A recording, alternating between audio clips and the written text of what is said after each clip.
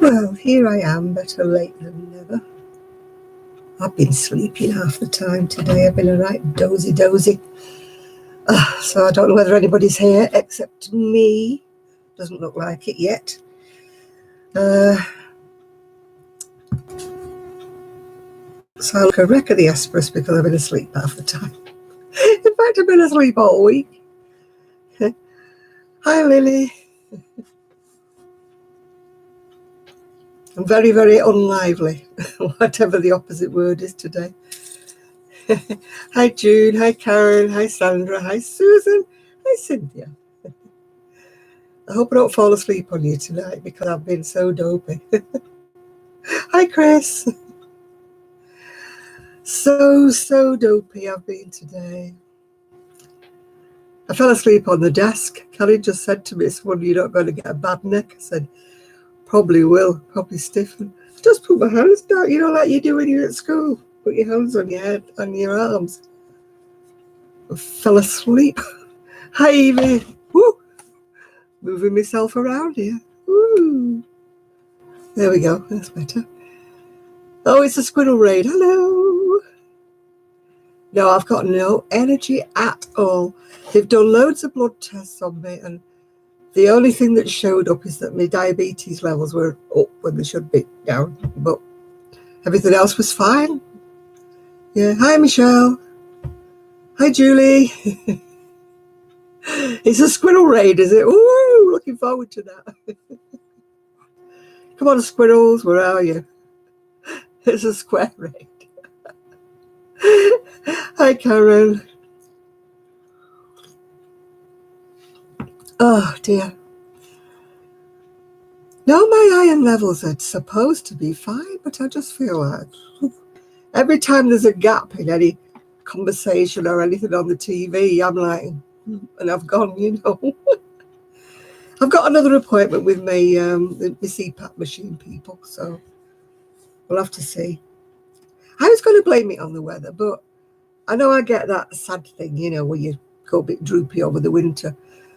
But, it's just getting too much now. How am I, Julie? I am, well enough, apart from being asleep, yeah.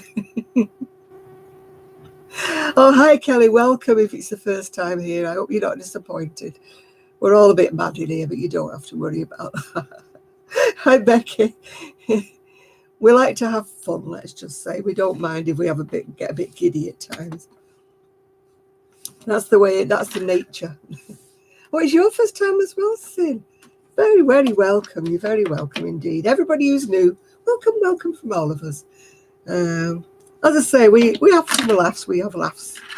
We have all sorts of things. And my desk is a disgusting mess here. It's good if you can't see down with the camera. One of these days I will be tidy. Yeah, fun's are always good. The other Kelly will be joining us shortly, but her boys aren't asleep. So, hi, Moshe.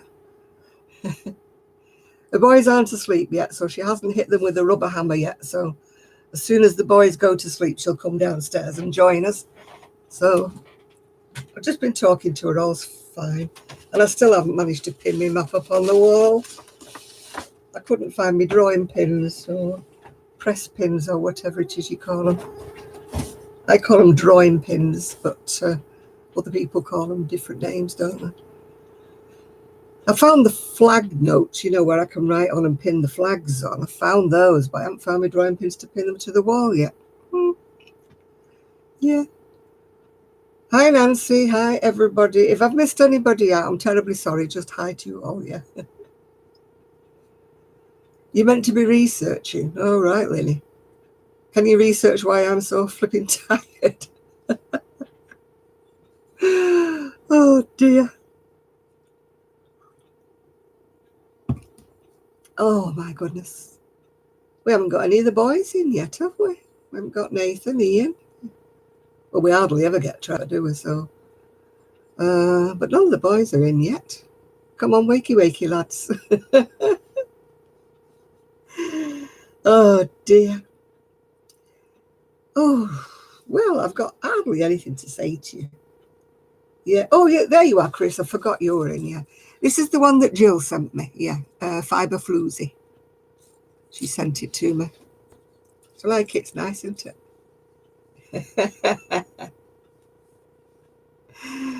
Folksy versus Etsy. I've only got one thing left in my Etsy shop. And then I've kind of put a note on saying it's just pending because I still haven't decided whether I'm leaving it altogether or not. Yeah. So we'll see. Hello, Jane. Yeah, it was a present from Jill in America, US. Yeah. It kind of goes with what I've got. I've got a knitted sweater on today that's about 20 years old. But I've got this on top because I was cold. I don't know why I went really, really chilly. Yeah, it's knitted. Would you believe, Chris? Knitted when I used to knit. I was actually thinking about knitting the other day, and I'm thinking, is it worth getting shoulders for? Is it worth doing some knitting? I do like the look of knitting. Oh, I'm always tired, Sim. This is the problem. I've been tired since about November. This is why I'm having all these tests done to make sure I'm not this deficient and that deficient. And so far, everything's coming back normal, so who knows why I'm tired. Can't spend all my life asleep. I was thinking of knitting some socks for my sister-in-law because she was dropping a few hints at Christmas that she wears them in the house, you know, like as house socks. And she ruined a pair by putting them in the washing machine by mistake because she's a hand washing kind of girl. She looks after things. So I took that as a hint I should be knitting her another pair. I have to juggle about though because she's got very slender feet, you know, very long, slim feet. So I have to make sure that the socks are small enough. Well, I hope I'm not getting sick, Cynthia. It's the raid. Granny D's here. Yay! Hi, Joe. Hi, Brittany. Have you brought your squirrels with you, Dee?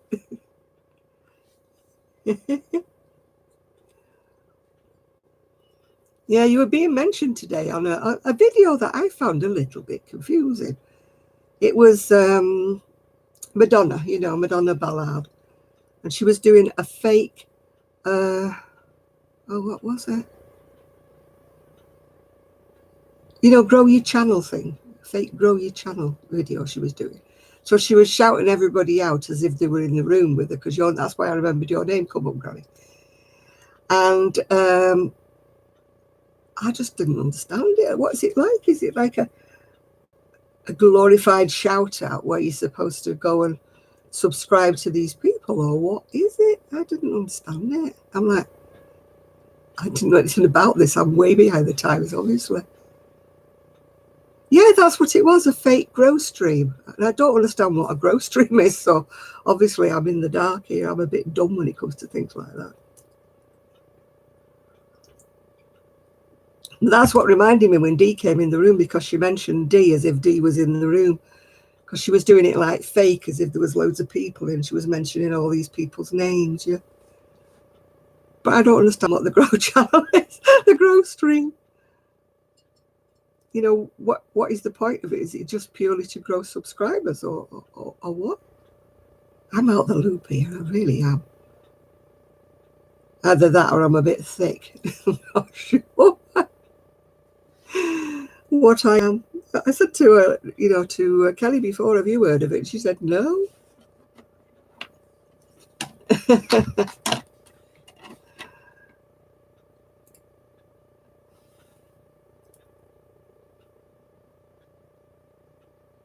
Oh, right. You see, I'm well out of the loop here, Dee. Absolutely well out of the loop. I haven't got a clue what it was all about. I thought it's a bit all news to me.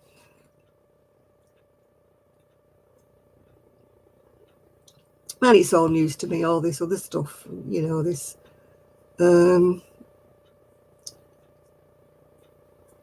what's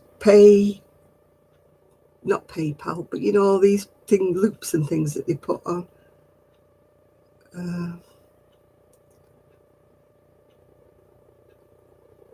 Yeah. It's just confusing to me. It's like all this paid chat stuff or pay to chat and everything, and I'm thinking, what's the what? I mean, people will follow you if they want to follow you. If I don't want them to pay to follow me, you know. I would hope they do it because they like listening to me or like being in my channel, you know. I'm so glad the squirrels came with you, Dee. Thank you for bringing them. Always welcome. Yeah. But yeah, I'm just not on the ball when it comes to all this. What do they call it? Oh, you know, my brain's gone dumb. I'm sure I've gone weird. You know, these people who pay to get extra bits and pieces and stuff. Hey, Nathan, were your ears burning? We've just been saying there wasn't many guys in here. There's only Chris.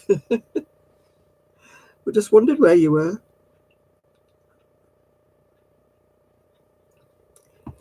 It's not only that it seems too much work. I mean, for example, all this paying for stuff.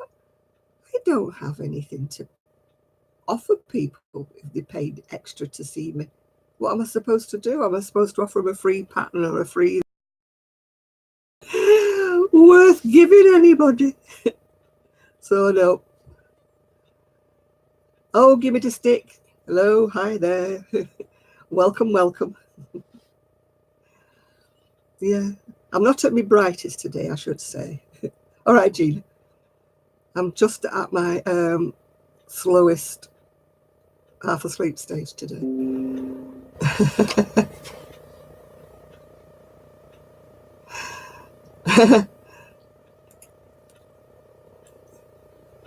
Yeah. Oh, hi. Do you know this? So many people. I'm just going to go group hi to anybody I've missed. It's not intentional. Just hi, everybody. I never. Oh, dearie me.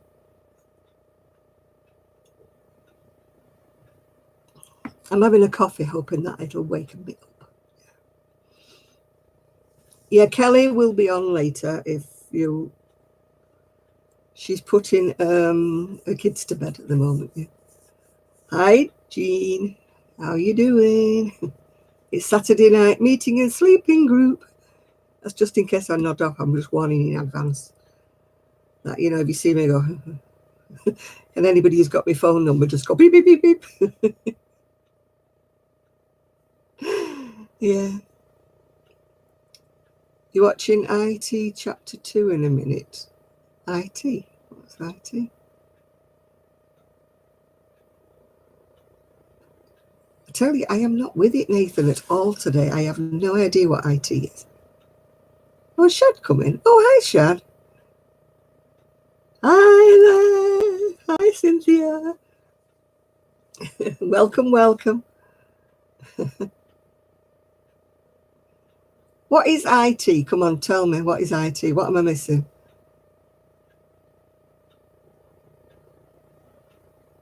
Oh, the clown. Oh, no, I don't like clowns.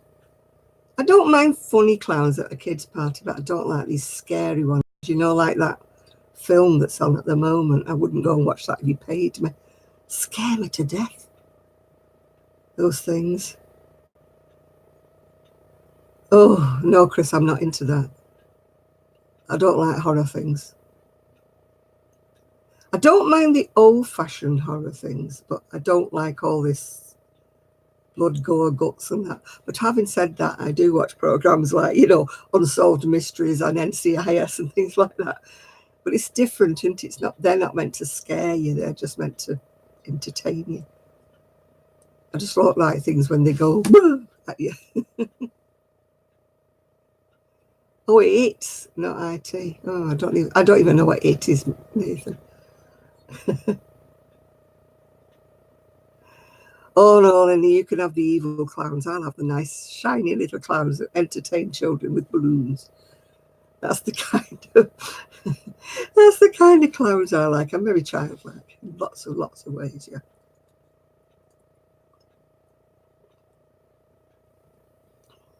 I'm just not into horror things. They scare me to death.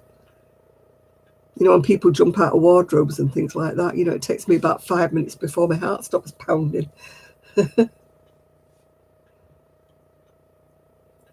Hi, Melly. Oh, well, you'd like anything like that, wouldn't you, Cynthia? You like anything that's a bit, whereas I don't. Oh, dear. Hello, Sandy. Oh, I don't like scary stuff. Yes, Sandra, she took the prickly little things. I just didn't like them, and I knew that I'd kill them. I'd overwater them or something, and they'd die. So Kelly was quite taken with them. So I said, "Do you want them?" And she went, "Oh yes." Oh dear. You're doing work, and more work, and you're off to work again, Millie. Oh, sorry about that.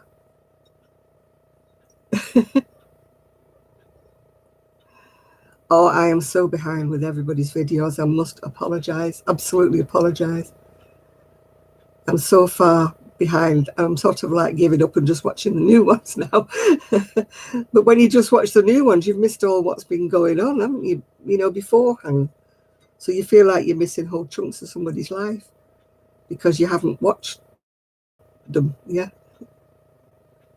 You're going, are you, Nathan, for a while? You're going to come back? I should be crocheting, but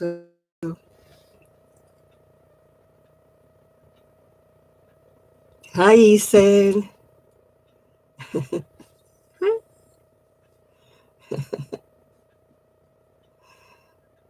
Yeah, I try to remember to give everybody's videos a thumbs up when I'm watching them. You're going to watch your film? Okay, Nathan, come back when you can. If I'm still here, if I haven't dropped to sleep. Come back when you've watched it.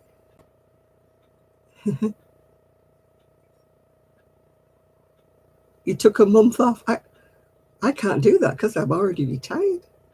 I don't know where the time goes. I really don't know. My energy tonight, it's fake, Acey. It's fake. I'm like trying to keep my eyes awake, feeding myself up on coffee. Oh, you might be okay then. I might not have fallen asleep in 2 hours, 42 minutes. So.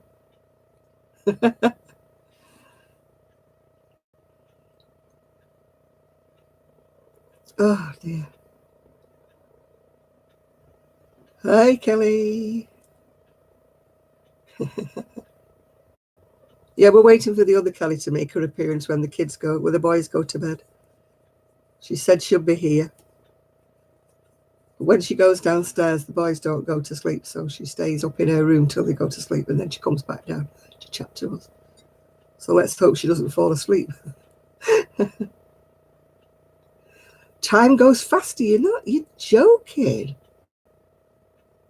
Aren't you? You're absolutely joking. Time whizzes by. Hi, Denise. Yeah.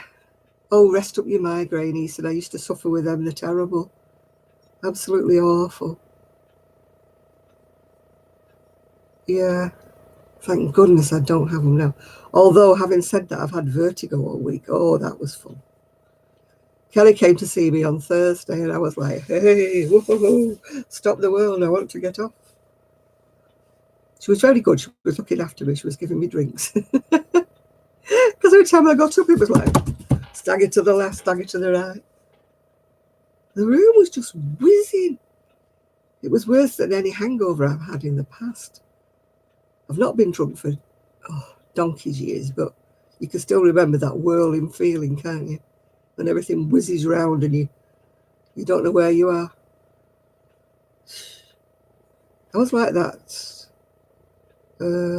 Thursday, Friday, yeah. Hi, Magali. So I was glad when it passed over. It finally passed over about Friday afternoon. It finally went. So you've had no videos from me because I've had nothing to show except a couple of books. One of the books today's got something interesting in it. You know, the free gift thing. put my non-crochet there. It had a hat template. Now, I don't really think that that's big enough for an adult, unless you're supposed to go to the 56 centimeters.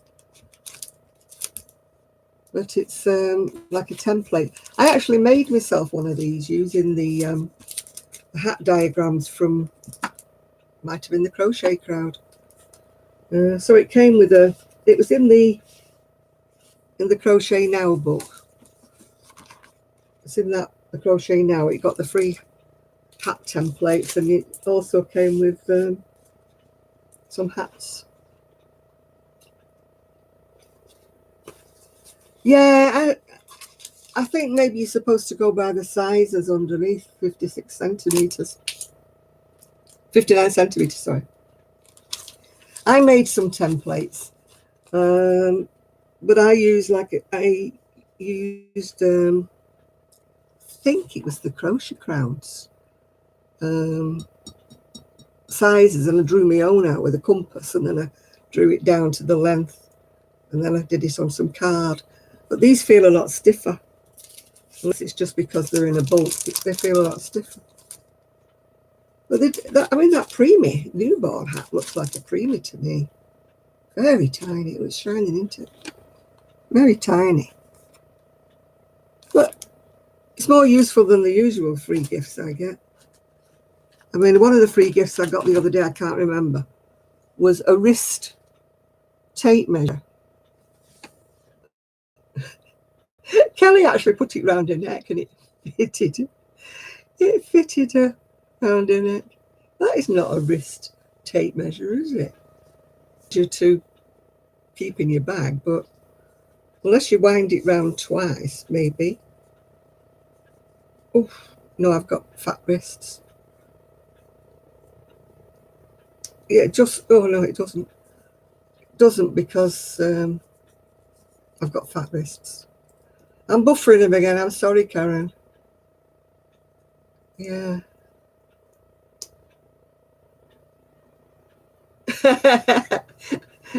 You're right about the diet indicator. Although, considering my diabetes levels have gone really up, my weight's coming down. So, you know, got to be, what, a little sun in the rain, I think there's somewhere, yeah? Bit of sunshine in the clouds. Yeah. You tried to get it with the tape measure. Well, if you want a tape measure, just let me know. Because that's one thing that won't be being used in this household.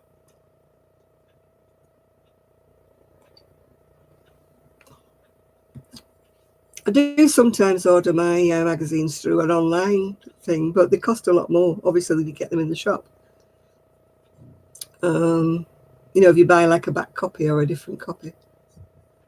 That's what happens.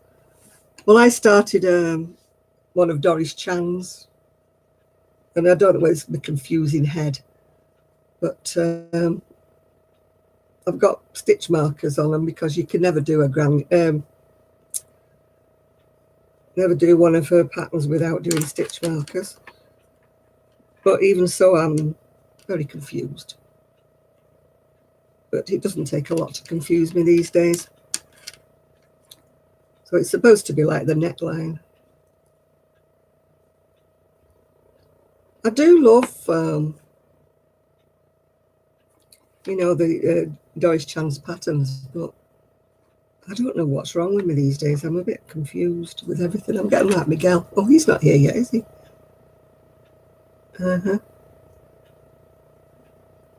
I have to laugh when Miguel says, I'm confused.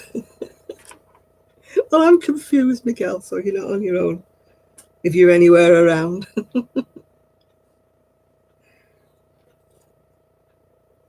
I still owe you a pattern, Denise, but I've still not found it. Yeah. Oh.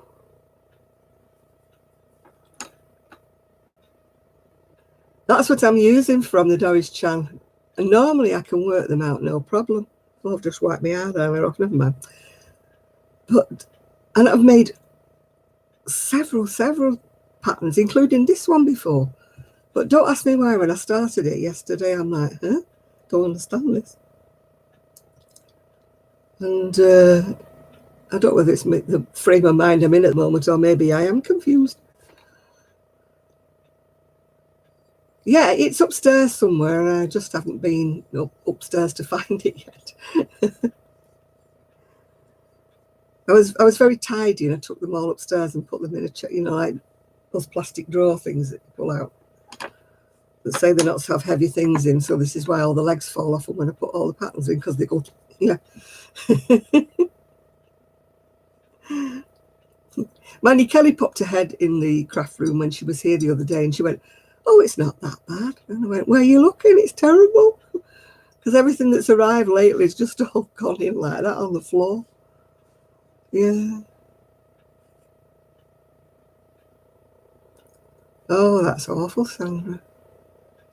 I know that Miguel had written that he was up all night with the rain or something, but he said it had missed him, the tornadoes had missed him.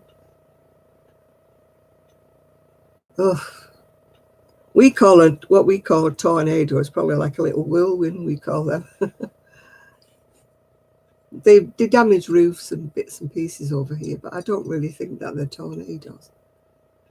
If they are, they must be little mini ones, yeah. It must be really scary. I've only seen them on the TV, the people who do the storm chaser videos and that. I watch a lot of, documentary type things on the TV rather than watching soap operas and stuff. I watch a lot of these like documentary type things, and I do watch like the storm chasers and that. And I'm thinking, you stupid, you're standing there right in the path of a tornado. You're mad. Get out of the way, get out of the way. If there's a tornado warning, Abby. We've got snow warnings again over here, but we take them with a pinch of salt because, half the time they never arrive. I don't know whether you get weathermen like that. Oh, it's going to be 14 inches of snow at the weekend, and you're like, where? There isn't a snowdrop in the world, anywhere around. What's my project now? Well, I'm trying to do this little thing from out of Doris Chan book, but so far I'm not doing very well with it. I can't concentrate. I don't know what's wrong with me. I've been doing dishcloths. I think I should go back to doing them. I'm hopeless. I was doing all right with my dishcloths.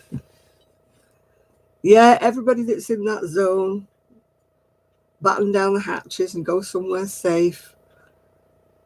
Don't know quite where you have to go to. Do you have any storm shelters or anything where you can go to? Out the way of these storms.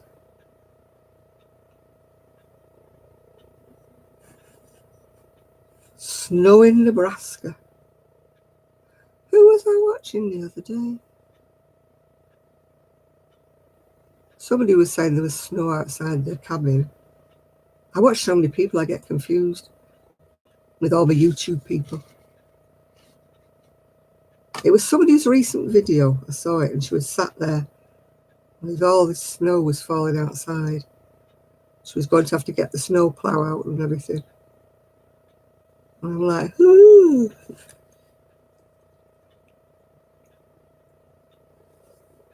Hi, and you can come and keep Chris company. Nathan has been on, but he's gone to watch it or something, some film or other. I can't sort people out from one another. It takes me all my time on here. I get my Jills mixed up with my Enids and yeah. Oh dear. I get everybody mixed up. You're having your tea? Oh, I'll let you off then. I was late having my tea as well. I overslept this afternoon. Hi, Diana.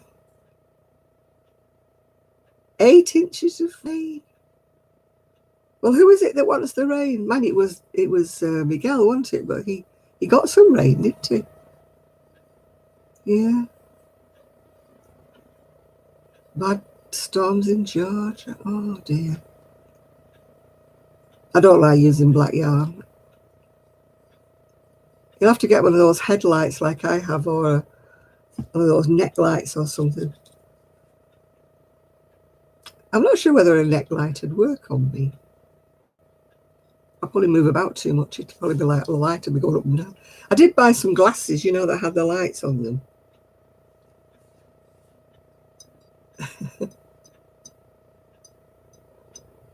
Your craft room is no girls allowed. No boys want to come in my craft room. No boys. It's not that they're not allowed, they just don't want to go in there. My son goes into tut-tut sometimes, yeah. Oh, I hope everybody who's having storms and tornadoes and rain stays safe. We've got rain here today. Luckily, I managed to get my shopping done.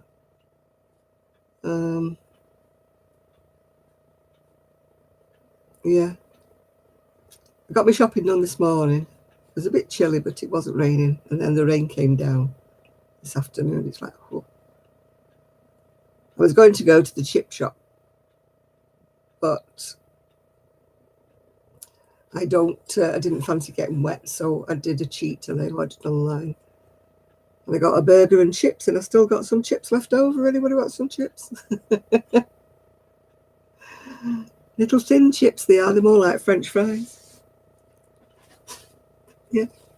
Got a carton. Cold chips, anybody? Look, load of cold chips if you're all hungry. I'll pass them over to you round.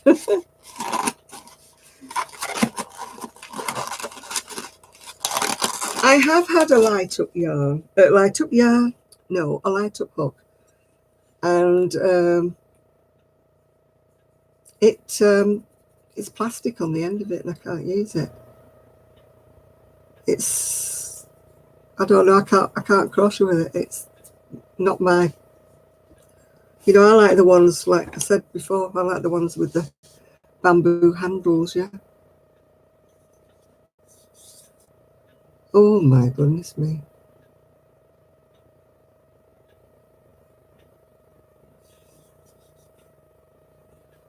You're in Georgia. Oh dear. Oh, Ian, I've got my, what do you call them, HB1C test came back the other day, and my blood sugars are, oh, I blame Christmas and biscuits and chocolates and everything. And so he's not upping my medication at the moment. He's decided to give me a couple of months grace to get it back down again. So I'm trying to be good. But having said that, I ordered a milkshake with my lunch because I love their big thick milkshakes that they make with like ice cream. Yeah.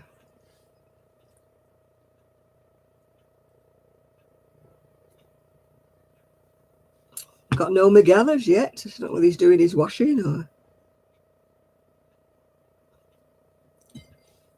Yeah, well, I've been naughty, and I know I have. I've been eating too many sweetie things, you know, and stuff like that. So I haven't been good. I really haven't. I've been pushing my luck, as they say. Oh,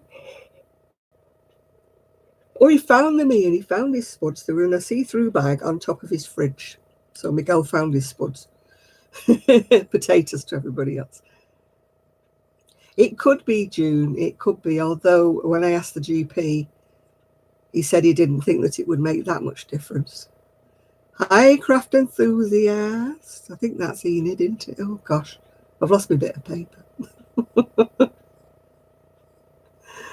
Oh, dear. Yeah, if he loses his spuds, yeah. Loses his taters, yeah.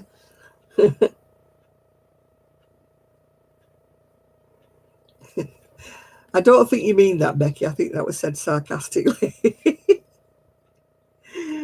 Yeah.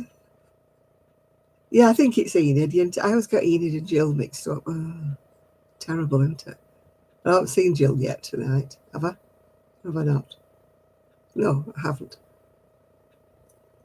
See, I'm getting confused already. I think I'm getting something weird.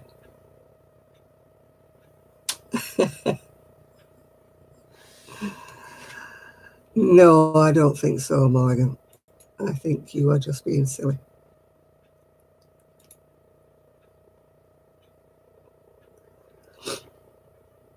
Well, Kelly's lads must be burning the midnight oil because she's not come back on yet.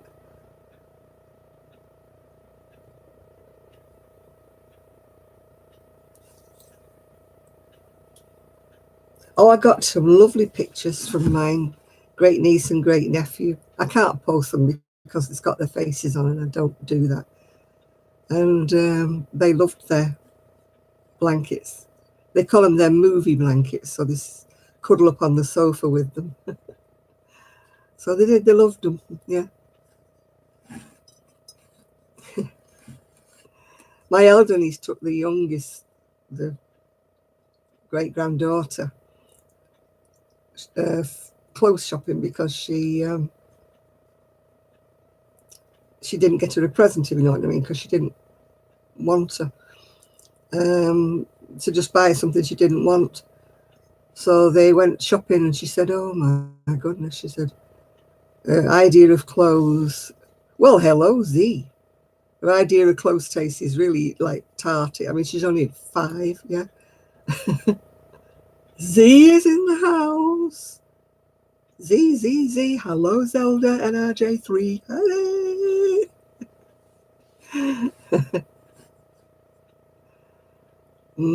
I'm in love with Z's dog. He is absolutely gorgeous. I just want to snatch him through the screen. He's so beautiful.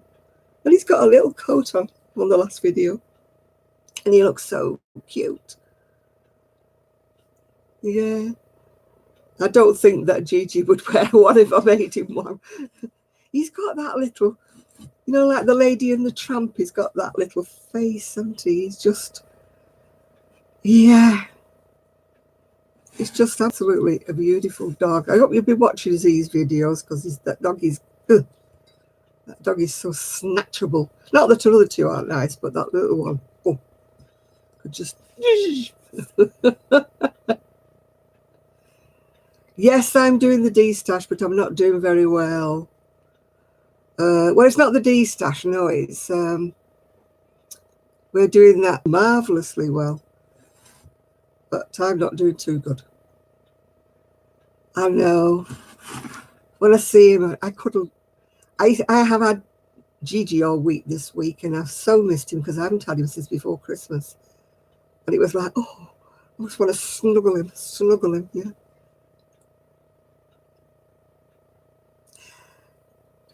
Yeah, no, I think we are talking about different things, Becky, yeah. No, I joined in with this, you know, where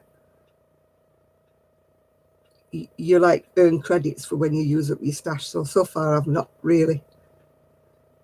Oh, that's not got a button on it yet. It's a cardigan I made with some yarn that D, no, Jill sent me. Yeah, it's, oh, I don't know what it is. You'll all know what yarn it is. I don't know what it is. I've forgotten.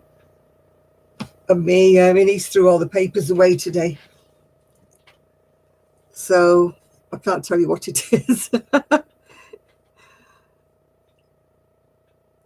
Yeah, I'm doing that D-stash. That's what I'm doing, Karen, but I'm not doing very well. Oh, yeah, I'd love you to send me a chihuahua.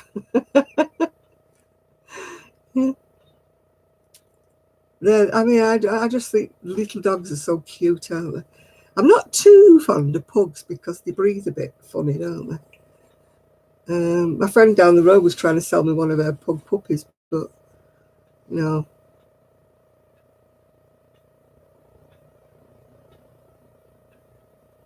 I'm supposed to be knitting out this, crocheting out this Doris Charles book, but my brain's gone addled, honestly.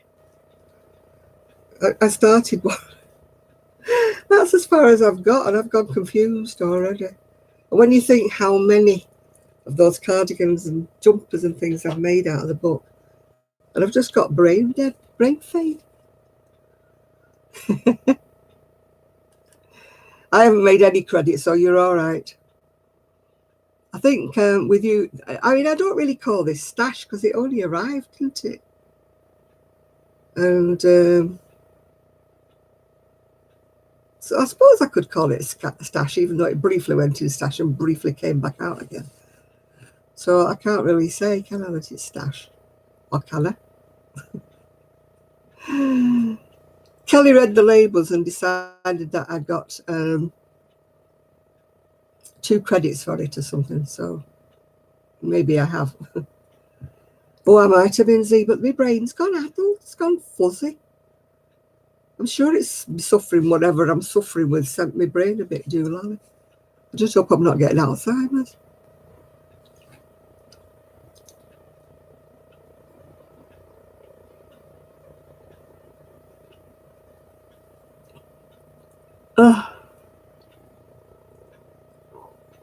Yeah, it was here before New Year once, I think, Ian. Yeah. Oh, 7 fatalities. We're not doing so good over here. There's like gang warfare going around, all around where Kelly lives and that. All these drug gangs are shooting each other and stabbing each other. And it's getting blooming scary.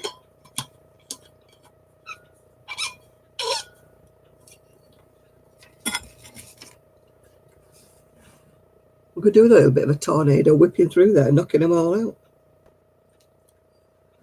But it wouldn't do that, would it? They'd be the ones who landed on their feet. What time is it over here? It's about 5 to 10, is it? 21:47 to be precise. Yeah, I mean, where Kelly lives, there's been like shootings in front of her and shootings behind her, and she's fighting to death with the boys. I mean, she won't step foot out the door with the boys. Yeah, I don't like really going out at night. I go out to the chip shop once a week, but if it's raining, I don't go there. And I don't like being out at night, even though I'm on my scooter. I can't exactly run away from them, can I? Only does about 8 miles an hour and if I'm going downhill. So I think anybody could outrun me.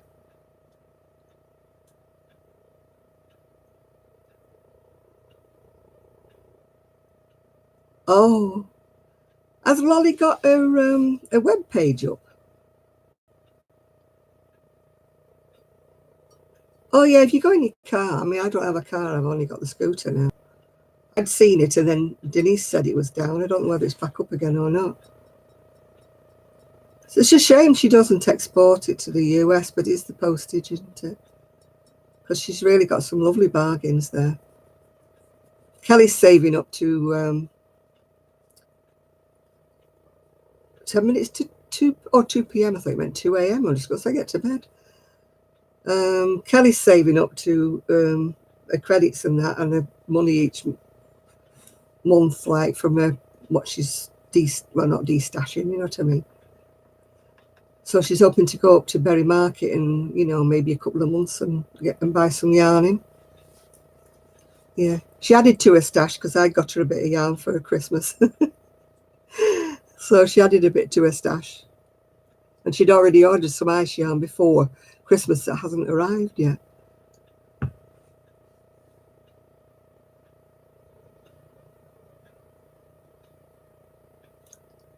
No, the weather's, oh gosh, no.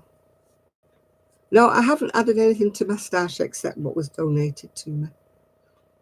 I haven't actually bought any yarn. Oh my goodness.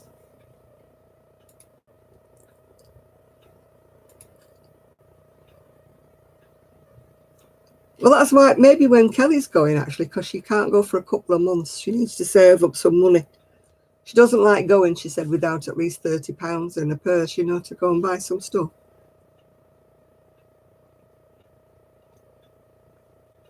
I must admit, the last time I went up to Berry Market, I hit a bad day. But that's not to say it's not. It's normally a good day. I just hit a bad time.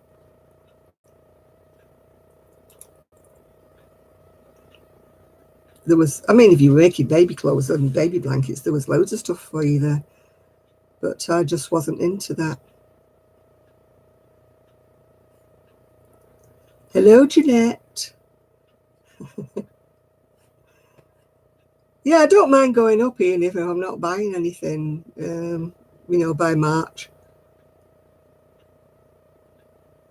I'll get up in a taxi and meet everybody up there, yeah.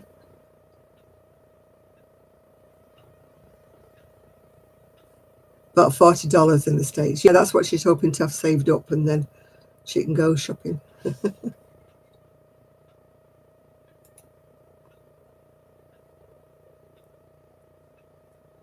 Kelly was hoping to do a craft fair with a friend of hers. They were going to share half each, but they couldn't do it because they wouldn't accept them because they didn't have insurance, for the store. Yeah.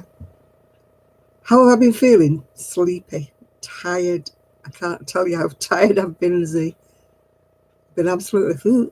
Look at that! I've wiped one of my eyes off. I'm just so tired. I've had blood tests and they say there's nothing wrong with them. Yeah, you can go with Kelly and stop her from using up all her budget, yeah.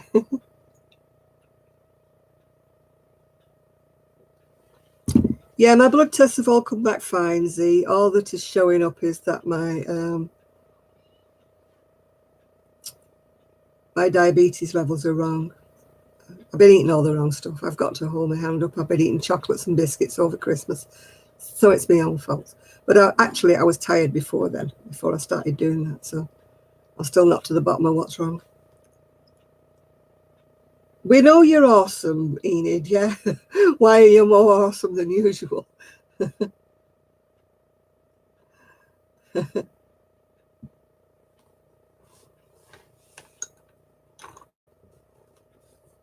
I'm like that, honestly. Is it Gina? Give me that stick, yeah. I can't do any craft fairs. Not that I ever made any money out of them, but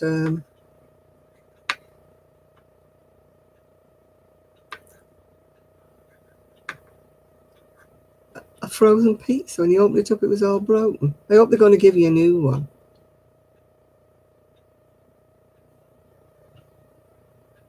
Yeah, I'm sleepy. Maybe it's something.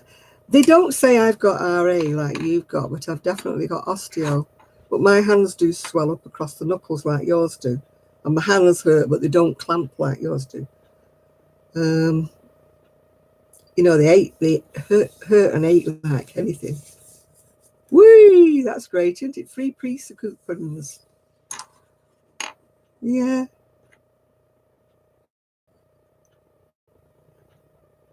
No gang signs. No gang signs. They're bending. Look at that. Them two. They're bending all over the place, and that one's bent as anything. But they don't lock like yours. They just bend.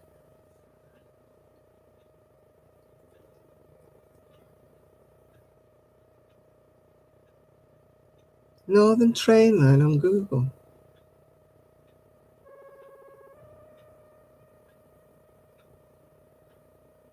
I'm the same. I have to take somebody with me who's got a car, and I won't ask for help. My elder niece, is fantastic. She takes me food shopping every Saturday, and I really. What's on my wrists? It's the end of my sweater. That's what's on my wrists at the moment. I've not got any guards on at the minute. No, what do you call them? Hand supports, yeah. Selling on Etsy it's not a headache. It's very, very easy. It's just that they take too much commission. That's what I got fed up with. Being charged to post the things, being charged for this, charged for that. Did I knit it? Yes, a long, long time ago when I had the shop. I've had it for a long, long time. It's done in Sirdar cotton, I think.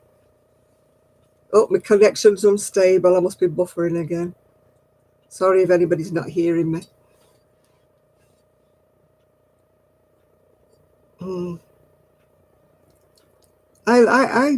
I would love to do a craft stall, although I never really gained much from it. But I think it was because the biggest thing I've ever knitted, a baby shawl, a long time ago. Baby Shark, yeah. My favourite supermarket, well, my favourite one isn't the one I go to. I go to the one because it's the nearest. And it's the one I get a lift to. And that's Tesco, but I wouldn't say it's my favourite supermarket. But when you get offered a lift and when somebody's good enough to come and get you, you don't quibble. You just go where they're going shopping, you know.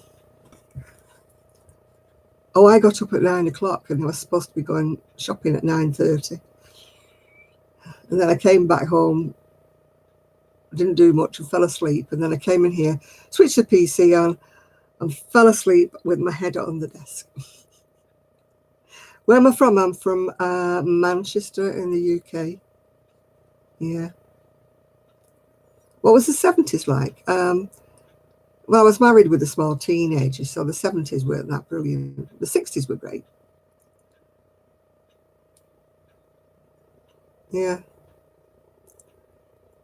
So I'm still trying to find enough enthusiasm to tidy up.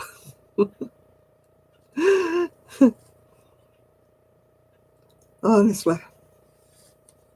I need a maid, I've decided. What music do I like? All kinds of music. I'm sure you're a troll, but all kinds of music. I get a lot of trolls. I don't know whether you do or not, but I do. If they're not rude, they don't particularly bother me, but I need a maid. I need a cleaner. I really, really do. My house is so lived in, it's just one shade away from hoarders, you know. You're not a troll. All right, then. You're not a troll.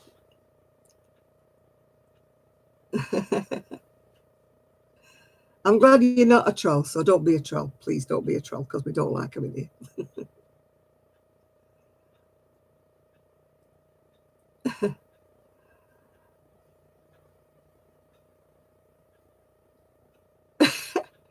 I had a compliment. Well, I'm not. Wool warehouse, late delivery, part delivery. I don't usually use them unless I have to. I prefer to order from Derrimores. Oh, I wish I knew somebody with OCD. Please come and clean for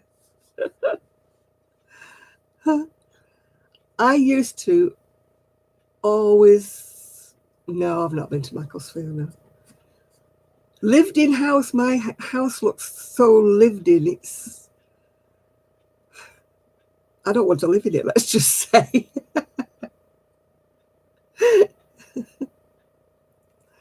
I just don't like living in it.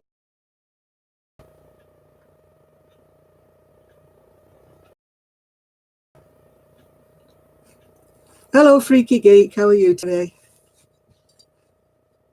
Oh, I'm only a whisker away from being a hoarder. That's all. Yeah. They don't do that here. They deliver it here. You have to pay to get it delivered, mind you. But it's so easy. You just order it online, say when you want it delivering, and then they bring it. Yeah.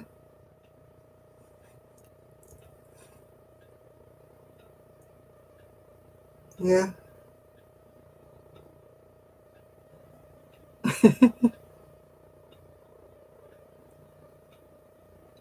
Kelly's still waiting for her ice order from the 29th of December. And they've never usually been that late. I just said to her, you should email them and find out what it is, yeah.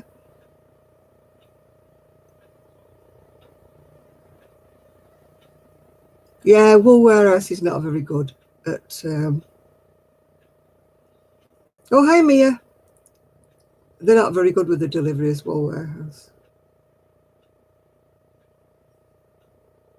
Yeah, I get mine delivered. You have to order about a couple of days before you actually want it, yeah. But I used to always try and time my big food shopping when my ex used to have come home, you know, and I used to nip out without, my ex didn't like me nipping out without my son, I might add, but I did. I used to nip out without my son, yeah. My tip for anybody getting started is YouTube. There is some absolutely fantastic, you know, YouTube learn to crochet videos on there, yeah.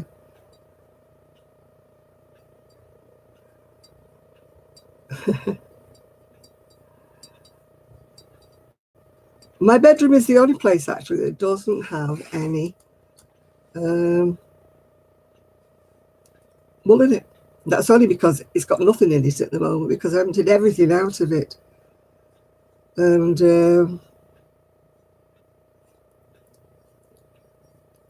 so now I can't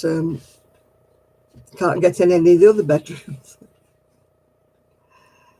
Yeah, I'm on a self-imposed yarn ban. You know what the state of my craft room is like. Yeah. It's Claire in. Where's Claire? You sure Claire's in? Claire.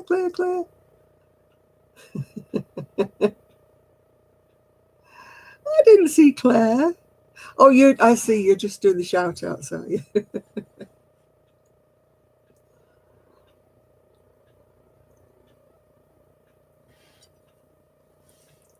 I've been trying to find a pattern that I fancied. I owe my sister-in-law a sweater from Christmas. Yeah, I think Kelly has fallen asleep. She's normally here by now, isn't she?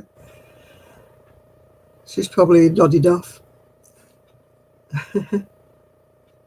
PG tips. You're doing a shout out, are you, as well, Ian?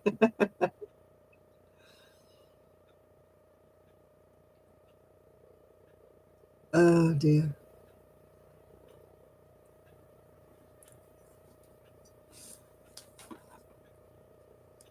Oops, I'm on auto sleep there.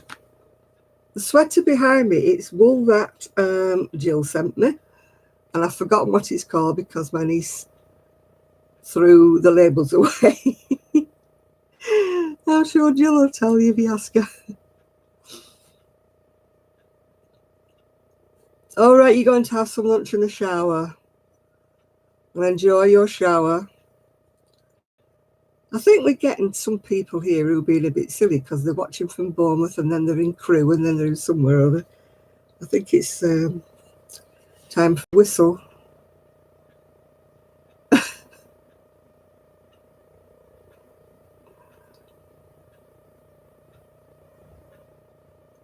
Yeah. I'm so glad you caught us Z as well, yeah.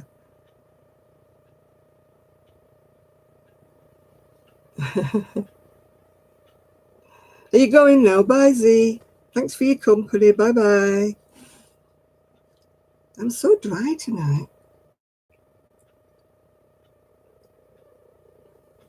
At least that's 1 point in your favour. I had a comment on my video and I want you to sort of think, you know, whether you think it's a compliment or whether it's not. Somebody said at last they found a video that they can go to sleep to. Do they mean I'm boring, or do they mean I've got a soft voice that they fell asleep to me, or what?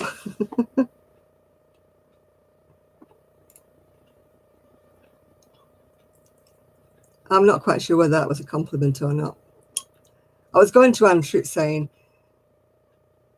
that I like to, I'm glad I'm of use for something, you know. Oh, thank you, Dawn, yeah. Somebody said I should do bedtime stories for kiddies on here, but you can't do that now because of all these new COPPA rules and whether it's for kids and stuff like that, and I'm just, and copyrights and stuff. And I'm thinking, oh no, I can't get into that. I mean, I know that Fiber Spider does it. He reads, you know, books and stuff. But, you know, I just don't know. Read me a story. At the moment, if I read a story, I think I'd fall asleep. I started a book about a week ago, and I'm really only on about page 20.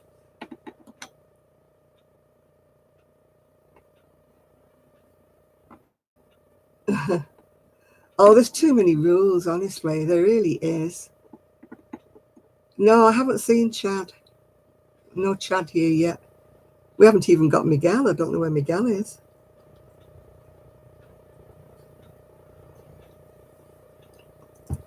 Don't jump from tall places without a shoe. Is that your words of wisdom, Freaky?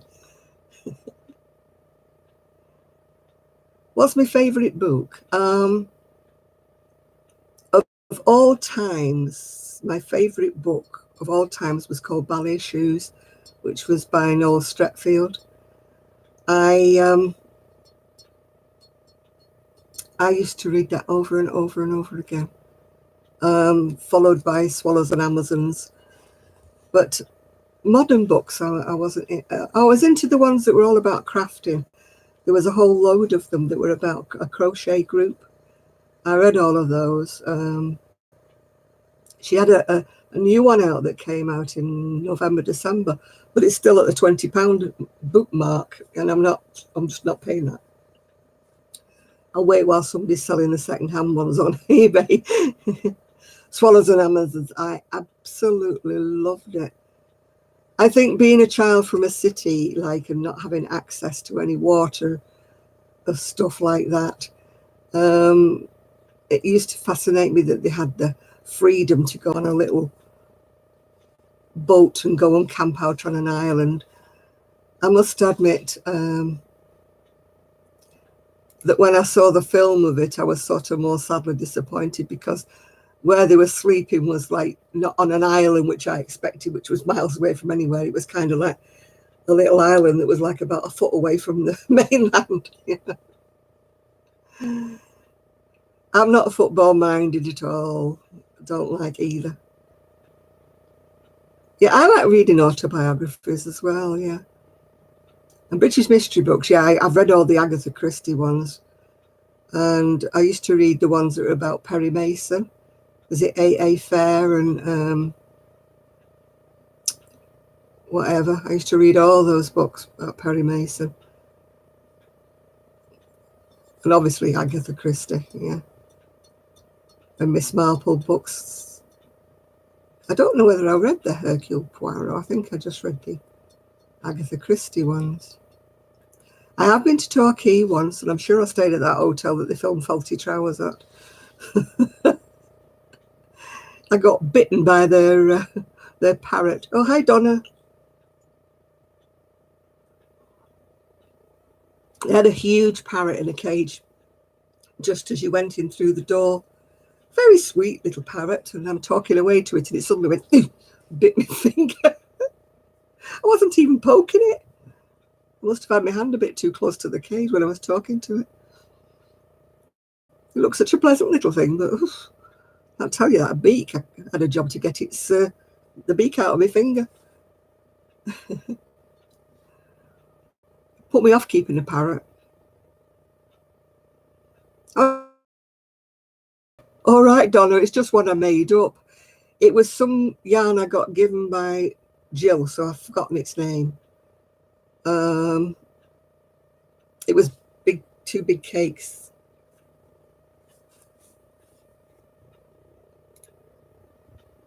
Yeah, any critic can be a jerk. Yeah, you're right there. I need to get into these audio books. I really do. It'd be a good way of getting me to sleep when I can't sleep at night, wouldn't it? Because falling asleep with a book is my thing.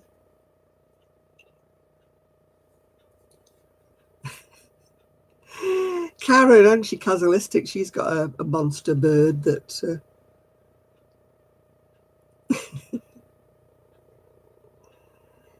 But that pop, yeah, I think that was the one. I think you're right there, Anna. That's what I think it was.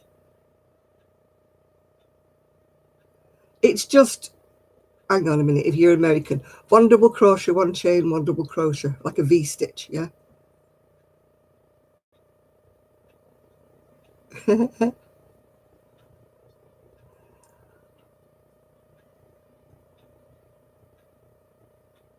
I haven't got Audible. I need to get it really, because I mean, there's not a whole lot of stuff on the TV.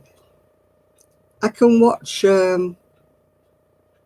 YouTube on my TV, but I find it difficult to get what channels I want because it jumps about and gives me some different channels. 1 minute you're watching a crochet channel, the next minute you're watching a steam train going underneath the tunnel. I just don't like the way it jumps about when I'm watching it on the TV. Do I like Corrie? No, I don't watch soap operas. Don't watch any soaps. They're all to me, yeah.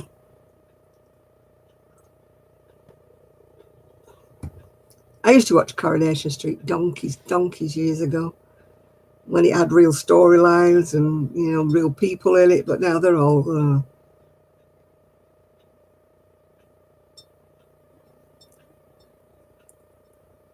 yeah.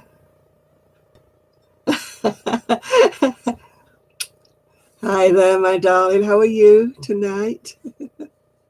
You just closed the door gently behind you, did you, Trev? Oh, I must watch that. Do you know, I've never watched a Harry Potter movie. I've watched Birds of a Feather. I've watched them all except the newer ones, I think. QVC? No, it costs too much money, QVC. Yeah. I used to love Ena Sharples, Ian. I'm not making fun of your name. I used to love her. She was a good character, a really good character. All the three old ladies in the Snug, they were all good characters, good character actresses.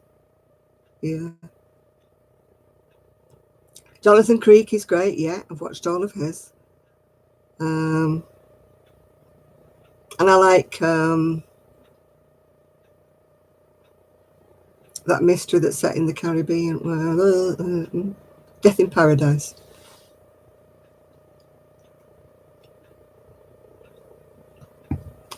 Yeah, I watched all of Death in Paradise. I watched all of Harrow, the first and the second series. And that's the type of thing I like, really. Yeah. No, I didn't watch the Hotel Babylon, no. I'm watching the Darrows at the moment, yeah. That's what I'm watching. I've half read the book, but I started watching it. It comes on in the afternoon here, a rerun. So I've been watching the Durrells.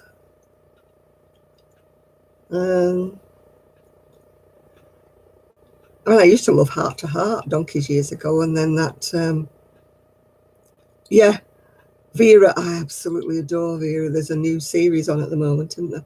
And I also like Midsummer Murders, Rosemary and Thyme. Yeah, yeah, I like the mystery detective shows. I don't like the horror of it all shows. Yeah, Heartbeat's on a rerun at the moment. Rosemary and Thyme's on a rerun as well. But Vera, yeah, she's fantastic, isn't she? Hi, Sharon. Hi, Handmade Designs. Yeah, it's Sunday, is it? The second of the new episodes. And I've also been watching in called The Midwife.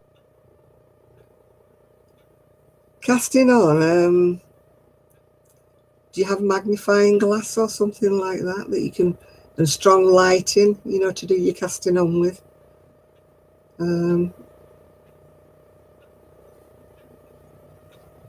I mean, a lot of people struggle with the casting on.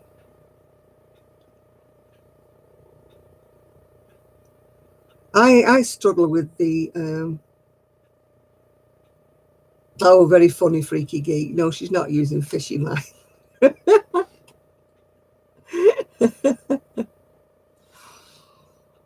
I still have trouble with that. You know, that single crochet front, whatever it is, that a lot of people use. I mean, Doris Chan uses it all the time. I still have to look at how-to videos to do it every single time. It does not stay in my brain.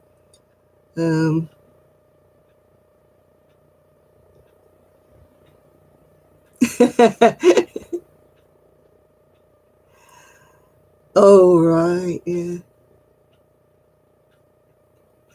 I know, he's sarcastic, isn't he? You smack him on the nose. I just can't remember how to do it, Ian, from one project to another. You'll be all right with Evie then. Capability. She's partially sighted as well. What's she called? Blind stitches or something. Blind something.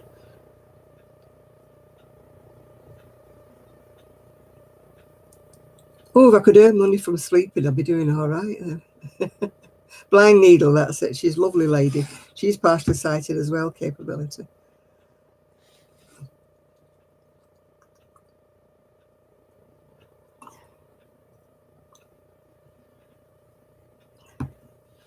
My eyes are not what they were. I have to wear my glasses. Oh, that'll be good. Will you have a big splurge and get some yarn, or will you use it for something for the house or something? Oh, I'm going to have to take my boots off. I forgot I was still wearing them. I was going to go to the chip shop, then I found out it was raining.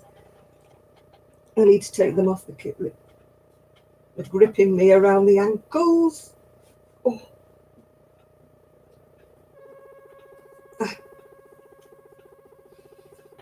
Oh. I love ankle boots, but they don't have grip. I shall like one of mine.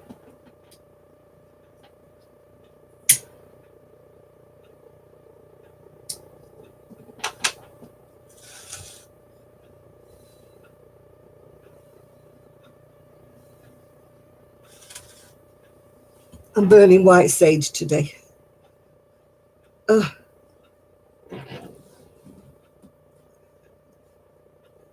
Oh, I made a couple of tea cozies, but nobody was interested in them.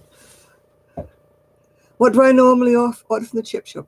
I usually have either cod and a carton of mushy peas, or I have haddock and a portion of muddy people.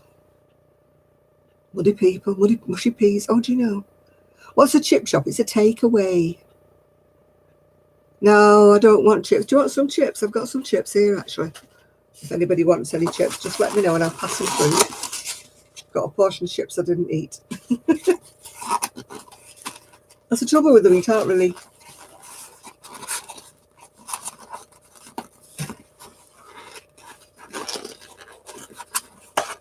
It's like a takeaway, but they basically just sell fish, chips, peas. They sell pies as well. I do sometimes eat them with ketchup, and I don't put vinegar on, no, because it makes my chips go, well, my fish go soggy. Makes the batter go soggy.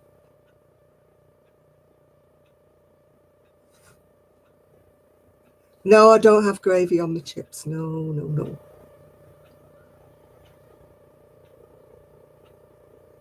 Some people have curry on the chips, but I don't. Do I make Yorkshire pudding? Oh, no, I don't cook. I warm them up in the oven. No, they wouldn't. They'd just hand you a little, they'd charge you for it, little thing of ketchup. They wouldn't put it on for you. No, you can ask for ketchup if you go in a chip shop, but they will charge you for a little package. Yeah, ketchup is tomato sauce, but we call it ketchup, or catsup as Irene used to call it. You can get ketchup or you can get brown sauce. No, I don't like chips and gravy. I must admit I don't. Poutine. Yeah, I can't understand why people have cheese with chips and gravy.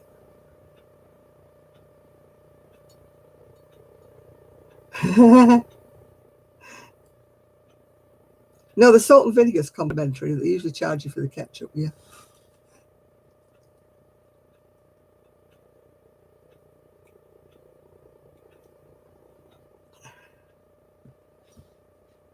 Well, it may have had a tomato waved over it at some stage in its production, Ian.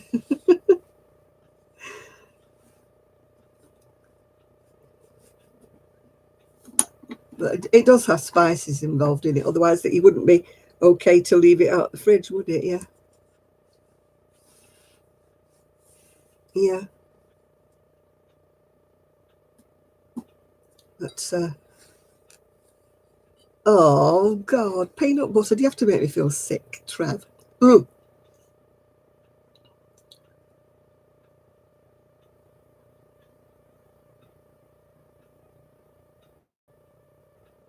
Yeah, peanut butter and Marmite. Oh, I've gone right off you now. Yeah, gone right off you, Trev.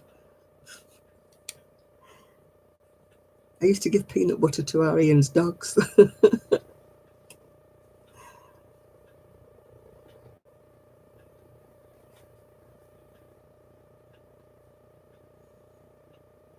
Oh God, peanut butter is disgusting.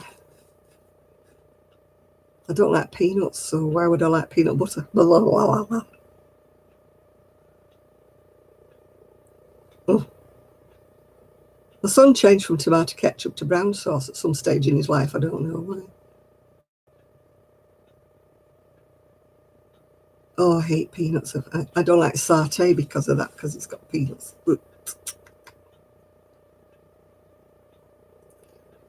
No, I don't like any kind of nuts. I'm not allergic to them, but I just don't like nuts at all.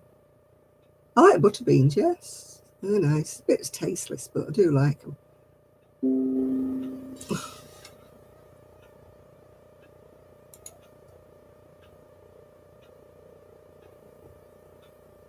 I just don't like nuts at all.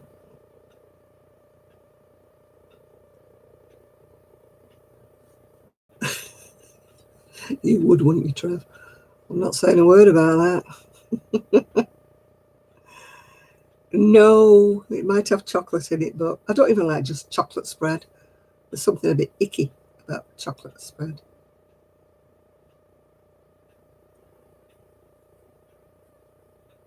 Yeah. I've still got my chocolate. Still got my chocolate. I haven't eaten any more of it. Especially with diabetes levels being so high.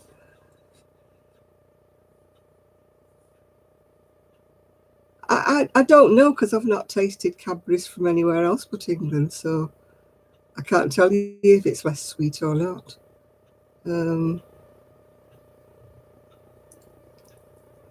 No, Snickers has got nuts in it. Don't like it.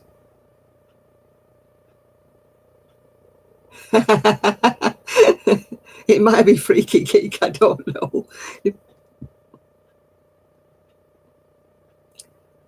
Yeah. Oh, I don't like chocolate spread. Too sweet.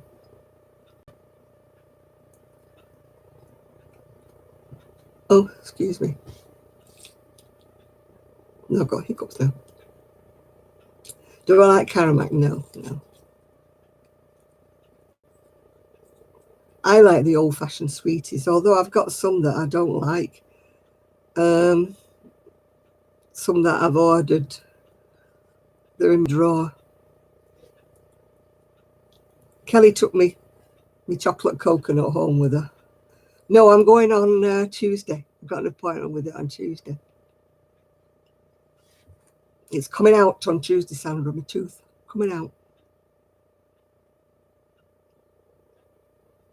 My tooth has been filled, filling dropped out, filled again, overfilled, and now it's coming out. No, I don't traditional sweetie place. I don't know what I'm going to do with them. Oh, I'm buffering again.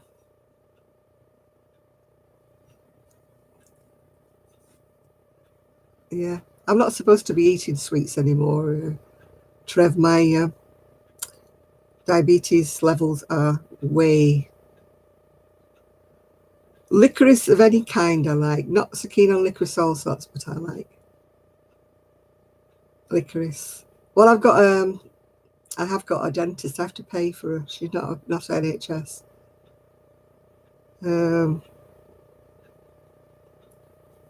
Yeah, the hole was right near the gum line, so that's why she can't really put it in. That's why it's hurting so much, and it's just trapping food all the time. So I'm going to bite the bullet and have it took out on Tuesday.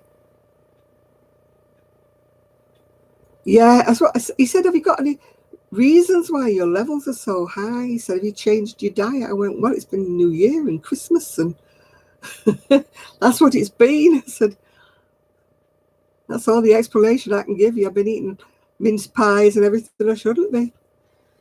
So I've got to be good now. Got to be good. No more sweetie things. Well, only in moderation.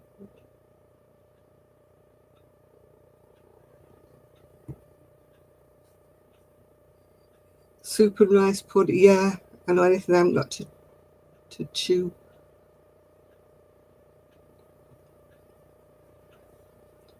Yeah.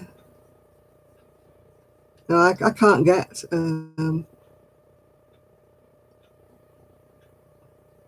Yeah, I saw that as well, Chris. Yeah. He gave himself a gum infection, didn't he? Yeah. Yeah, I think he was poking it and he poked his gum, I think, instead of.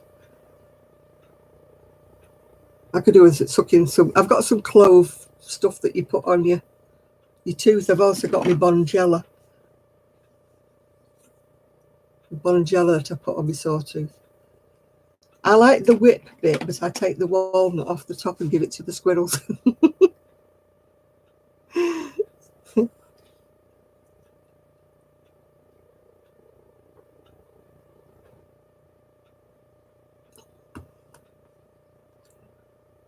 I'm not eating potato chips at the moment because they keep going in my tooth.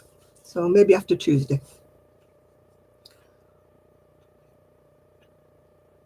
I have to stay away from anything that's crunchy. My breakfast consists of porridge because I can't eat toast because it's all, yeah.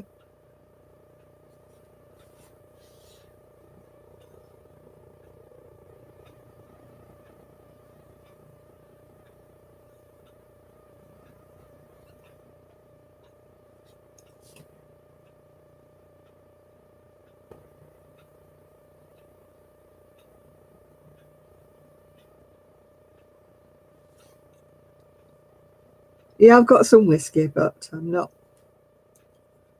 keen on it, but it would kill the nerves. My son took his tooth out once with, what's it called? Jack Daniels.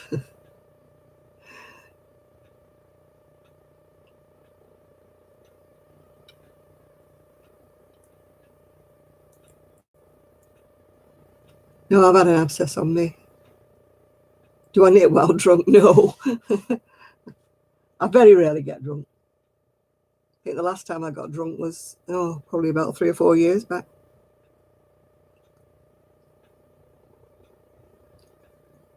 I went into friends and she kept filling up my glass. And I'm not used to it now, so I was really woo by the time I got home. Whizzing around I was. So no, I never never drink. I don't say I never drink, that's wrong. I'm not a teetotal. Um, yeah, my son took his own tooth out with a pair of pliers because it was hurting him that much.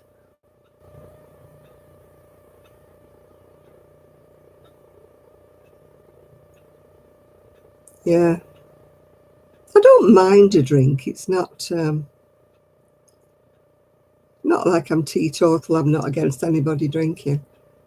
I don't like these kids that go out these days and get absolutely stupidly drunk, and that's what they aim to do. They aim to go out just to get drunk. And to me, if I was to go out, I would go out to have a good time. I don't mind being merry. I don't mind having a couple of drinks. But I like to be in full control of my faculties. You see these kids, don't you, out fighting in the streets and brawling, and you left your ciggies down the pub.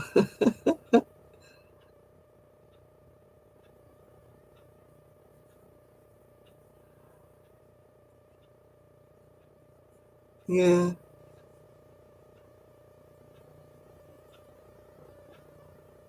think that'd be enough to anaesthetise you, Enid, with all that marmalise. That's an English kind of word. Marmalise means you spread it into bits. You've squashed it. I haven't used that word for a long time, actually. Marmalised.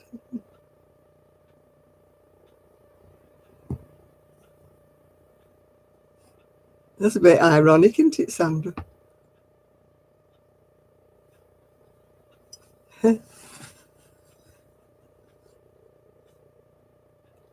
Yeah, we have a lot of strange words over here.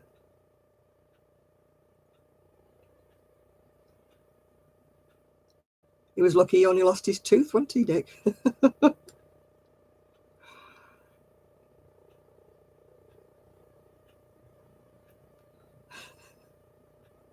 Knit, purl and hurl, no.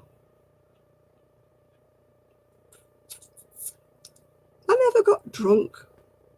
With having a small one and having a husband who went out anyway, the number of times I went out, one of us always had to drive, and it was always me, because he liked his drink. So I guess I never really drunk. I wouldn't say lots of pork. We do produce pork, but a lot of it is done on these factories, and it's not very nice for the poor pigs. They're not allowed to wander around in some places, yeah.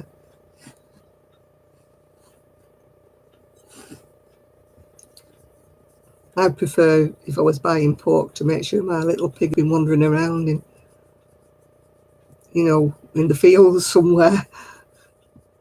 I wouldn't want my pig to be crated up.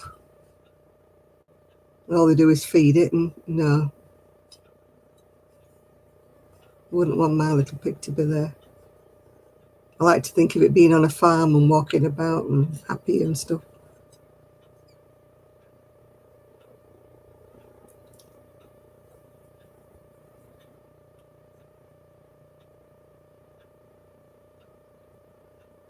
Yeah, marmalised by swine fever. I remember when foot and mouth was over here in Britain, it was quite savage. It destroyed a lot of farmers because they had to destroy their cattle. Makes you wonder, well, I think all these things come from the fact that they keep feeding them a load of rubbish, don't they?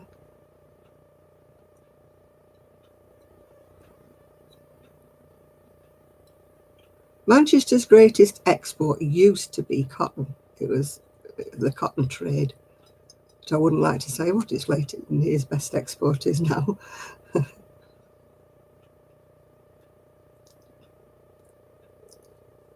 Yeah, I used to like the Hollies, yeah, a long time ago, yeah. I wouldn't like to say what Manchester's greatest export is now. You're talking about trade-wise, I don't know. Yeah, there's a lot of people from Manchester and Oldham that have turned out to be very, very famous, But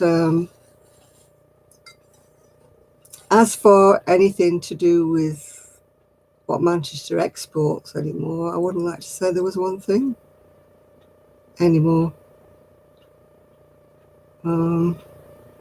Sadly. I wish there was.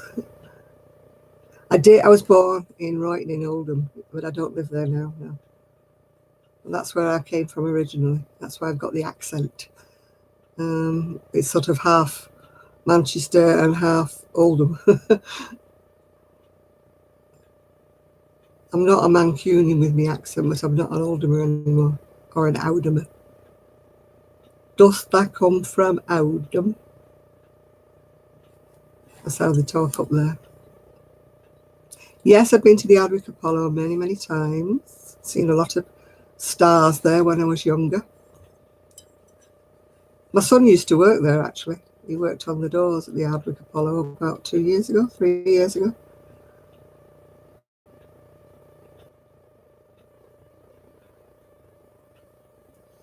Oldham is nothing like it used to be. So sad. It used to be a nice place. I used to be proud to say I came from Oldham, but now it's just a dump. Oasis, oh God, yeah. The Feuding Brothers.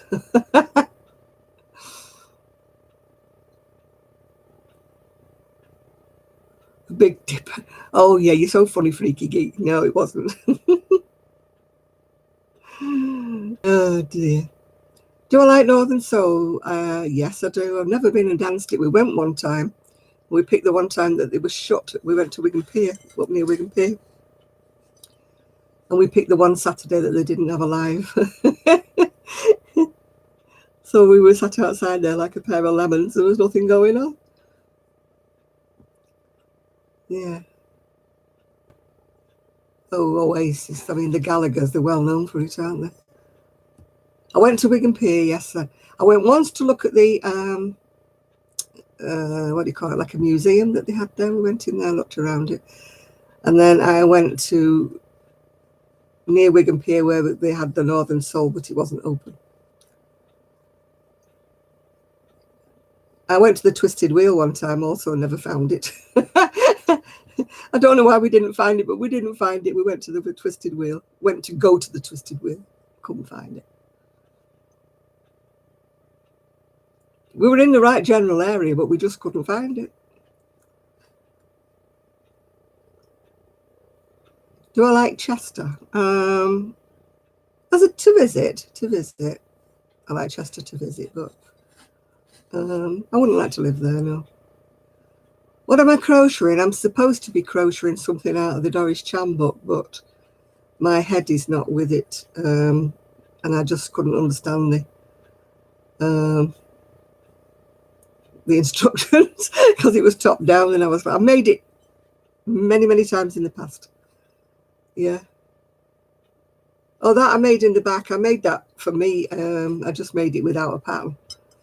It needs a button on it. That's why it's all curling up. Yeah. The traffic on the M62. I don't drive anymore, thank goodness, because I wouldn't want to. I don't like traffic. No. Do I have a favourite cathedral? Manchester Cathedral is beautiful, but I do like York. York Cathedral is lovely as well. I've never been down the ones in London, so they may be lovely, but I've never been there. Never been to Westminster or anything like that. A random question. This channel is usually full of random questions. Yeah. We get a lot of different questions on here that have nothing to do with crochet. Believe me, we do. Hi, Sherry. I don't know anybody follows us when they're not on the live. I really don't. I'm very bad. I can't watch lives when they're not live anymore. I don't know why. It might be great if I catch them live, if you know what I'm saying. But when they're American, they're usually live when I'm not around, yeah. Because it's usually the middle of the night when people go live, and I'm in bed, obviously, sleeping. But I find it very difficult to watch lives when they're not live, if you know what I'm saying. Because I don't know why I don't get any of the questions down the side. Oh, that's nice, Jane. To make something. I loved it, the fact that I got little photographs of my great niece and my great nephew using their little blankets while they were watching the TV on movie night. Yeah, it's nice when people actually use what you buy for them or make for them. I mean, my elder niece has a jacket rolled up in the car. She uses it as a car coat, and I'm so happy that she uses it.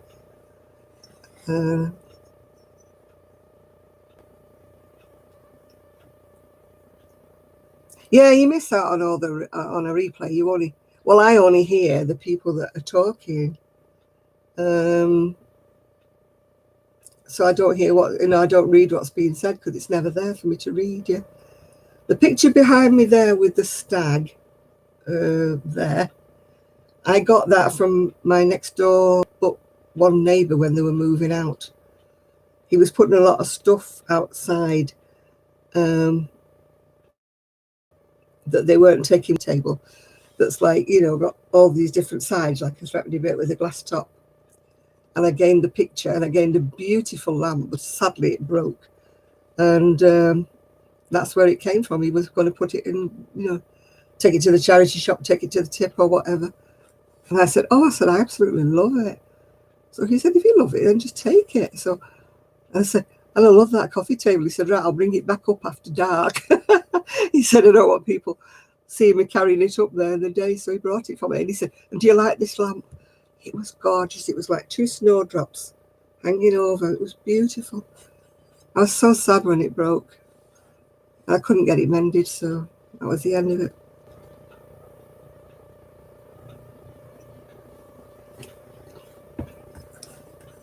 Yeah, I've also got one that I inherited from somewhere else. It's like bluebells in a wood. And it's very, very pretty. But that, everybody loves the, you know, the stag. Yeah, well, where I lived in Royton and Oldham, there were so many cotton mills. Absolutely, cotton mills, cotton mills, cotton mills. I love watching these old programs. You know, well, they're not old programs; they're new programs. But people going in to the old cotton mills, you know, before they got taken down. You know, and used for other purposes. I like the fact when they take some of them and they change them into, you know, sort of like craft places. They divide them up. They have a second use rather than just pulling the mills down. Because a lot of them are so well built. Some of them are being made into apartments and that. Have they ever fallen in the canal? No. My mum did. Her eyesight wasn't too clever, and she stepped into it thinking it was a road because she could see the brickwork of a bridge reflected in the water, and she thought it was cobblestone road, and she stepped into the canal. But her eyesight wasn't too clever back in the day. She wasn't drunk because she was like me, she barely drank.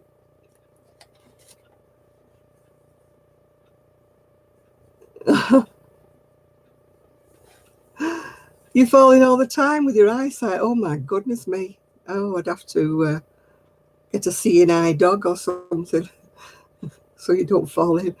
I'm surprised Trevor doesn't fall in sometimes when he's had one over the odds. Yeah, but he's trying to get back on his boat again.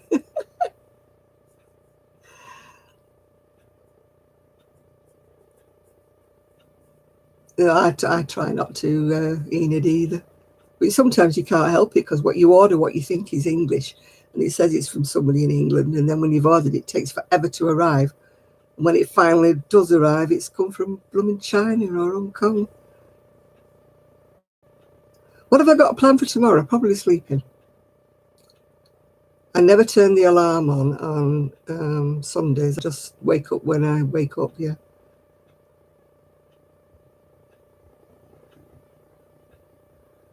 The trouble is all the places that used to make the cotton and everything like that have gone now. You know, even the ports like the Manchester Ship Canal. When I was young, I can remember seeing boats on the Manchester Ship Canal, you know, trade boats that came from all over. There was the cranes were there, you know, that used to unload things. And now by the side of where the ship canal is, it's all posh housing now, and they're trying their best to clean up the ship canal so that it can be used, you know, as a leisure place, like, you know, people with small boats and people actually swim in it, although I wouldn't swim in it.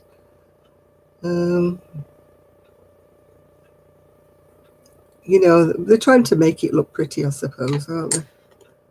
But I can remember when, you know, the swing bridge used to lift up and the traffic used to stop and stuff like that. And I can remember going down, seeing the docks and seeing all the... I mean, the job centre that I used to work at when I first worked there was the old Dole office. And it was put where it was because it's right on the edge of the quays, Salford Quays. It was put there because when they used to hire sailors, like by the day, if they didn't get hired, they used to come to the job centre and they used to get paid by the day when they weren't working. That was the old, because once it got, and that's when they used to pay it out. And in certain places, that job centre had not changed at all. It was so old-fashioned, it was terrible.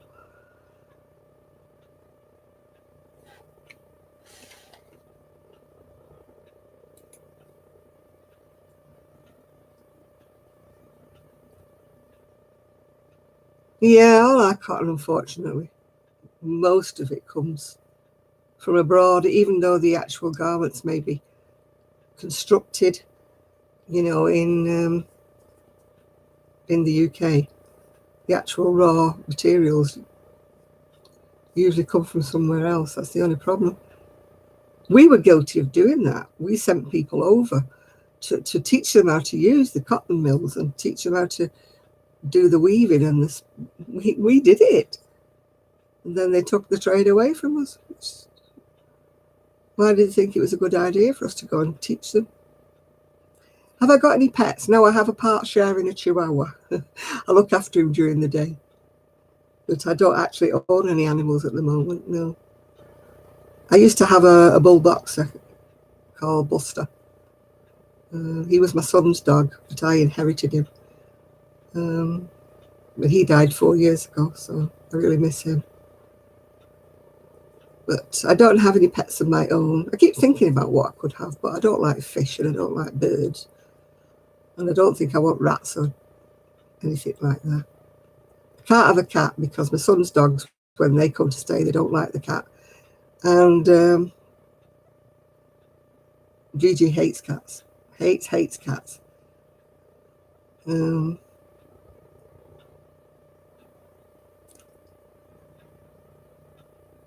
Oh, the Museum of Industry in Manchester is lovely. Before I stopped being able to walk and stuff like that, I used to like to go places like that. I used to like to go to the art gallery and the Museum of Science and Industry and places like that. Yeah, I mean, my Buster was brought up with cats and he was fine with cats. But Gigi doesn't like cats at all. And Poppy, my son's dog, she chases them, so I don't think it's a good idea for me to get a cat. And I'm just not into fish. Just really not into fish.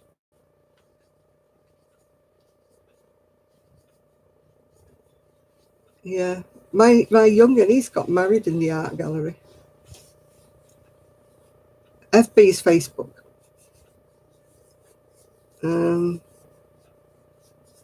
Yes, she got married at the art gallery. I don't fancy birds. I've never been into birds. Hamsters and gerbils and things like that, they're a bit sort of stinky, aren't they, and rats. We've had white mice. They stunk the house out. And I looked after the school guinea pig over the last, the big holidays at school one time. And that stunk the house out, this blooming guinea pig.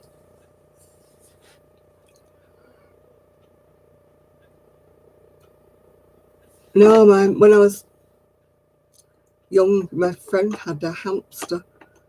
And she used to have it in its ball and it used to roll around and it used to bloody squeak and squeak and squeak on this ball thing. Got my nerves. My youngest granddaughter, step-granddaughter, used to have a house rabbit. And again, the dog didn't like it. Yeah.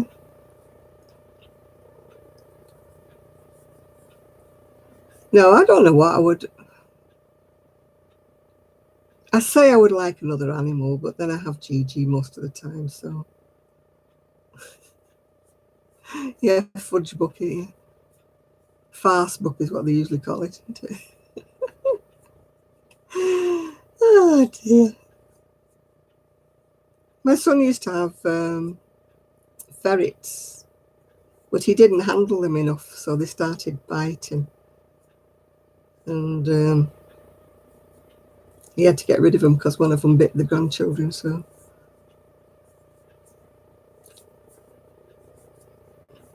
a family barbecue. Yeah, I think Fastbook, Facebook, whatever you call it, Fudge Bucket, they're all the best.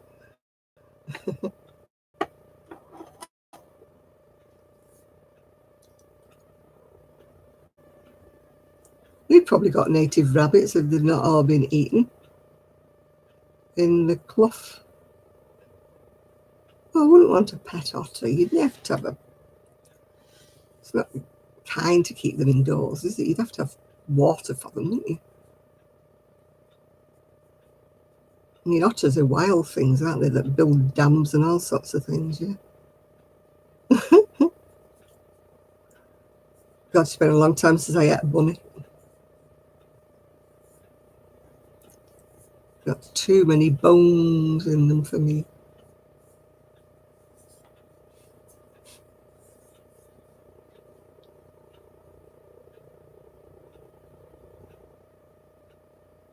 Yeah, I don't have a bath anymore. That's the only trouble. I've only got a shower. I don't think it'd like a shower. I quite like iguanas and things like that. You know, like lizardy things and iguanas. I'm not keen on a snake in the house, but I wouldn't mind a little iguana, but they grow to be big. That's the only trouble. They don't stay little. I'm not talking about chocolate. Because my, what do you call it, my diabetes levels are too up. No, I would hate a spider. A friend of mine used to keep tarantulas in the house in cages. And I used to hate, I said, can we go and sit in the other room? Because they were all in one room where it was all these tanks with all these spiders in, and no.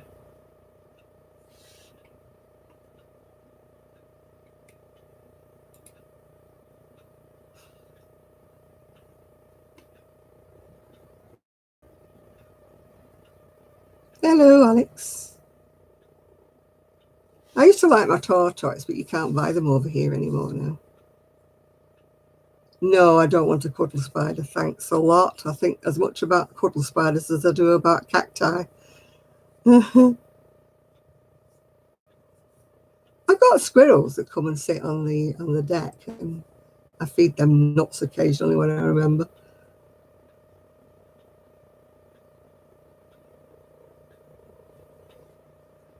Yeah, tortoise. We've had a couple of tortoises way in the past when you didn't have to have a license for them. I mean, that lady who lives in South Africa, she's got she's called Krista. She's got 2 massive big tortoises, hasn't she?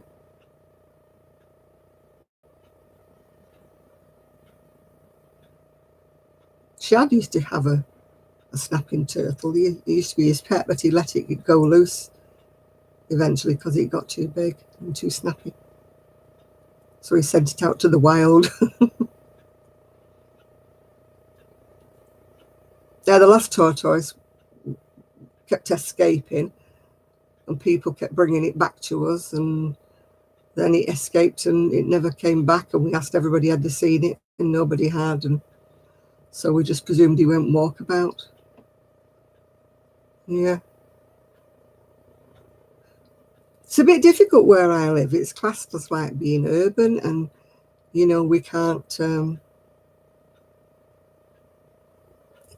keep things like chickens and sheep and what's in the garden. Yeah.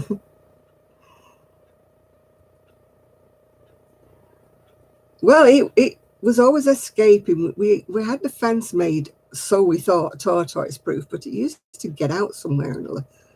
It used to dig a hole under the fence and finish up in other people's gardens, and they kept bringing him back. And then eventually nobody brought him back, and we asked everybody in the neighbourhood, put a little notice up, and anybody found the tortoise, but no. I like to think he got looked after by somebody else. I wouldn't like to think he hibernated and died or something. We used to have frogs in the garden. But the last frog I had, I accidentally ran over its leg with the lawnmower. I didn't mean to. Anyway, we found it dead underneath one of the trees. So that was the last frog I had in my garden. I used to always go around shuffling my feet before I did the mowing, you know, to sort of make them jump away wherever. And I used to shoo them like somewhere where I wasn't mowing, but I don't know. Maybe it was a deaf frog or something. I don't really know.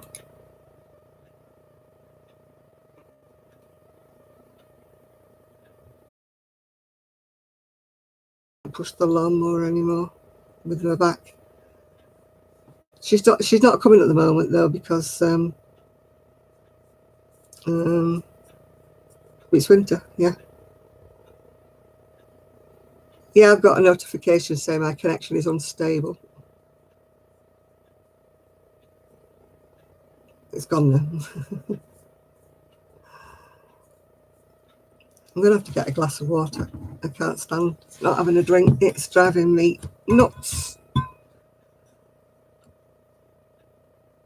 Oh, I don't like spiders. I don't like daddy long legs. There's lots of things I don't like. I won't be a sec. I'm just going to get a glass of water. Can't go without me water.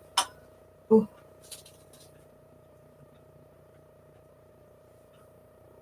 Oh.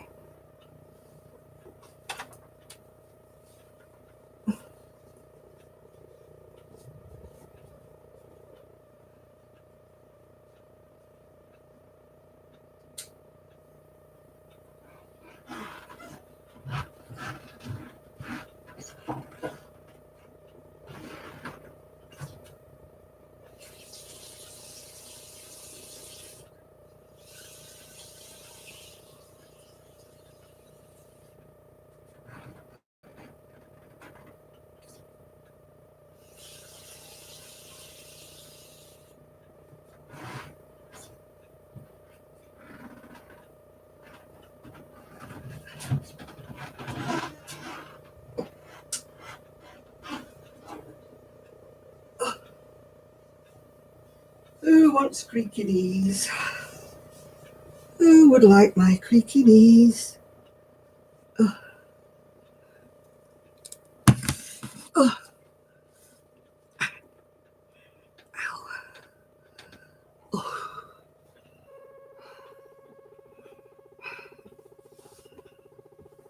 Oh.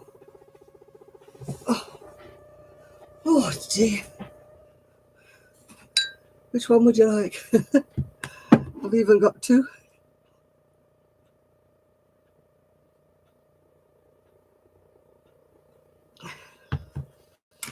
My friend in Scotland bought 3 giant snails. They're horrible. Oh. Massive. They're not like little snails like you get in the garden. They're massive snails. Oh. Well, all animals poo, don't they, I suppose, Chris? I always thought they just left snail trails everywhere.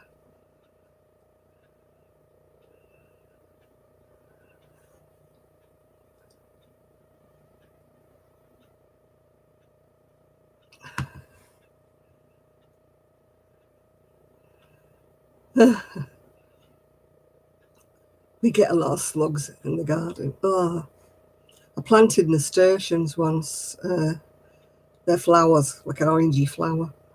Oh my God, I went out the day afterwards and I thought they'd been sucked out the ground. There wasn't a thing, there wasn't a trace of a leaf or anything left.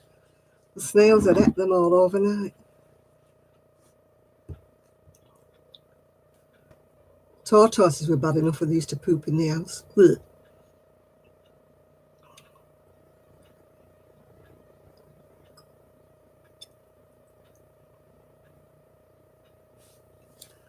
Oh dear.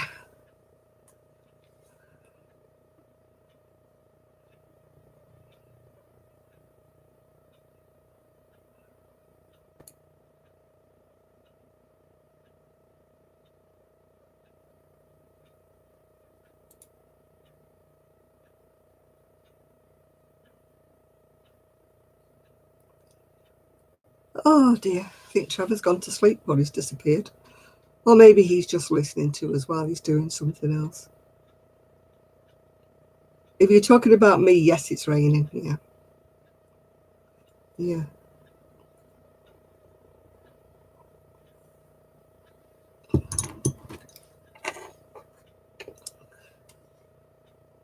Oh, I'd swap the cat for your husband. It's raining hard here. That's why I couldn't go to the chip shop. I had to send out for some food. Ooh. Yeah, it's grim up north, yeah. That's why I had to send out for it. I didn't fancy going out in the rain.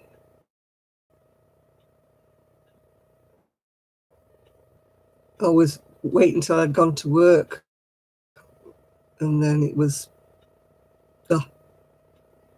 You're editing your second video? I didn't even know you had one video. Why have I not had a notification? I'm sure I'm subscribed to you.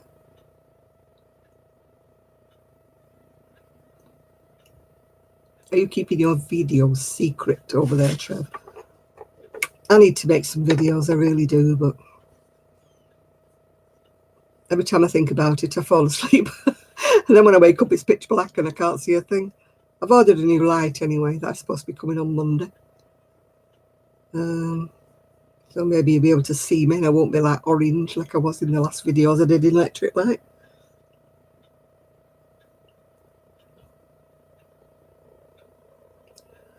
Oh, I've just had absolutely no energy whatsoever to make videos, really. I have. I just...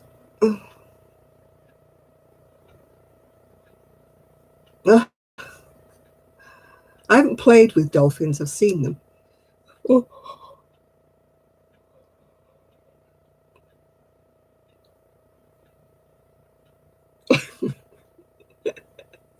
You're a king prawn. I'm glad you're a king prawn and not a pawn king.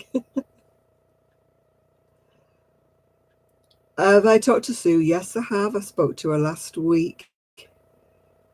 She's still enjoying being up in Scotland. She's loving it.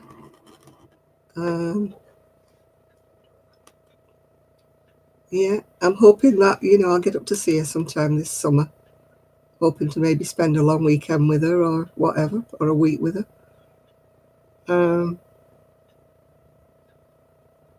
If I can get the train up so far, she said she'd meet me at the train station, so.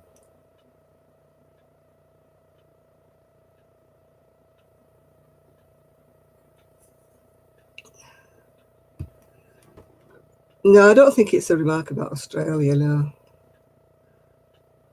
I think it's just a remark about you'd rather have the cool than the hot sun.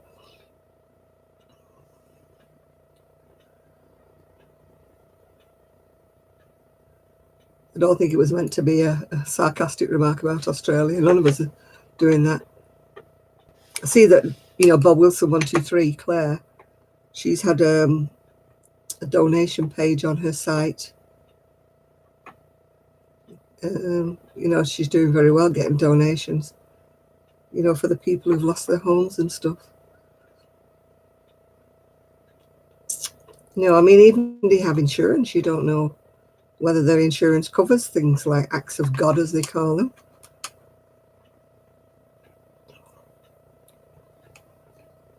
I know there used to be a while ago in the UK, I think they've amended it now. But in the UK, your insurance policies didn't cover like a flood or damage from like lightning and things like that. They were considered to be acts of God. But I think they had to change it. I think they had to go into the law and change all that. So I'm just hoping that the Australian insurance policies don't say that like a fire is an act of God, because it's not,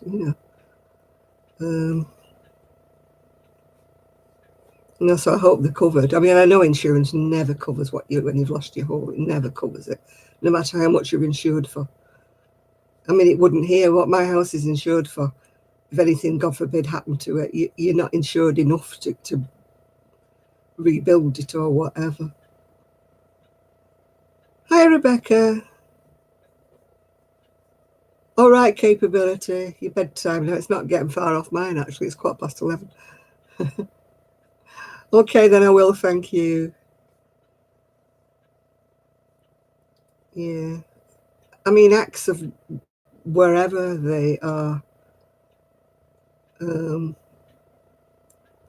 know, there'll always be some people who can't afford insurance.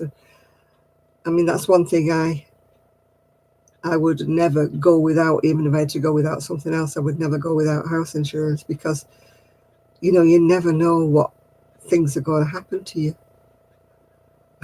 Right, bye, Dick. I hope your family stays safe in Australia. Yeah. I mean, it is when you read about places that are flooded, and then, you know, other places that have fire, other places. Yeah, exactly. There's always a catch, isn't there, sometimes, whenever you give money. I know, there's always something, isn't it? Hi, Jason.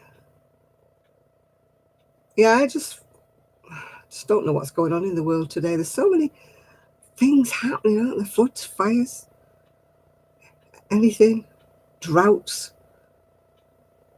All over the world, there's people dying for some reason or another. And I don't mean they're being shot and killed. I mean they're dying because they're starving or something, or they're being drowned, or they're burned, or whatever. Was doing a hurricane or a tornado. It's like, well, what next? Are you going back to work, Alex? Yeah, okay, doke. Night, night. See you later.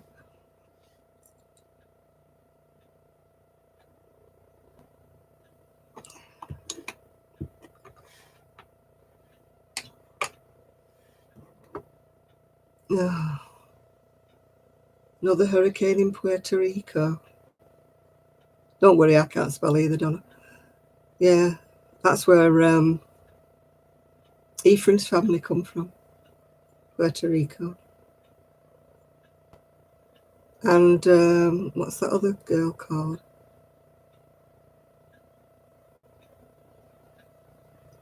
Hi, Amanda. Who's that other girl that lives? She doesn't live in Puerto Rico anymore now.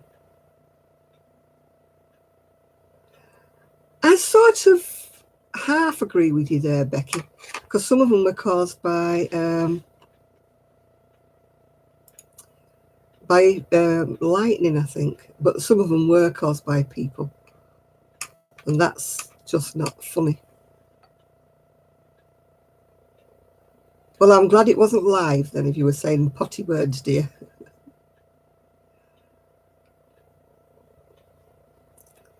Yeah. You need, like, we need fire breaks, we need water, we need whatever. I think I would get my saw out for the decorative bit and saw it off.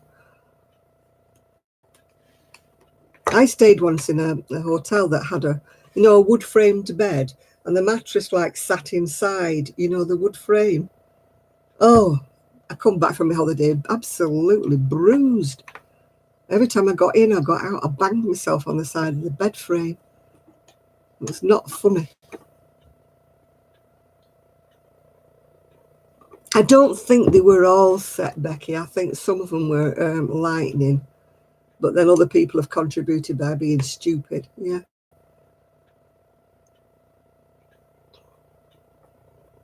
Yeah, I bruise so easily when I bump myself anywhere. Yeah, I'd have to get it rounded off that end. I'm sorry, I would, if it's sticking out. I don't care if it's decorative or not. It'd have to go, or the bed would have to go. Oh, that says it all. If it's from IKEA, they're very good on wood frames, aren't they? I wouldn't want any bed that had a frame round it. I'd only want a bed where the mattress is right at the edge of the bed, because that's when I bump myself. I stayed in, when I used to go and stay in hotels. You know, they always seem to have beds that had bits that stuck out everywhere.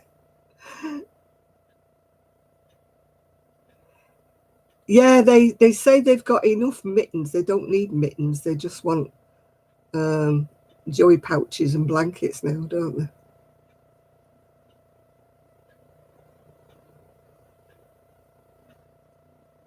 Well, it could be worse if you were smaller. You could get... Lord knows where it would whack me then, because I'm only small. I need a step ladder to climb in your bed, Enid. Oh, my hair wants washing. I was late getting up. Kelly sorted out my my alarm that's like a light, and it's very nice, but it plays lovely tinkly music and the light comes on and it's all very pretty until I fall asleep again. Oh dear.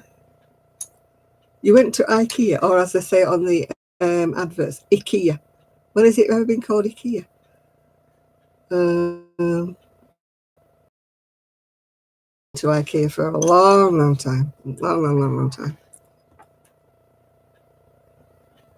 Yeah, there's quite a few in zoos, so hopefully they did a breeding program. They could breed more koalas, couldn't they, to take them back into the wild, you know.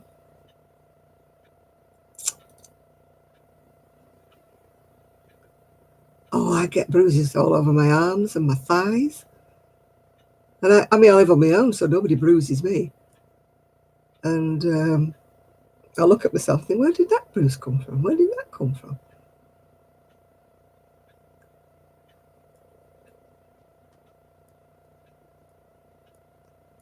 Well, that sounds nice. I always have the meatballs. I'm very, very traditional.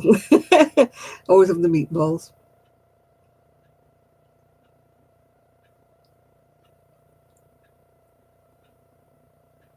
Yeah.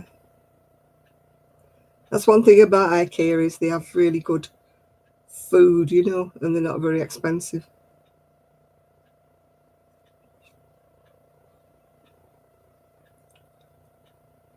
Yeah. Oh, I like to look round IKEA. I don't usually buy anything.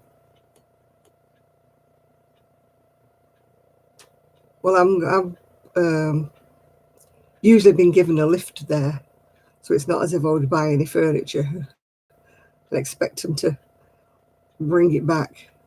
Yeah, £4.50 is a very, very good price. I mean, I just paid £6.10 for my fish and peas the other day. I love a lot of their furniture. It's just I couldn't afford a lot of it. But I like to go and have a look. Yeah, I like to have a look around IKEA. I buy some of the cheaper stuff there, you know, the storage units that are in plastic and things like that. Bits and pieces, you know, that cost a couple of pounds, but it's been a long time since I actually bought any furniture from there.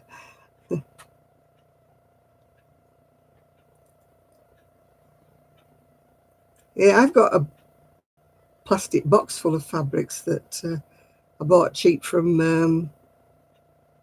not Amazon, what do they call it? Abercarn. But it's I haven't been sewing for ages, even though I've got the sewing machine still there. Sewing machine's still there. I still haven't done any sewing on it. Kelly goes, you're halfway there. Your sewing machine's there. Why don't you finish those bags off? Because I crocheted a load of bags and never put linings in them. And I went, yeah, I'm just not in the mood. I haven't crocheted anything for the shop since before Christmas. There's still a load of things to make photographs of. But the weather's been so abysmal. The lighting's been awful. I admire these people who can take lovely photographs when the lighting's rubbish.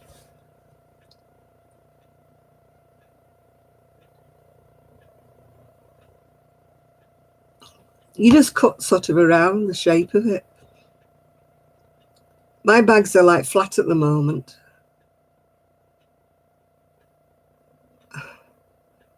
I hope you're going to behave yourself, Donkey Shot.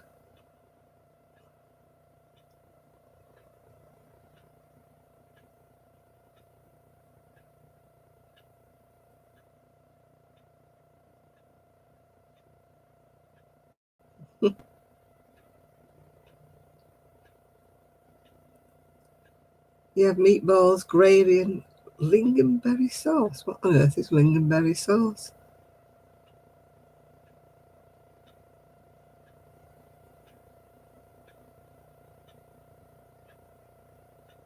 Lingonberry.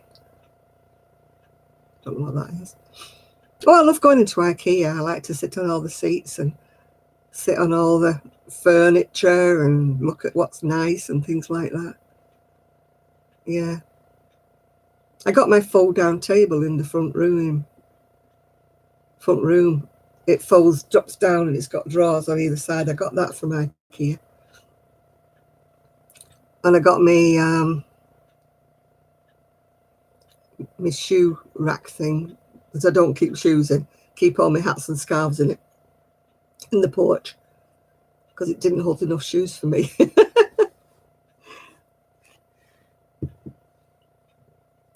I would have loved to have got a set of those, you know, the unit things from a craft room with the drawers that you pull out and stuff like that. But it didn't go tall enough. There would have been such a great gap above them from there.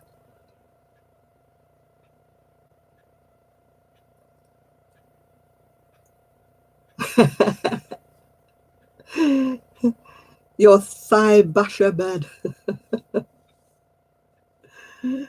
Whose idea was it to buy it? Can you not blame the other half? Say it's his fault every time you get a bruise.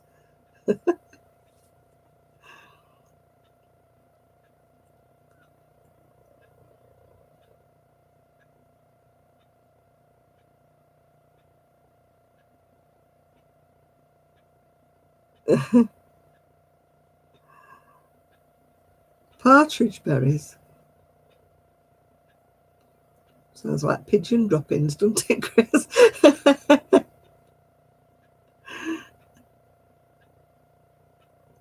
The plasters from IKEA.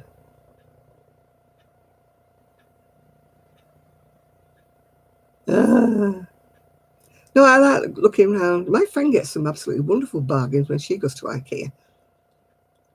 Her boyfriend is very, very handy, you know, with a hammer and nails and glue and stuff. So she buys the sort of slightly damaged or returned goods, and you know, he sorts them out for her, you know, the ones that get returned because a bit's missing or something like that. My son had a memory foam, but he's changing it. They've only had it about, is it 4 or 5 years now, and he's quite a heavy lad, I will say that. So he says, unfortunately, it's sort of got to the stage now where it sinks and it doesn't come back, if you know what I mean. It doesn't bounce back anymore. He said it's very comfy, but it's like sleeping in a hollow. So they're getting rid of it and getting a proper mattress, if you know what I mean. The springs and the like, yeah.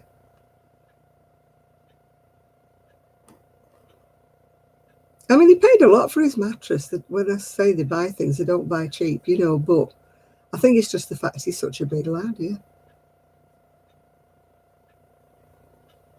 Yeah, I've only ever had a table, really, from IKEA. Oh, I tell a lie, I had a computer chair as well from IKEA. But I've not really had any furniture.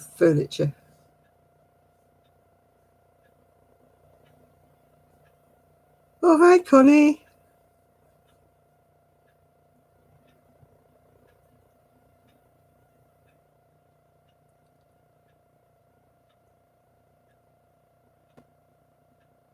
Yeah, I need a new mattress, but I think I'll just go for a spring one rather than a foam or anything, because I need it to be pretty firm because of my back. It's a tempting thought, like having, you know, it's soft and squishy, very tempting, but I don't think in the long run it's good for my back. So, yeah, we're all okay, Connie, I think. I'm speaking for myself. Very tired, but apart from that, not too bad. Yeah, the cubes don't go tall enough for me, and I'd need like a cube thing and a half or one above it, so it would reach to the ceiling.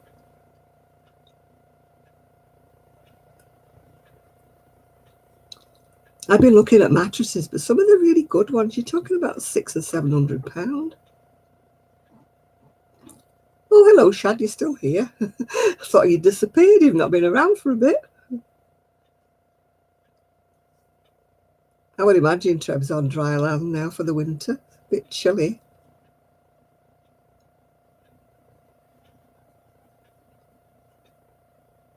Yeah, the cubicle shelf units, that's the one. That's the one I would have wanted, but it wasn't tall enough for me. Yeah, Trev. Are you back on land again? Or are you still at sea?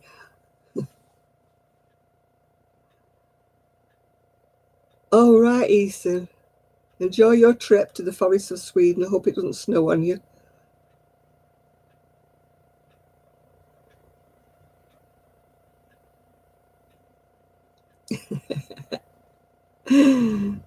I'll let you come and organise me one day, Lydia.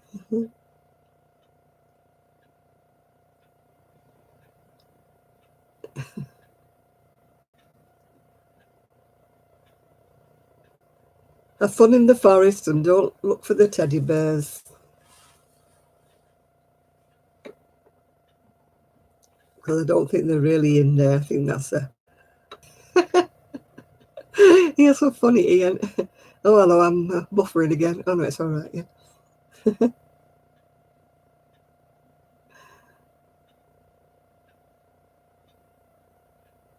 Mm-hmm.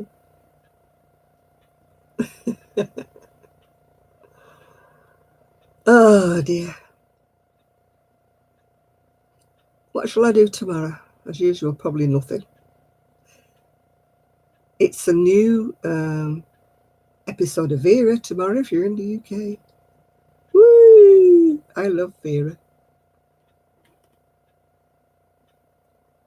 I love Vera. No, I'm not eating my chocolate tonight. There's a bilge pump. It's what you do to pump out the water if you're taking water on board of your ship, your boat.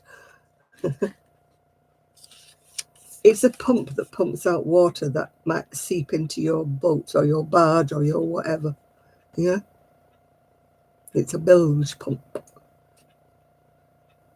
Yeah, I'm not eating my chocolate today because it'll either push my diabetes level up or it'll go in my tooth. So either way, I'm not going there. I haven't been making anything tonight. No, I started something from the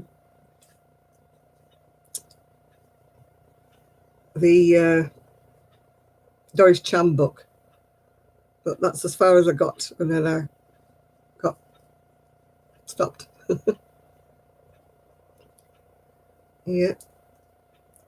I'm waiting for when Trevor comes up to Manchester. That's what I'm waiting for. Ooh.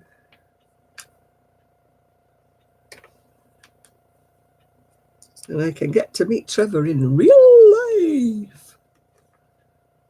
Then Kelly will want to come.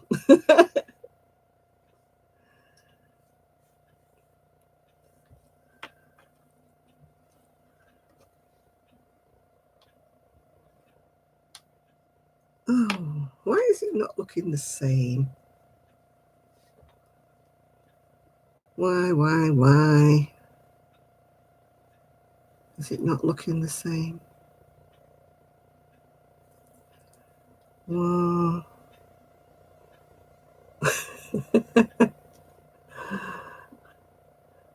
You just want to get into the bottom of his boat.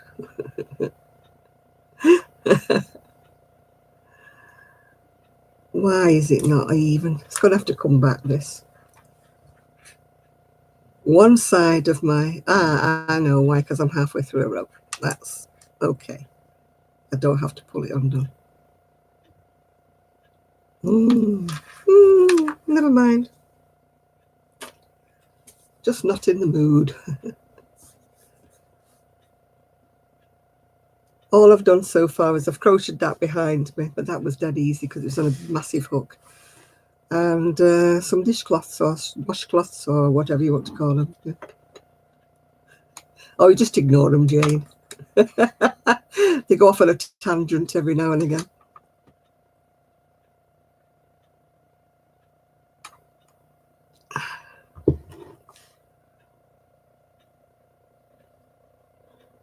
Oh gosh, the number of times I've ripped things back and realised that I was right in the first place. I don't know whether any of you have done that or not. You look at it and you think, oh, I made a mistake 2-3 rows back. So you pull it all undone. And then you find you didn't need to have undone it in the first place, that you just pull back what was right. Whereas my dog, he's not my dog, he's at his home. I only look after him. He's not my dog. Sadly, he's not my dog. Yeah. That's a bold statement here, isn't it? Ladies. I might be of the female gender, but I don't think lady is something I've ever been called.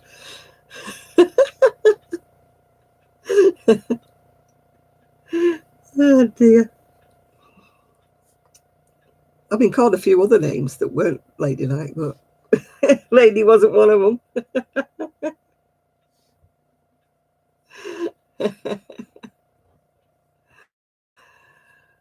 Yeah. Dirty, sludgy. See, I do know my way around a boat. Oh. Oh, I mean, lady would have been a nice change, actually, from what I used to get called.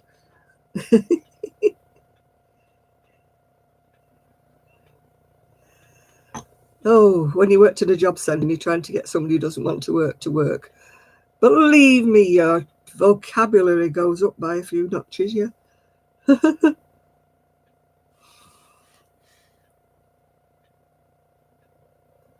Oh, housework, don't swear.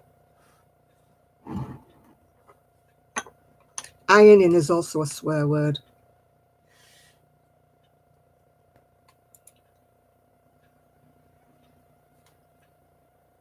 Yeah, it's like that comment I got on my live video.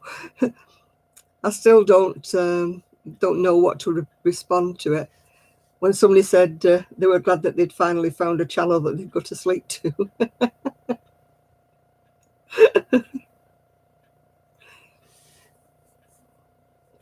What am I cooking tonight? I'm not cooking anything. It's a bit late for me to be cooking anything, and I don't cook anyway. I am the world's worst housewife. Nobody would ever marry me for my culinary skills or my houseworking skills. I'm looking for a guy who does all that sort of thing.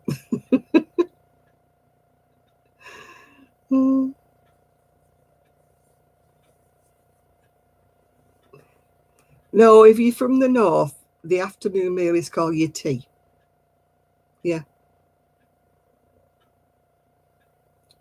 It's only if you're posh you call it your dinner.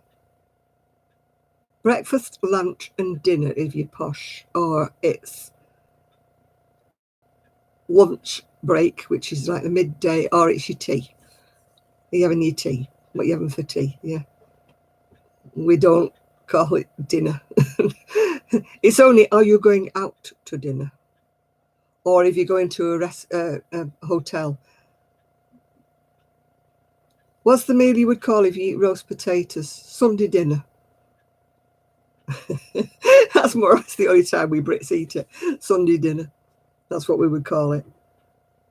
But any other time of the week, it would be a tea, because you wouldn't be having a roast and potatoes, not during the week. Because most people are at work and they don't have time to have a roast and potatoes during the middle of the week. Yeah, so that would be your Sunday dinner, no doubt.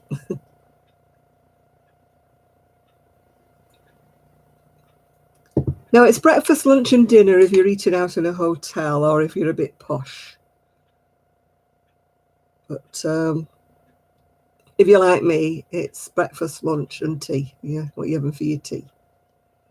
If somebody said what you having for your dinner, I'd probably say, do you mean my lunch? Yeah. Well, yeah, I like a good roast dinner, but I don't do them anymore now because there's only me. And breakfast, lunch and supper. No, I wouldn't call it supper unless it was past 7 o'clock, say, at night. That would be supper. But usually my tea's around about 5, 6 o'clock. Yeah, that's my tea.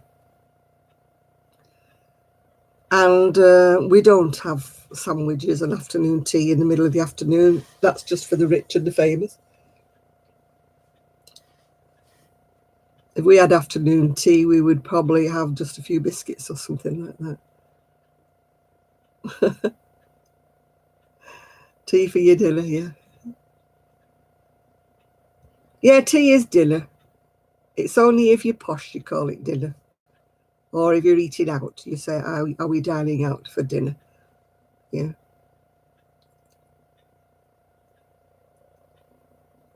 Oh, goodness, if I ate all that, Trevor, I'd be absolutely bloated.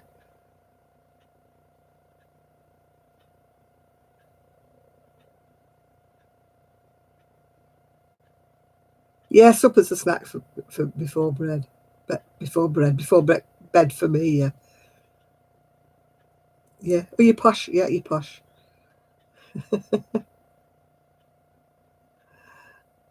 A nice breakfast. I couldn't eat all that. My son and his wife obviously made me an enormous, like, Sunday dinner or whatever you want to call it for Boxing Day.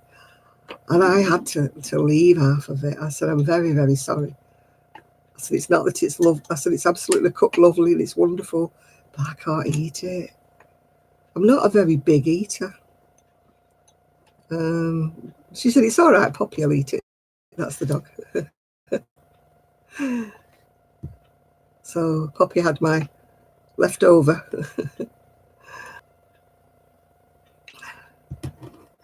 Thirsty, but drinking all this water, I'm going to be up and down like a yo-yo all night.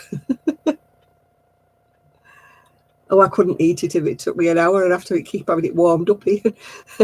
It'd take me all day to eat it. I'm a poor takeout to dinner because I just try to choose something little on the menu because, you know, I don't eat it all.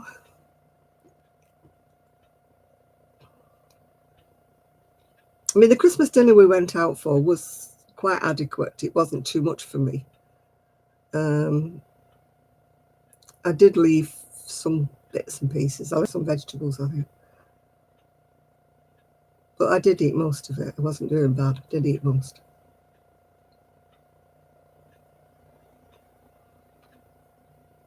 But I'm just not a big eater. It's like when I did my takeaway tonight. I had a burger and I ordered some chips, and look, they're still here. I couldn't eat the chips. There's just too many.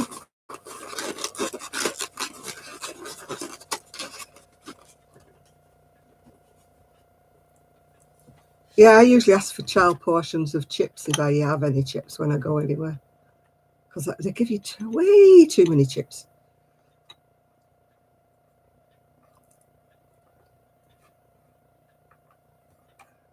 When we used to order, you know, takeaway when Arian and his wife lived here, they used to order one portion of rice, like, between them, and one portion of chips between me and whoever wanted a few chips. Because when we ordered 3 lots of, like, chips or rice, there was too many. Yeah, a portion of chips is way, way too many. If you can eat that many chips, you must be a real pig. Because that's not a huge portion of chips, is it? But I couldn't even attempt it. By the time I'd eaten my burger, I was just too full.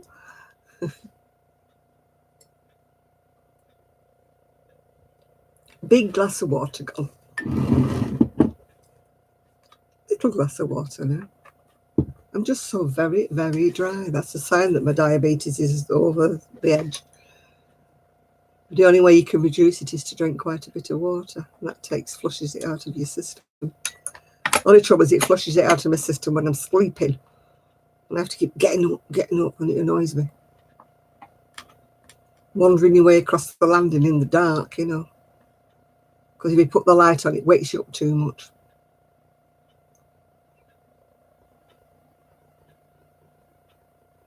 Yeah, I usually have porridge for my breakfast, Trev, because, you know, it's supposed to be good for me to have something that's like a slow release, if you know what I mean, rather than toast or something like that. But Sundays, I usually have a brunch, which is usually bacon sandwiches or bacon and egg. But that's my one day. Shiwi in a jug. I need a bucket, never mind about a jug, Ian. Number of times I get out of bed. Especially tonight when I'm drinking this water, I'll be in and out of bed like a yo-yo.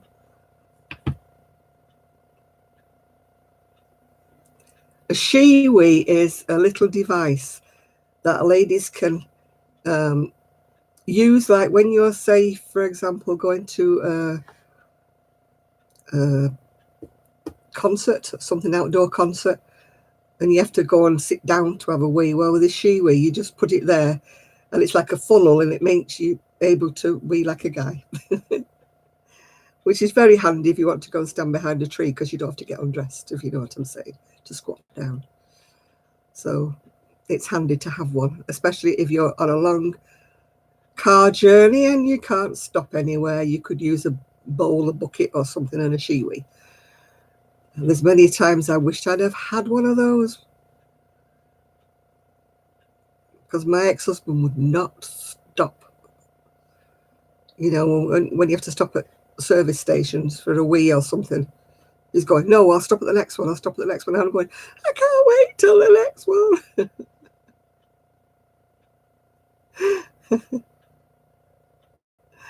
Shebush.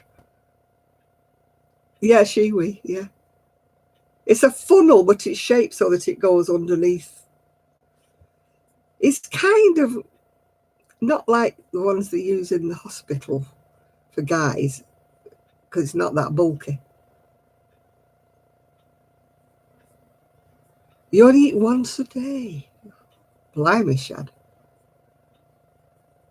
I tend to only eat twice a day because I usually eat so late with my breakfast, brunch, whatever you want to call it. I'm supposed to eat breakfast because of my diabetes, is to keep your sugar levels.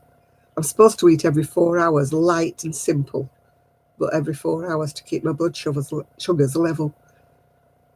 In other words, you don't like rush your body or starve your body, rush your body, starve your body. I mean, these people who do fasting, I could never do that because I'm not supposed to do that, because it sends my blood sugars all up the wall. Yeah.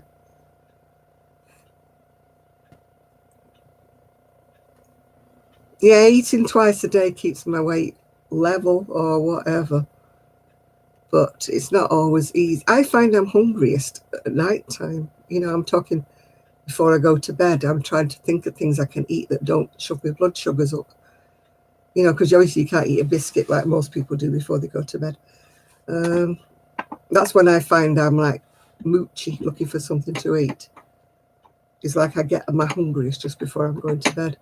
And if I go to bed hungry, I can't sleep, because I'm lying there and my stomach's rolling and rolling, and I'm thinking, oh, I should have eaten something.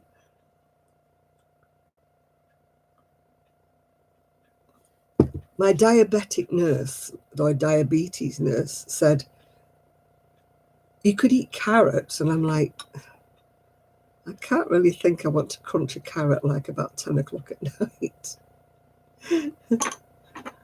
Hello, Patricia. You're late tonight.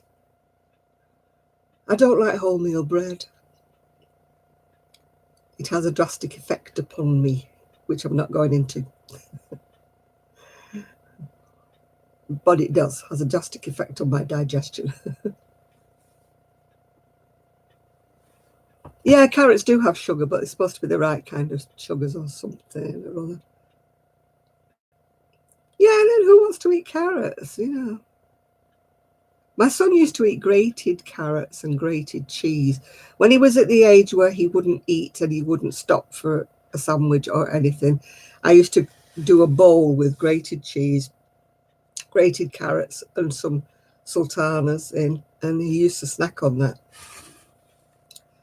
And you know, when I asked the GP, like, was I feeding him right, and he said, as long as you're getting something down him, yeah. I'm not smelling of fat. No, I like fried eggs, I must admit. Yeah. My brother used to like what he used to call crudities, which was like little pieces of raw cauliflower, celery, you know, carrot sticks and stuff like that. Oh, that's great. I wouldn't be without my Craft Light, Enid, honestly. Yeah. Yeah, I've done that with apples, cut pieces of apple up. But the trouble is, if they don't eat them fast enough, kiddies, they go a bit brown, don't they?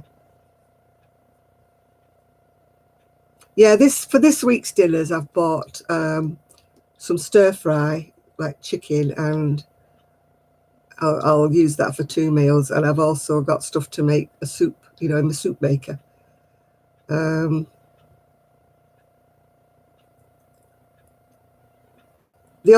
I like the salad that's got the raisins in it, and it's also got fruit. You know, the one where you put apples and oranges and oh,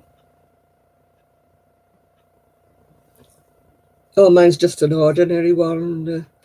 Edie, mine's just a cheapy one. Yeah, mine's just a cheap one, a cheap black one. Yeah, but I've found it to be okay. Yeah, but it isn't pretty by any stretch of the imagination. It's not pretty. Yeah. When I go to the chip shop and I get my fried fish, they give me a bit of lemon. I like to squeeze the lemon on my fish. It's nice. Yeah, rather have that than vinegar. Caesar salad, does that have raisins in it or sultanas or whatever?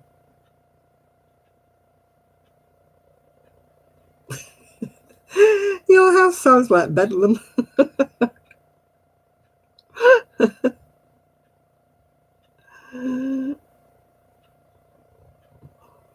My mum, well, she only had the two of us and they were quite far apart, so we never fought much really, because he was like 8 years older than me.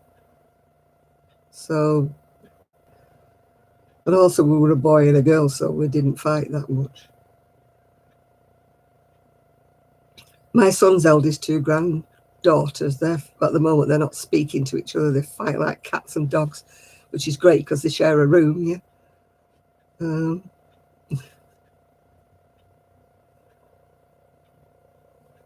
No, Kelly's two argue a lot. I won't say they fight, but they do bicker a lot.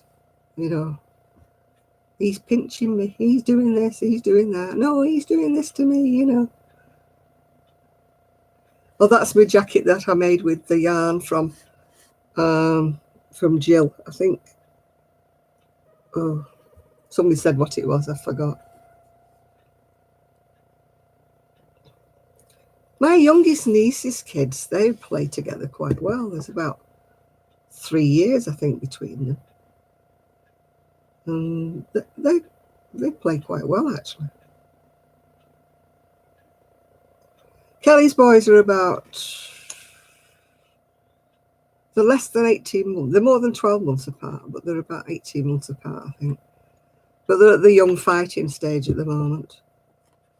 You know, boys that age are a bit lawless. They all are, aren't they? You know, you have to keep your foot on the pedal with them, otherwise they argue the whole time, though.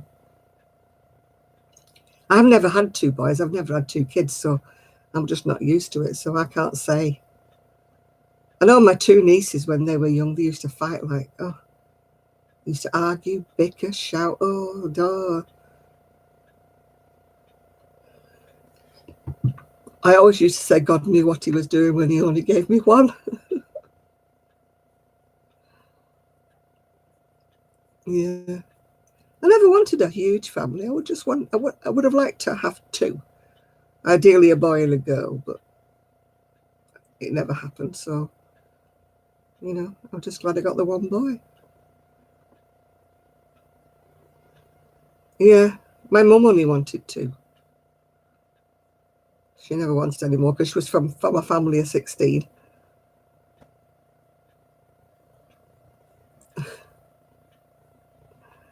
My dad was 1 of 9, although they lost 2 in youth, you know, toddlers.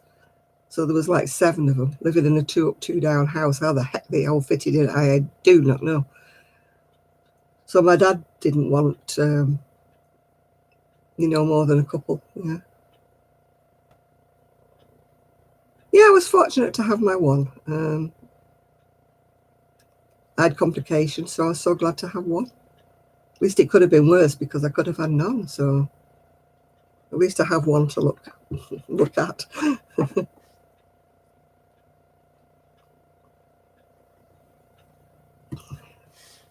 So you have to be thankful for what you get given, don't you? I think I would have hated it if I'd have never had any. Because back in the day, you didn't have the choices of like the IVF and the stuff like that they do now. Back then, if you didn't have any children, it was just tough luck, you know.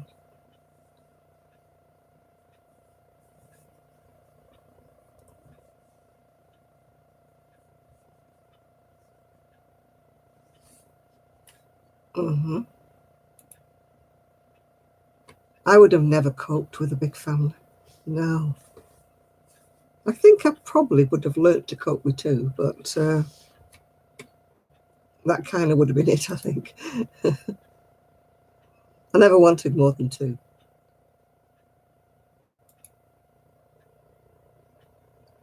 I could have adopted, but my ex-husband was adopted and he was dead against it.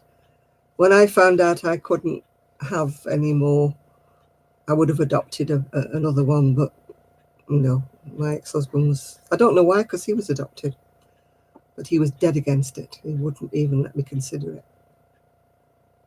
I was sad because I would have adopted one, yeah. But it wasn't to be. I mean, back in my day, we could have adopted a baby. It wasn't as if we had to get a toddler like you do these days.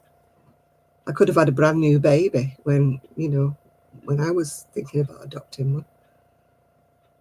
But no, he wouldn't agree. He wouldn't have it. No. I thought, I've got no chance of going to the adoption agency and saying, my ex-husband doesn't want one. Well, my husband at the time doesn't want to adopt one. But I do. Yeah, sure, it would have been considered.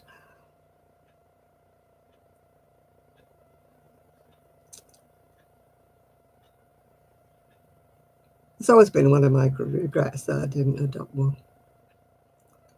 A lady that used to come in the shop, she fostered babies, and I fell in love with one of her babies. I absolutely fell in love with it.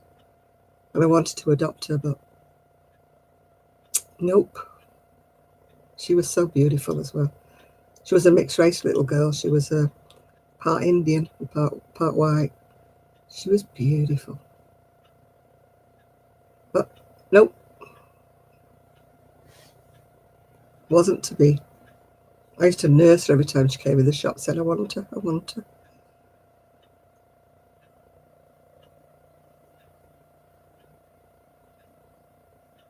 Yeah. She was just so pretty. Because at the time they were saying that it would be doubtful that she would get adopted, you know, there being a mixed race baby. And we were talking back in the 70s here, early 70s. My ex-husband's like, nope, nope, we're not having any mixed race kids.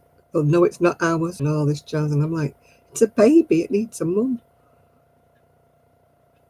It wouldn't have bothered me at all. I would have adopted it. It was a baby that wanted a mum. Anyway, luckily it did get adopted, so I was really glad about that. It got adopted by an Asian couple who didn't mind the fact that she was mixed race. So I was glad she found a nice home and didn't stay in foster care. One of of my son's best friends, his mother used to foster babies and kiddies, and she had all sorts that used to come through her door. And I used to walk up to school with her in the mornings and see all these little babies, and oh gosh, I did want them. But not to be, not to be.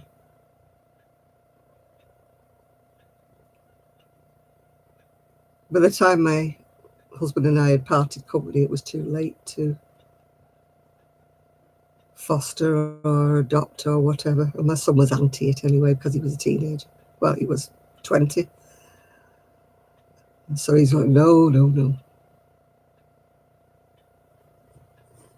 Yeah, I kept all my baby stuff because I kept hoping that my pregnancies would lead to another baby, but kept my pram, kept everything, kept all his little baby clothes and everything until I finally had a hysterectomy when I was 33, and then I gave everything away. So, wasn't to be, Amanda. It's no good grieving over what never happened, is it? I just feel so desperately sorry for the people who don't have any and really want them. I don't mean the ones who don't have any because they didn't want them. I mean the ones who try every which way and don't get a baby. Yeah.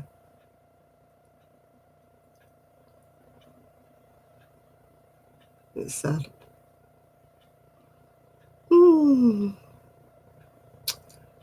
So I don't know what I'm going to do tomorrow. I probably have a lie-in. I should be clearing up the house, at least tidying up the house because it's in such a mess. I've got a pile of laundry to do.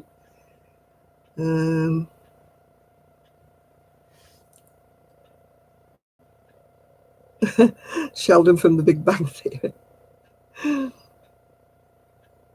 I used to own a shop. Yes, I did. Well, me and my family, we used to own 3 wool shops. But that's going back a bit now. We sold the last one about 20 years back here. A long time ago. Water under the bridge.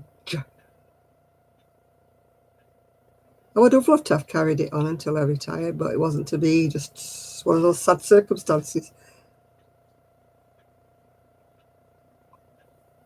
It was struggling, and I just shut it down before I got into debt. I came out of it with no profit, but I did come out of it with my head held high because I didn't owe anybody any money. I never went bankrupt. I paid all my bills off. Everything was paid. So I don't have any black marks against my name for non-payment of bills and stuff. I mean, I didn't need to have done. I could have just gone bankrupt and not paid anything, but I didn't want that hanging over my head. My principals wouldn't let me do that. My mother would have been absolutely horrified if I'd have done that. I've got something stuck in my tooth again. I'll be glad to get rid of this tooth. Mother would have, she'd come and haunted me if I'd have. Oh God, I don't know what happens next door. This vibration goes and it goes like through the floorboards and the wall here. I don't know what it is. It's almost like a drill in a wall, but it only lasts a few seconds. Yeah, that was in another life, Mason, when I used to own a shop. Another life. Long time ago. In the past. Best time of my life, but wasn't to be. Like many other things in my life, it wasn't to be. Like my marriage wasn't to be. My boyfriend after that wasn't to be.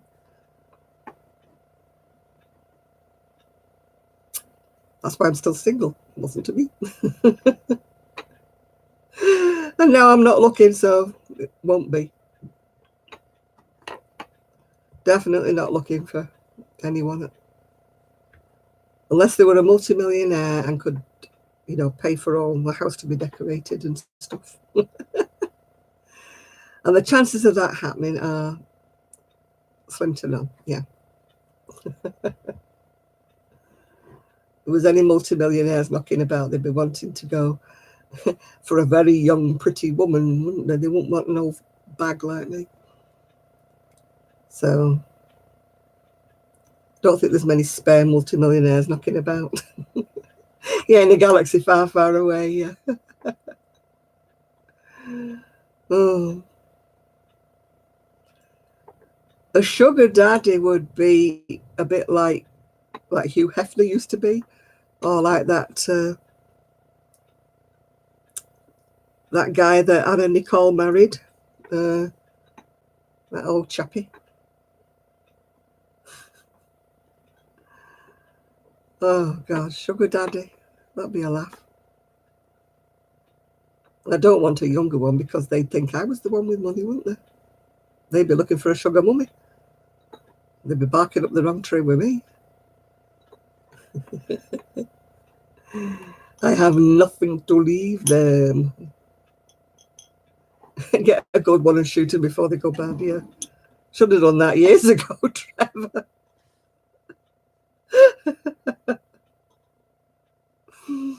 Yeah, should have got rid of the one I had a lot sooner than I did. I let my glory years go by when I could have caught another chicken, yeah. I had plenty of offers when I was married, but as soon as I wasn't married, they all disappeared into the woodwork. Don't know where they all went, all these guys that would take me out and would marry me and all this jazz when I was married. But oh no, I don't want them to move in with me, Becky. I just want them to wine me and dine me and then go home, yeah.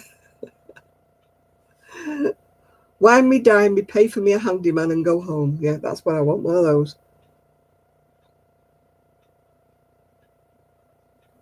Don't mind going on holiday with him. Don't mind going on a cruise with him, so long as, you know, he went home to his house when we got back again and I came home to mine, yeah. Did I crochet when I was little? No, I knitted when I was small, from the age of 5, but I didn't crochet until I was 13. Yeah. Oh, you don't even want that? Oh, I'd like somebody to take me on a cruise. It's on my bucket list, that. Would love to go on a cruise. You know, be weighted on, lie there in the sunshine, go in the pool. Woof. Do me crocheting out on the deck, gazing out to sea. Either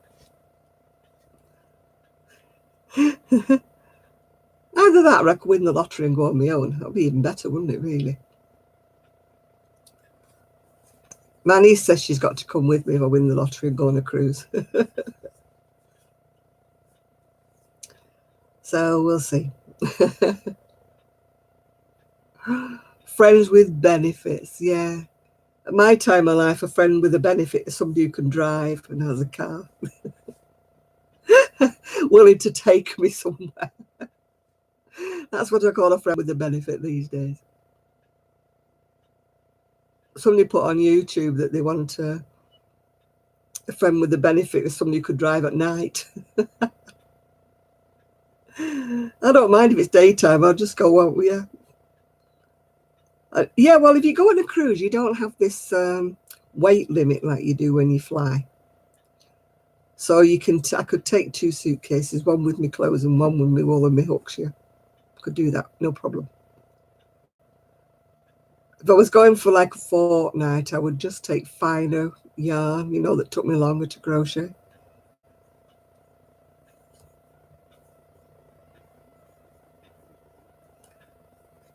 Oh, I don't want anybody in my bed. No, they can come and visit during the daytime. I'm willing to give them a cup of coffee and a biscuit, yeah. But when it comes time to bedtime, it'll be good night, bye-bye. I'm sorry, the lady from Mexico, I don't understand anything except English.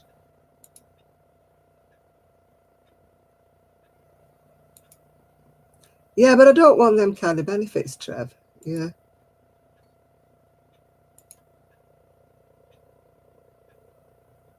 I don't want that. You know, friends with benefit over here usually mean, you know, those kind of benefits, but I don't want those kind of benefits, if you know what I mean. I'm too old for that. Benefits to me means somebody with a car willing to drive me to the nearest yarn shop, willing to take me to Blackpool and push me in my scooter or whatever. That's the only kind of benefits I want.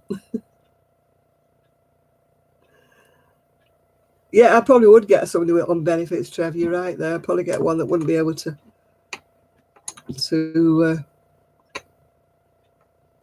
buy me anything because he'd be on pension.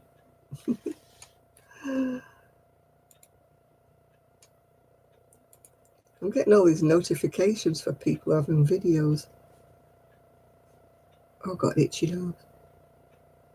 Colleen Hayes has uploaded a video. I don't think I know anybody called Colleen Hayes, but never mind. Hey ho. I'm getting some very strange notifications from YouTube. You know, people who are like snowboarders and things like that. And I'm thinking, I have never subscribed to anybody who does snowboarding. Why would I want to know that they've uploaded a new video? What is going on with YouTube? I do not know. I mean, if they're going to suggest people that I might want to watch, they could at least, you know, subscribe me to a crochet channel or something like that.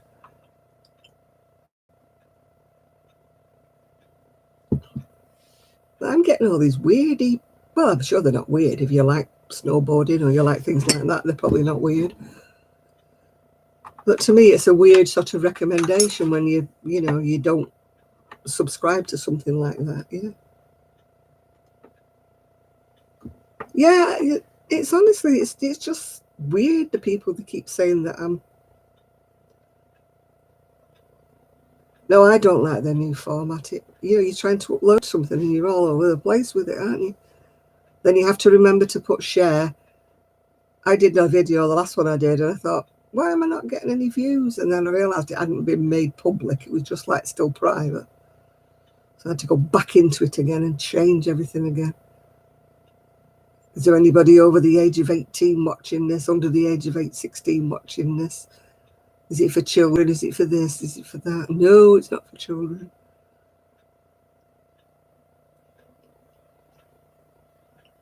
I mean, I feel sorry for people who do make videos with kind of children in them. I mean, a lot of my friends that are doing them with children and are splitting their channels now. They have the one that's just purely like crochet or knitting or whatever it is they do. And then they have the other one that they call it a family channel, which has got the comments cut off and everything like that. And it's not as if it's aimed at children. It's just because the children are in it. You know, like say they're going around a castle or they're going around somewhere else and the children are there. They're not young children. They're not babies. They're not cartoons or anything. But you've got to state that the kids are in it. You know, they're going a bit crazy, aren't they?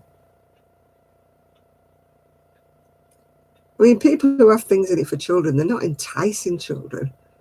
Those are different kinds of channels.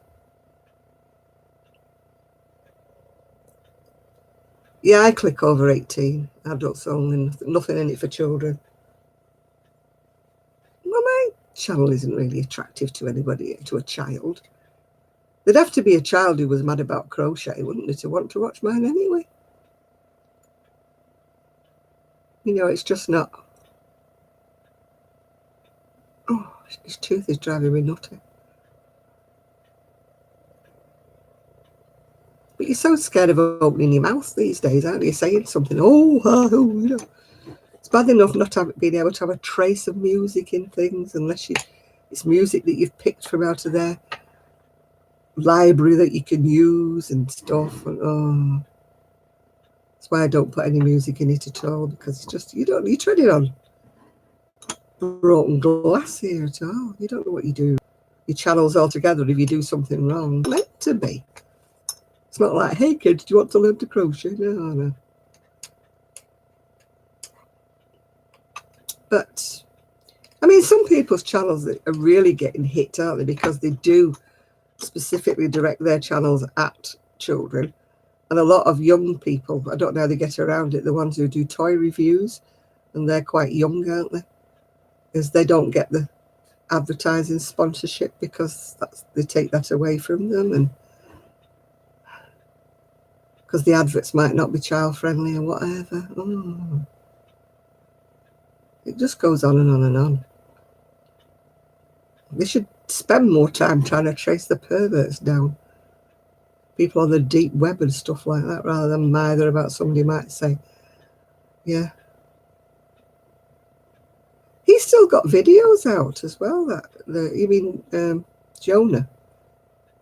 He's still putting videos out. I don't think he's bothered about any. He gets enough sponsorship, doesn't he, rather than money from adverts and stuff. Yeah.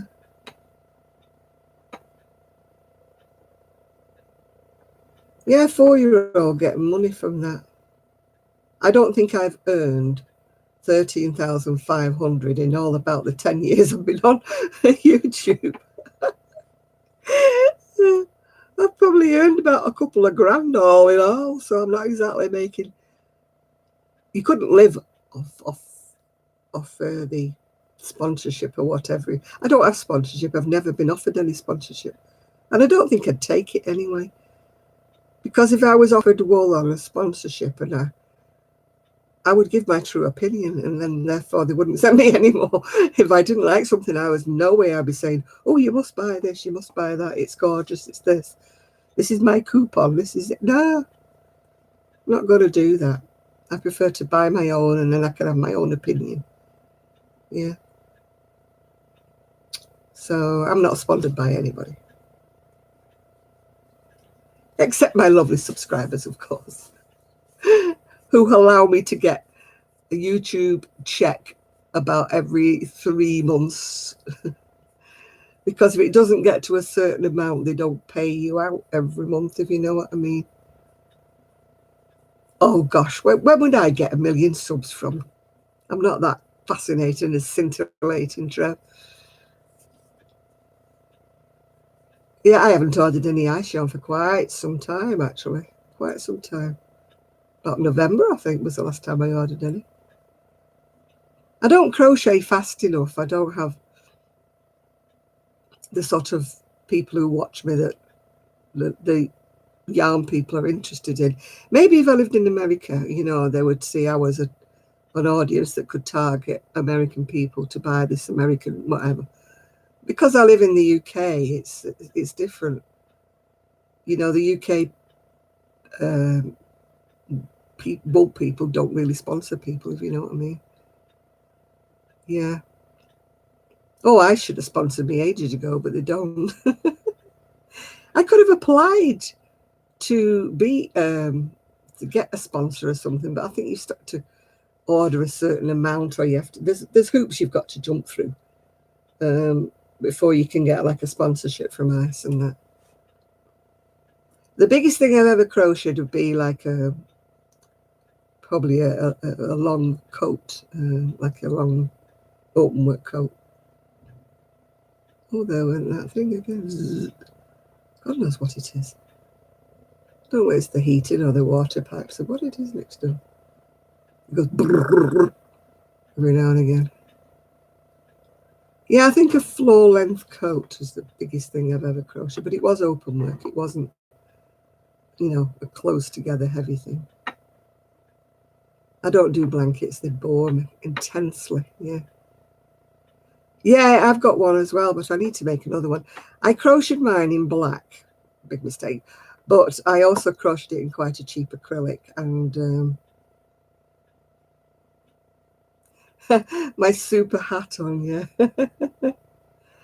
I don't understand all this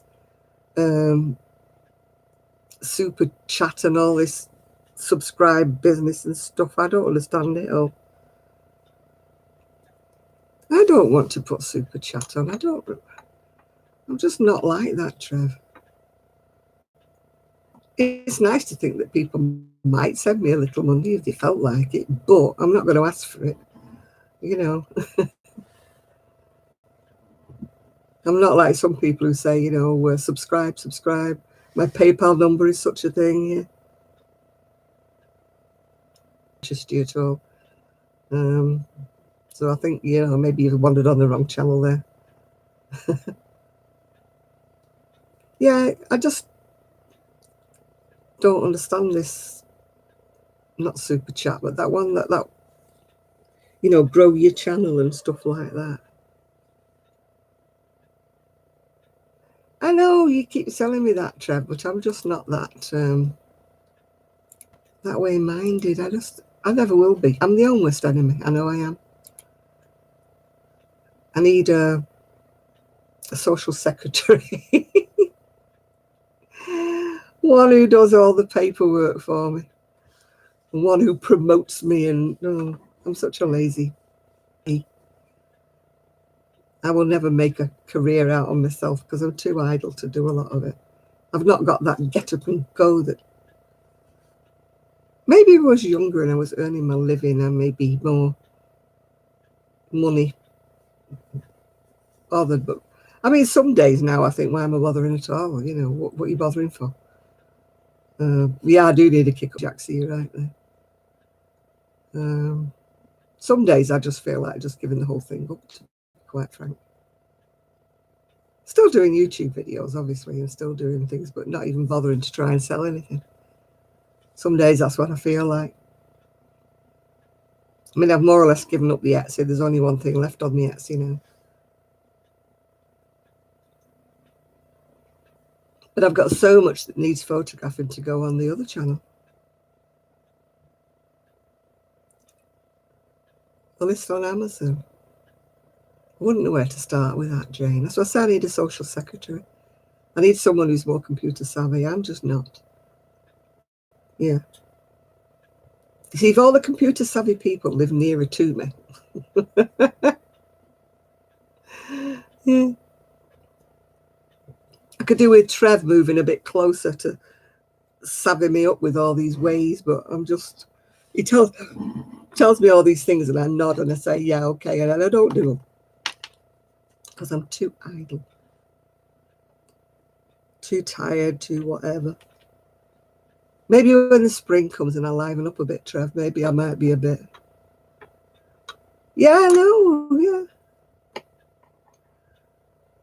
Oh, I hate it when people beg. That's why I got so cross when that person said I was sick of me whining and begging and saying poor me and all that. When I look at other people's channels and all they're saying is, you know, oh, I need this and I need that, and my PayPal's underneath there if you want to subscribe to me and all that. And I'm like, to me, that's like begging. You might as well sit outside with the bucket, you know. Yeah. Oh, yeah, I love my live chats, Trev, yeah. I do love them, but I'm always afraid that, you know, my subscribers would disappear if I started doing anything like, why don't you subscribe to me? Why don't you give to me? Why don't you do this to me? They'd be all going, thank you, but no thank you, bye, we're gone. We'll go to somebody else's free channel now, bye. But I definitely need to find other ways of selling my stuff, promoting myself, doing all kinds of things. I need to do that, and I know I need to do that, but I'm just not in the right frame of mind at the minute because I'm so blooming tired. If anybody's got any leftover energy out there, short of selling me some pep-up pills that, you know, there's not a lot I can do, really. I mean, now I'm fighting to stay awake. You can probably tell in my eyes I'm fighting. I mean, normally by now, 12:30, I would be in bed. Oh, thank you, Dawn.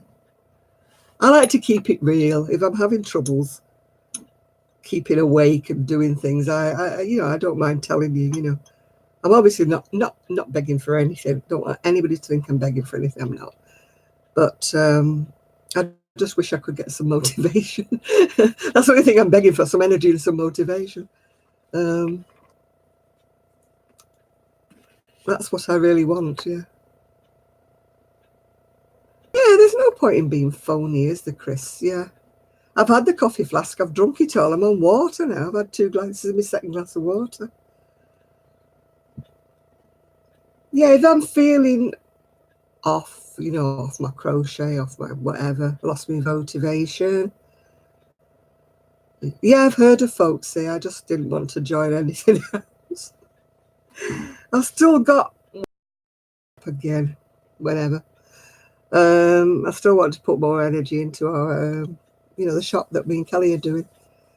I mean, I feel awful at the moment because Kelly's far more enthusiasm than I have, and I feel like I'm being really rotten with her because I feel like I'm just letting her do all sorts of things, and I should be putting more effort into it because it's supposed to be a 50-50 split, and I'm just not. I can't find the enthusiasm. It's awful, isn't it? Yeah. Oh, hiya. Hi, Juanita. How come you get this baby every weekend? Do they like to go out? Well, they've tested all my blood, Sandra, and they can't find anything wrong.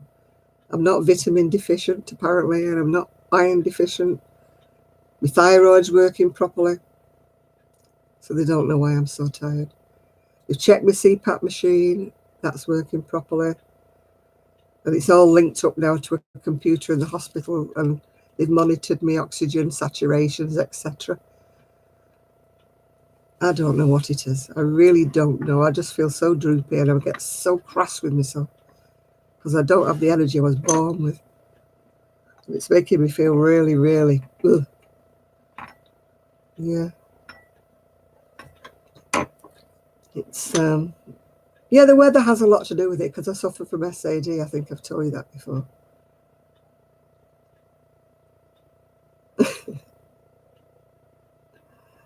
They say I'm not deficient in the B12, you know. Oh, I wish my energy level would just go up. I don't mind about it not going through the roof. I just want it going up. Yeah. All right, Rebecca, I'll see you next week. Bye-bye for now. Well, this week I've bought all fresh vegetables to make soup in my soup maker. And I've also bought, vegetables to do a stir fry with some lean chicken. So that's what I've got planned for this week's menu, because obviously there's more than one day with the soup and stuff like that. No, my blooming doctor doesn't seem to want to check for anything. I've got to go back, as I say, to see somebody about my sleep apnea. But that won't be for a couple of months. Falling asleep, I can't stay awake. I was like watching the videos, and then I just put my head on my hands, like you do when you're a kid at school. Just drop my head down on my arms, and I slept for 2 hours. So now my neck's giving me grief now. So, I mean, I kind of know I'm going to go to sleep. I kind of know I'm going to go, but some of the time I don't. I just like wake up and think, what was I doing here? Yeah, they're going to do another sleep study on me and find out if I've got, what do they call it? Not sleep apnea, the other one. Narcolepsy. That's what they think I might have now. It's all to do with brainwave patterns, isn't it? Yeah, that's if they can find a brain, Chris. I think they'd have to search about to find mine at the moment. I'm going so foggy, you might have noticed it. I can't remember kind of what I need to say. Yeah, narcolepsy, yeah. I forget the names of things halfway through. Oh, hi, Sally. Halfway through a sentence, I forget what the word is I'm trying to find. It's, oh, hi, Shad. Didn't know we're still here. It's like I know what I want to say, but my brain doesn't follow on. It doesn't, like, fill me in with the word I want to say. And I've noticed myself, kind of pausing when I'm talking because I'm trying to catch up with what I want to say. It won't out my mouth. And, it's weird. I mean, like I can look at Kelly sometimes and I can't remember her name, and I have to think and I have to not say her name. And then all of a sudden it comes to me, yeah. These are people I've known for years. I forget what they're called. I forget what things are called. Oh, hi, Shad. I forget what everyday objects are called. I'm like, people have to fill in for me. I'm like, People say, "Oh, where's that thing? Where is it? Tell me where it is." And I'm like, "It's on top of the near to the side." And then people said, "Do you mean the oven?" And I'm like, "Yeah, next to the oven." Yeah. And I feel so stupid sometimes because I'm like, people are like guessing what I'm talking about. I just forget words the whole. I never used to do that. I was like sharp as a pin, you know, on everything. And now I forget everything. I've just bought 2 birthday cards because it's my ex-husband's birthday and my son's birthday at the end of the month. So I know that I'll forget to buy them later in the month. So I bought them today. Because when he said, "Well, it's not the birthdays yet," I said, "I know, but I've got the cards now." Yeah. Yeah, I'm like that, Chris. I'm going, it's over there. It's like, you know, and it's by the, and they're going fridge, cooker, oven. You know, people are saying to me, "Well, yeah, oven." Yeah, the thingamajigger, the what do you call it? Yeah. I'm awful. And I go off tangent, you know, like in the middle of a word. Like instead of saying bread, I'll say a bucket or something like that. And I think, no, it's not a bucket, it's a bread. It's quite worrying. I mean, I did pass my Alzheimer's test. They said there's nothing wrong with my memory that way. But, oh, I do that all the time, Connie. Absolutely do that all the time. I walk from the kitchen into the other room where the fridge is because I've got like 2 separate bits to my kitchen. And I open the fridge door and I haven't got a clue what I've opened the fridge door for. So I stand there and then I close it and then I go back in the kitchen. And even then I don't know what I've gone in the fridge for. Then I start doing something and think, "Oh, that's what I was doing." So then I go back in the fridge and retrieve whatever it was I wanted. And old age has a lot of benefits, but memory is not one of them. Oh dear. I need to do that brain training, whatever they call it. Test yourself. I mean, that, you know, that game you used to play at parties when you was kids, when they used to have a tray with like household objects on it, like cups, beakers, teapots, stuff like that. And then they used to take it away and then they'd bring it back with certain things that were missing and then say, "Right, what's missing off this tray?" And I was always like, I knew. Now if they did that with me, I'd be saying, "What tray?" You know? Patricia, I am still looking for things from 6 months ago that I don't know where they are. They're in a safe place and I don't know where I've put them. There's so many things I've still not found in the house. No, I've got them. Can't find them. You know, I would need to gut this place, absolutely gut it before I found things. I mean, sometimes I find things and I think, "Oh, that's where it is." And it's really somewhere stupid where I know I would not have put it, yeah. It's like those Christmas presents I lost. I lost them for about 4 days. It's going over everywhere.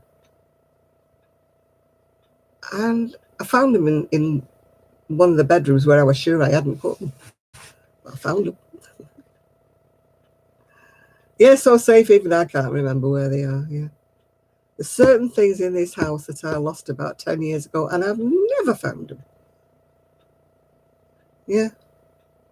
Do you know, Chris, if I tidy up, I can't find a darn thing. When I do have a blitz every now and again and I tidy everything away, everything has its place and everything's in its right place, and I can't find anything, yeah. Well, it's lying around. My desk looks like a bomb's just dropped on it. But I know where everything is on this desk. I can tell you where everything is on this desk. But if I put it where it's supposed to be, I couldn't find anything, yeah.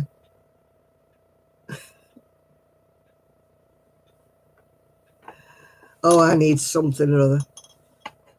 I used to love doing those easy crosswords, you know, the ones that are like 3-letter words and dead easy ones. And I got some in the newspaper over Christmas because I bought a newspaper, which I don't usually buy, but it had all the Christmas television in it, stuff like that.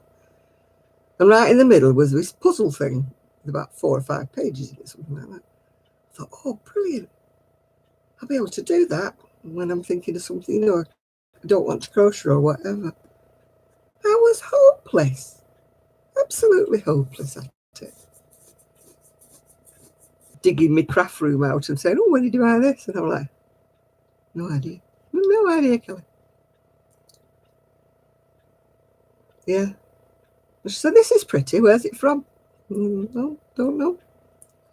And I still get people asking me on, you know, Ravelry. Well, that's a pretty pattern. Is it for sale? Where did you get it from? And all that. I don't even remember crocheting it, to be quite truthful. You know. Oh, hi, John. Are you back from Malta now?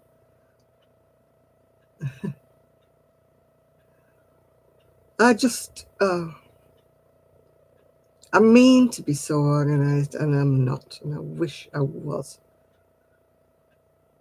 I need somebody to come in, take everything out of cupboards, and throw away the clutter, you know, that's in them that I've never even seen for 10 years. It's at the back of the cupboard. And say, right, do you really want this? Do you really want this? Let's take this out. Let's do this. That's what I could do with an organizer. I did throw 2 bagfuls of, well, I didn't throw them away. I sent them to the charity or the recycling. Big bags of clothing away. And I still got lots and lots of clothes, yeah. Yeah, my son's going to Malta. I don't know. March, April, May, sometime like that. He's going, I don't know, it's a week or a fortnight. They're going to Malta. So, and Gigi's daddy is Maltese, so they go quite a lot, yeah. What's CRS? What does that stand for? Couldn't be bothered or what? I can't find anything. Yeah, CFA, can't find a thing.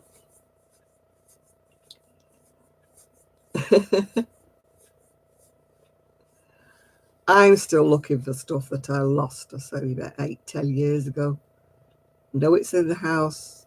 Okay, yeah, that's me, all right, Patricia. I have to write everything down. I have to put everything on electronic diaries. I've got my board here with all my hospital letters on it. But I've still got the dates electronically on my calendar on Yahoo and stuff. And I'll still miss appointments, even though it's like 2 ways of telling me. I've got 2 more letters there that need to go on the wall. Hopeless is the word for me. Hopeless, hopeless, hopeless. The other day, actually, I've been looking for pens that write. And I found a whole package. I knew I had pens in the house. I knew I did. So I found a whole package now. There was 10 in and there's 6 left. So at least I've got 6, yeah.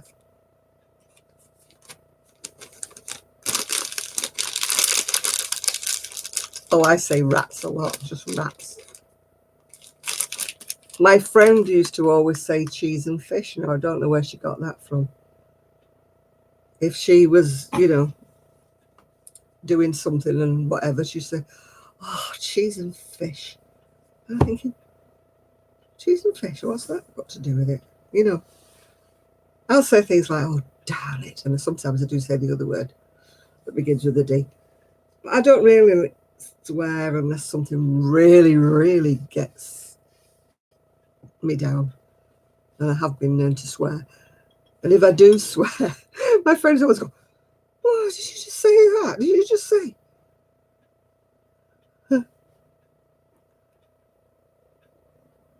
Yeah, cheese and rice. Yeah. Oh, get out the house and leave them all to it. Does you good to have a break. Invent an excuse for leaving. Oh, no, I've joined groups and all, Enid, and they've not been for me.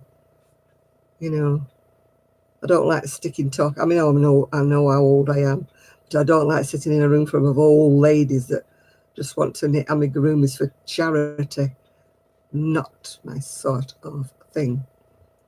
I want to be in a room full of young things who've got young ideas and crocheting something, absolutely freaky and fabulous and whatever. That's where I want to be. In the company of somebody like Jen Cherry and yeah. Well, at least you've got a dishwasher. I'm the dishwasher in this house. Although my lovely niece, there wasn't much washing up, mind you. It was only from yesterday.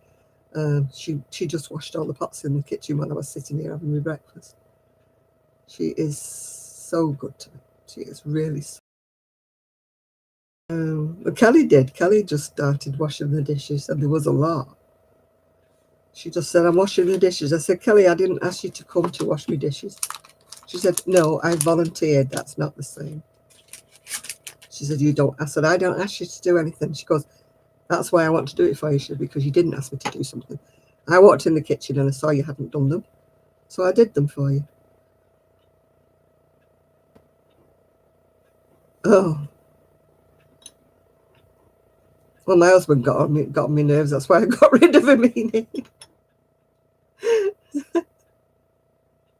Yeah, housework is too dangerous, isn't it? My pet thing is I keep getting hung up on the doorknobs.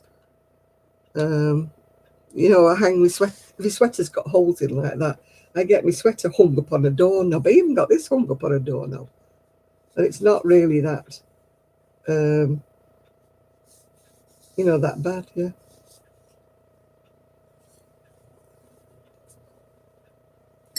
Oh, she is very good.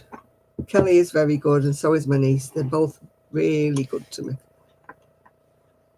I mean, when Kelly came, it was that day that I was whizzing around like I was drunk. I could not stand up. Honestly, I was just whizzing. My head was whizzing round. And it's obviously to do with my ears and my balance and something like that. But she said, "You sure you don't want me to come?" I said, "Yeah, I want somebody to talk to me. So I'll take my mind off my whizzy head." So she fed me cups of coffee, which is very nice of her. Well, I just lay back in my chair with the head going zzz. It was like one of those cartoons, where you get hit on the head and they see stars going round in a circle. I was like that on Thursday. I was terrible. She kept saying, do you want me to go? Do you want me to go? I said, no, I don't want you to go. Stay.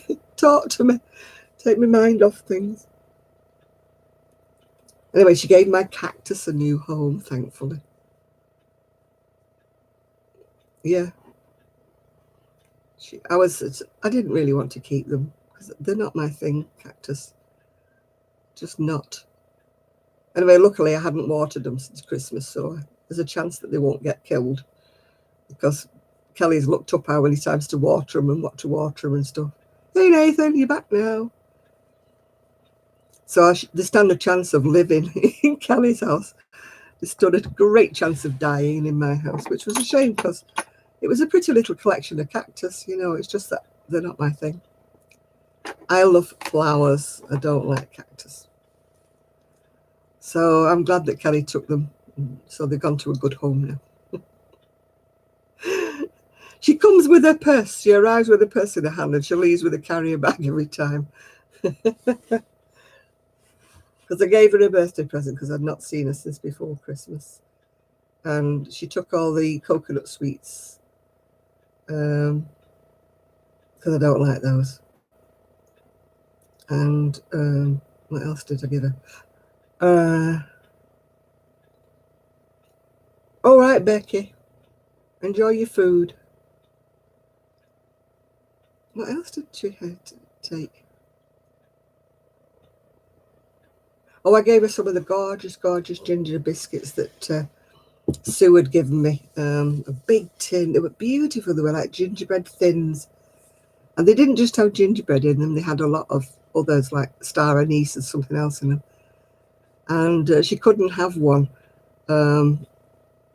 because she was on a fast. She wasn't breaking a fast until tea time. So I gave her a bag full of those to take home with her. And I think that was about it. something else she took. Like, do you want this? Do you want this? Do you want that? She goes, everything Janet doesn't want, she gives it me to take home. I said, well, if you don't want it, then you can get rid of it, but I'm not. It's useful for something, somebody.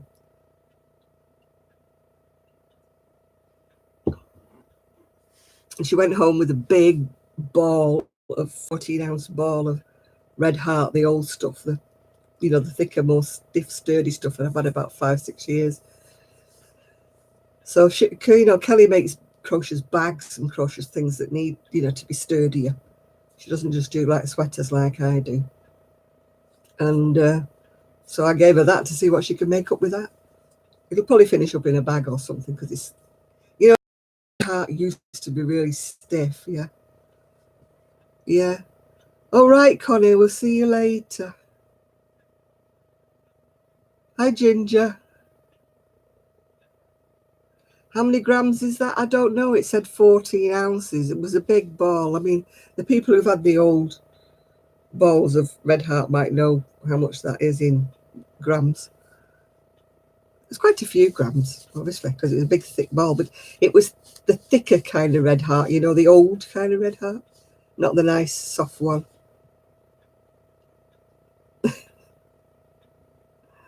Yeah, so I thought it would be too stiff if I made it into a garment. So I'm hoping Kelly will find something to make with it. Yeah. But people do tell me it softens up if you wash it and put it in the tumble dryer, but who knows? She might want something for one of the kids with it or something. Kids need cast iron wool, don't they? Because they wreck it, don't they? I don't know whether you saw a video where she did a Christmas jumpers with the Christmas trees on the front. She just tacked the Christmas trees on so that she could take them all off. Well, good night. Print me up. I didn't even know you were in the room. Well, good night.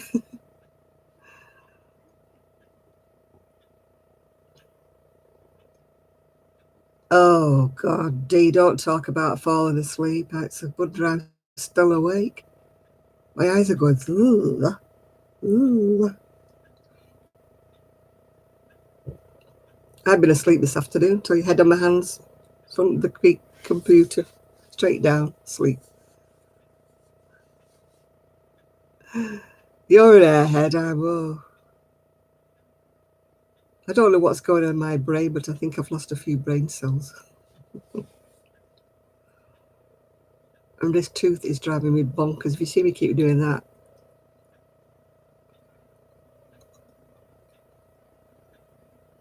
Oh, just blow a whistle or something, or put them in timeout in opposite sides of the house and whatever.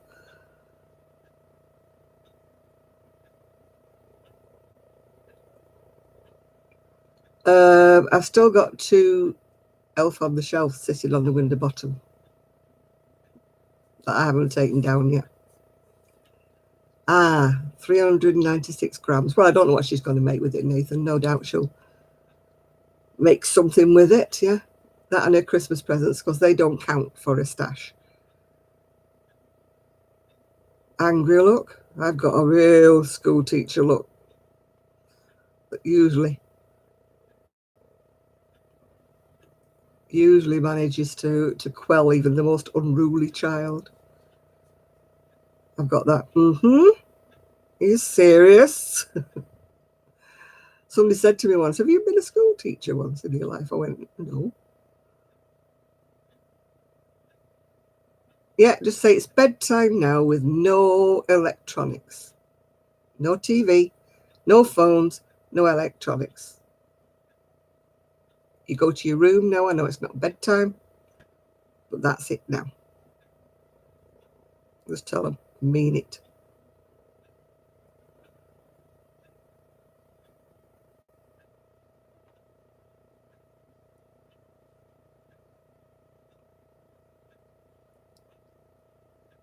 Yeah, just put your foot down. Just deprive them of something that they really like. Usually something electronics. No, I get asked if I've been a school teacher. I must have that kind of face.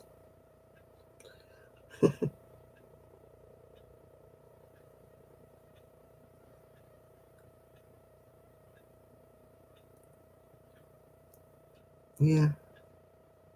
I don't care whether it's only 6 p.m.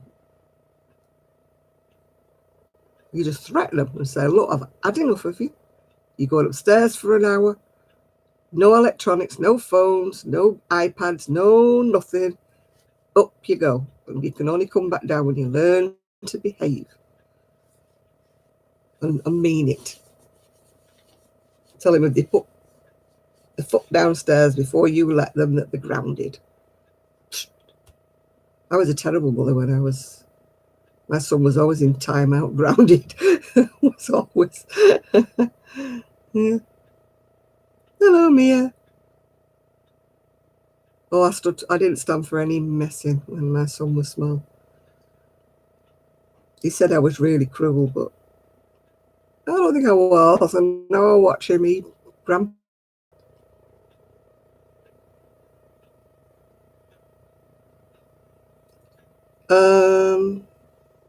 Yeah, that's the one I couldn't sort out. I had to keep pulling it back and getting it sorted out because it was going too big. Yeah.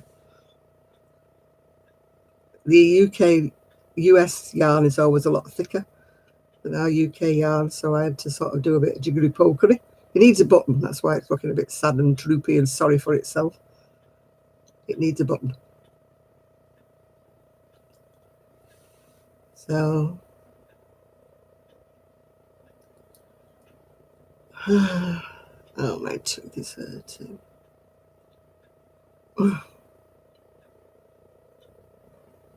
Yeah, I started a Doris Chan project, but I just couldn't. Oh, let them cry. Just say, well, I know what you're crying for now. That's what I used to say to Harry. Okay, Jane. Yeah, well, they do. You just got to deprive them of what they want to do. And then maybe they'll listen to you next time. Just say you can't come out until you say you're sorry and you don't do it again. And that's it. No, don't care. Don't be soft on them, no. There was a guy in the supermarket today and his little boy was screaming and crying and carrying on, and because he wanted this thing, whatever it was. I don't know whether it's a toy or what it was. And he's going, I don't like you, I hate you, I want my mummy. And this bloke just said, right, okay, if you want your mummy, I'll take you home and you can stay with your mummy. But we haven't done this and we haven't done that. He said, I don't care. Don't care. You're not doing this. You're going home. And he frog marched him out the shop. And I thought, yes, good parenting. Yeah, he whizzed him out, wouldn't let him. He said, I've told you no, and no is no. Well, I want my mummy, I want this, stamp, stamp, stamp. I want it, I need it, I want it. Out. I'm going, congratulations. A dad that knows what he's doing. Not one that says, okay, darling, we'll think about it in a minute if you're a good boy. Nope. They don't understand that. They understand, we're going home. Yeah, I felt like saying to him, well done, sir, well done. Take him home. And he's going, I don't want to go home, I don't want to go home. He said, well, you want any mother?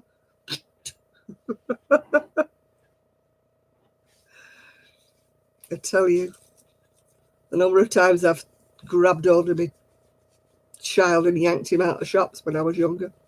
When he was younger, I mean. Started any shenanigans in any shops, we were out of there. Why should other people have to put up with my son screaming, crying and carrying on and having a tantrum? Nope. He used to put me in the car, he used to be kicking the back of the seat and I said, stop doing that. When you go home, you go into bed. And then when he got home, he would say, I'm sorry, Mummy, can we go back shopping? No. Nope. You can stay here now while your dad gets home and I'm going shopping on my own. End of. Don't take long for him for it to sink in, you know. that they don't misbehave and they don't go grabbing things off shelves. And, you know, I see it all the time. And the mothers are going, oh, sweetheart, don't do that, darling. You go put it back on the shelf. And then they go and throw it at the shelf. And I'm like, no. I said, put it back on the shelf, not throw it at the shelf. Oh, I was a horrible mum. When I see kids kicking their mums, and I'm like, do something. You know, Mummy doesn't like you kicking her. I'm going, kick him back, woman.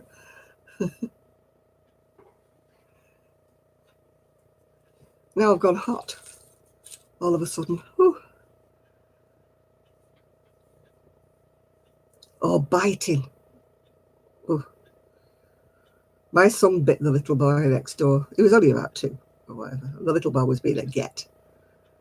But he bit him on the cheek. Oh, what a mess he made of his cheeks. I was so embarrassed. Oh.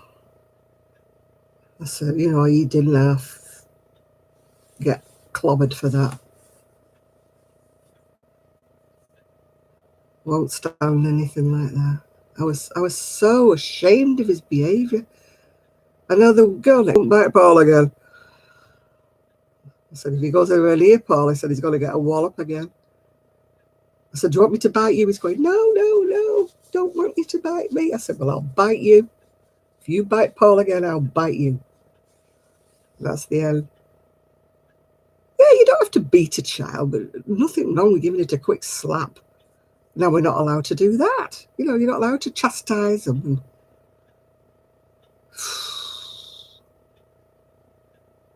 Yeah. By the time my son got through the terrible 2s, 3s, 4s, he was quite okay. He didn't bite, kick, thump. I guess he learnt when he was little he didn't get away with it. And my ex-husband, that's one thing that he never really parented very well, but he did parent if anything like that went on. You know. Yeah, after a while, Mia, you don't have to give him a slap, do you? You just have to say, carry on like that, son, and you're going to get a slap. And you know I mean it, and you know I will do it. And he used to go, I'm sorry. I said, you will. You'll get a slap if you do it again. Push him in now. So after a while, you cease to have to slap them. You just have to tell them that you're going to. And they... Yeah, we used to do that. Put that down. No, put that down. Do I have to do the countdown? 3, 2, 1. And then he'd go rush and put it back again.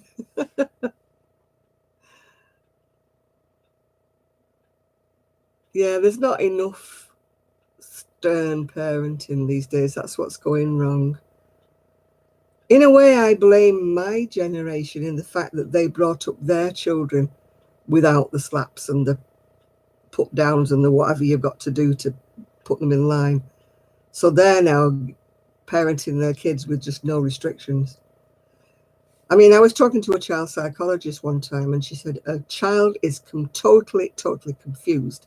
It's got to know that's yes and that's no. And there's a bit in between where they can barter. But once they hit the no stop, that's it. And if you don't give them those boundaries, they're very confused children because they don't know. They're not born knowing what is right and what is wrong. You have to teach them. You have to tell them when they're, going too far. You have to teach them. Because, and too many kids don't have any boundaries these days, and that's what it is. And you can't really blame the child because it's not been given these boundaries. It's just been, whatever. So if you don't tell it what's right, you don't tell it what's wrong, then they go bonkers in between, don't they? I know you have kids with problems. You have kids with difficulties. Yeah, that's different altogether. I'm just talking about kids that should know better, if you know what I'm saying. But I see so many kids running amok everywhere. And, and then if you say something, people say, oh, you don't like kids then? Oh, you're one of those kind of people. You don't like children. I'm going, yeah, I love children. think children are great, but I just don't like naughty ones, yeah. I've got terrible since I've got older. Oh, talk about victimology, isn't it?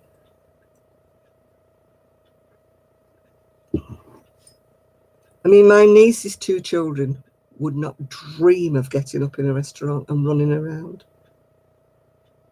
You know, they sit on their chair, and if they start fidgeting about their mum, or my other niece, her auntie will say, you know, would you like to just go for a walk outside for a minute? In between courses, you know. Shall we just go for a little walk outside? Shall we just go out here and that? Or do you want to go to the toilet or something like that? And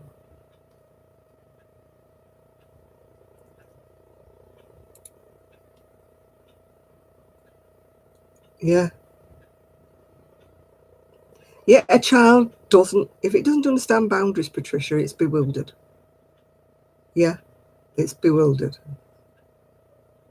You know, they have to know what their boundaries are. Yeah, there's limits in between where it's negotiable. You know, it's not yes, no like that. It's yes, no over here. And if your child's got behavioural problems, yeah, that's a different story altogether. Different. Yeah.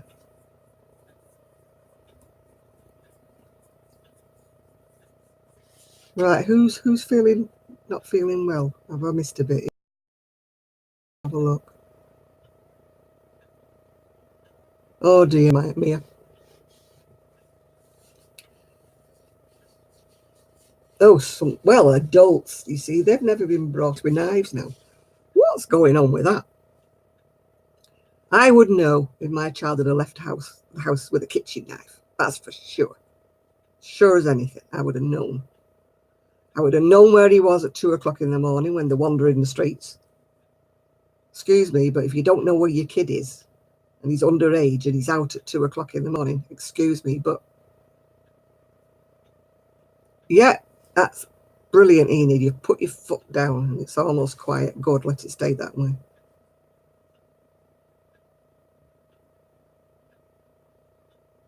Yeah. Yeah, I've known kids like that, you know, that have been really horrible. And as soon as they're in school, they're like, oh, it's so good at school. It's so brilliant. Kids like a bit of, you know, discipline. I don't mean horrendous discipline like some parents are. But they like structure. That's right. That's the right word, structure, not rules or whatever, just some kind of structure where they know how to behave. And sadly, a lot of people don't even know table manners. They're going to school and they've never used a knife and fork. They're allowed to eat with their fingers. They've never sat at table. They've ate everything on the floor in front of the TV. They can't even pull their own pants up. They can't tie the shoes. You know, I mean, when my son was little, before he could go to school, he had to learn how to put his own shoes on, how to undress himself to go to the toilet, things like that. They had to know that before they went. And, you know, I heard a lot of mums saying, oh, it's up to the teachers to teach them. No, it's not up to the teachers to potty train. You know, it's not. You should be doing that. You should be training them. You know, and if you're too busy on your phones and too busy putting your makeup on, it's tough bunnies, isn't it? Yeah. I work full time with a small child and I still managed to potty train him and tie his shoes up.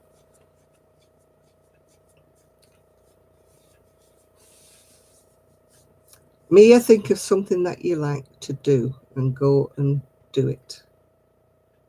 Yeah, that's the best way I find of climbing out of mine when I get down.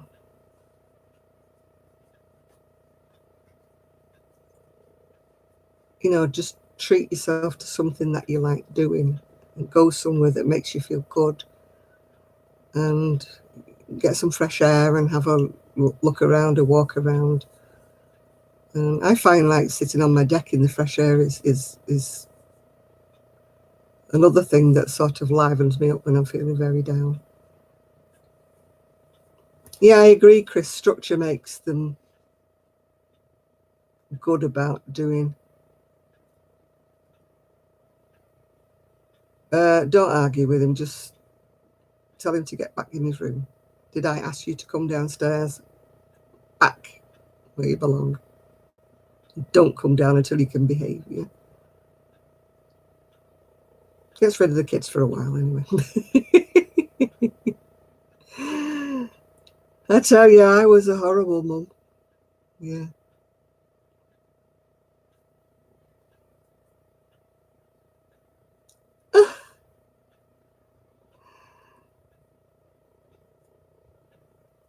If he's bored, then tell him to find something to do. There's a million things to do. If he's that bored, he can clean the fridge out or tidy his clothes up in his room or something like that. My son used to say, I'm not that bored. I said, well, go and find something else to do. Yeah, exactly. If you're bored, you'll find something to do. I don't want to do that. I want to do something interesting. I said, yeah. Yeah, it's funny how they don't want to do chores, isn't it, when they're bored? So don't tell me you're bored anymore. I'll find you something to do. It's not something you like to. Oh, that's nice, John. You come and listen to me and all the raving, all the ravers. Oh, yeah. Maybe you should get a doggy gate. Fasten the cross when he tries to get out. He has to climb over the gate. Get a tall one. No, my son never had a TV in his room until he was well past a teenager. And they didn't have, there was no iPads when my son was growing up and no phones. It's supposed to be a fun channel, although today it's not been because I've been real. I've not been in the best of whatever's this week.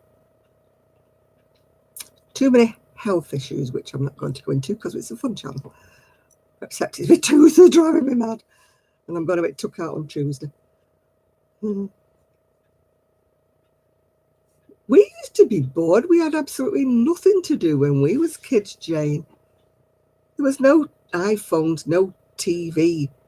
Well, there was a TV when I was young, but it didn't have TV programs on for kids. And it wasn't on all day anyway, like it is now. And we had no electronic devices. We'd do jigsaws and drawing and painting and, you know, stuff like that.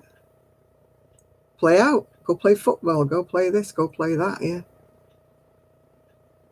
You daren't say you were bored. When I was little, your mother would give me chores to do, like washing up and stuff, tidying out the pan cupboard and, you know.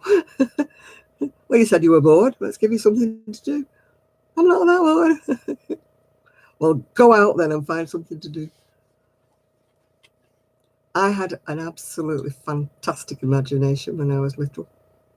I used to absolutely drown myself in books. I loved a good book.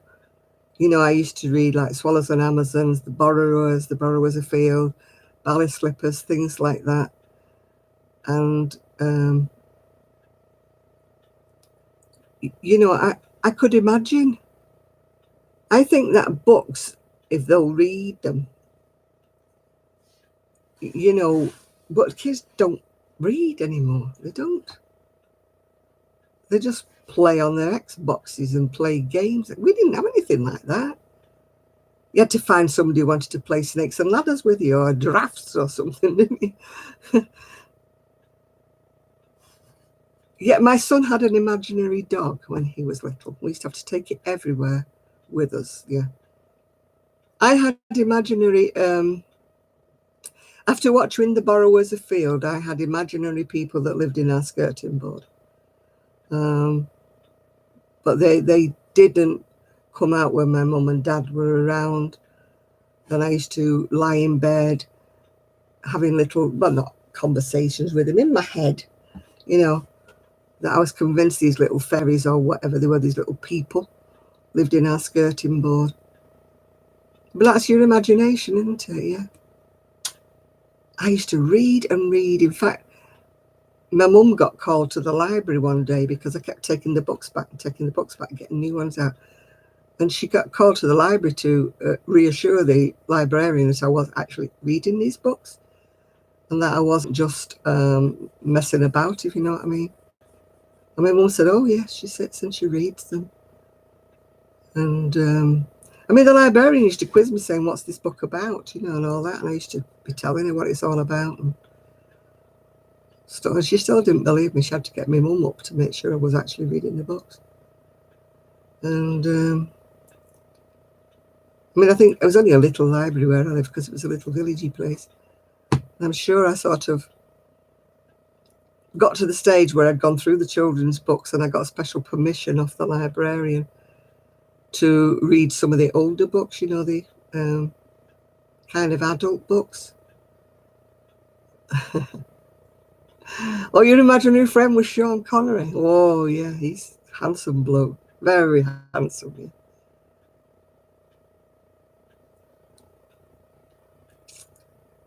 I mean, my brother was 8 years older than me, so I didn't really have anybody in the house to talk to except my little pixie friends. My son was an only child, so he used to have an imaginary dog because he wanted a dog, and at the time we couldn't have one because I worked full-time, my husband worked full-time. So there'd be nobody in all day long for this dog, and I thought it was a bit cruel to have a dog and leave it at home all day. And yeah, my niece's 2 kids are allowed TV time, but they do as a family. They'll watch what they call movie night. It isn't actually movie night because they're usually in bed by about 7 or something. But they do movie night, which is like after dinner. Or sometimes what happens is they'll give the children the tea, and then the 2 of them's dinner later on. You know, it's oh, the littlest hobo, yeah. I never had a pet friend because well, we had a cat, or we had a series of cats because we lived on the main road and they kept getting run over. But that's another story. No, mine were always little people for some reason or other. Or I used to be friends in my head with the people from the ballet shoes, you know, the Noel Stretford ballet shoes or ballet slippers, was it called, something. Because I was very, very keen on ballet at the time. And well, the littlest hobo, yeah, we used to have Lassie as well, yeah.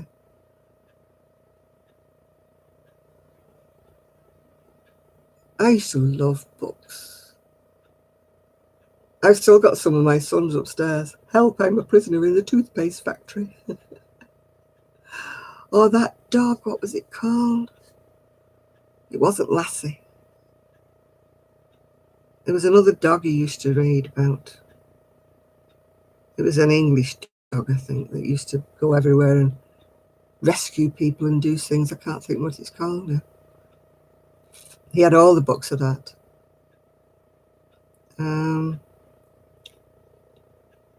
Yeah, I've still got them. Rin Tin Tin. No, it wasn't Rin Tin Tin. It was a bit like Lassie, but it wasn't Lassie, if you know what I mean. And I can't remember what his name was. But there was a whole series of books. Very Enid Blytonish, you know, because we used to have the famous 5, was it, or the Fabulous 4 or something. No, Spot was the dog that was in the Wooden Tops, wasn't it? Spot the dog.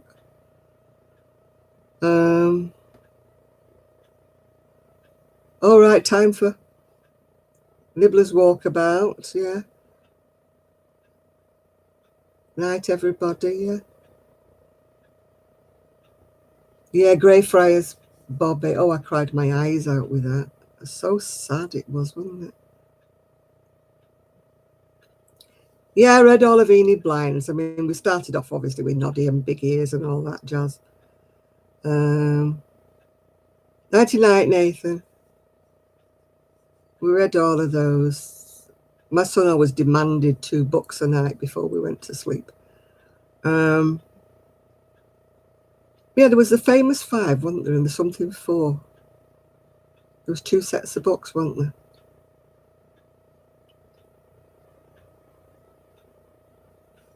Yeah, I can't think what we used to read. The Borrowers were great. I loved the Borrowers. I bought the compendium. I haven't got through it yet. There's the Borrowers, the Borrowers a Field, the Borrowers, something other. Didn't like the film. To me, that wasn't how I'd imagined it all those years. It just wasn't. It wasn't right, that film. I just didn't like it. I thought, that's not how I imagined it. Secret Seven, that was it, yeah. Nancy Drew, yeah, we used to read all the Nancy Drew. Not read the Bobbsey Twins, but it was Nancy Drew, yeah. No, I didn't like that film at all with the Borrowers, no. It was just not how I imagined it to be.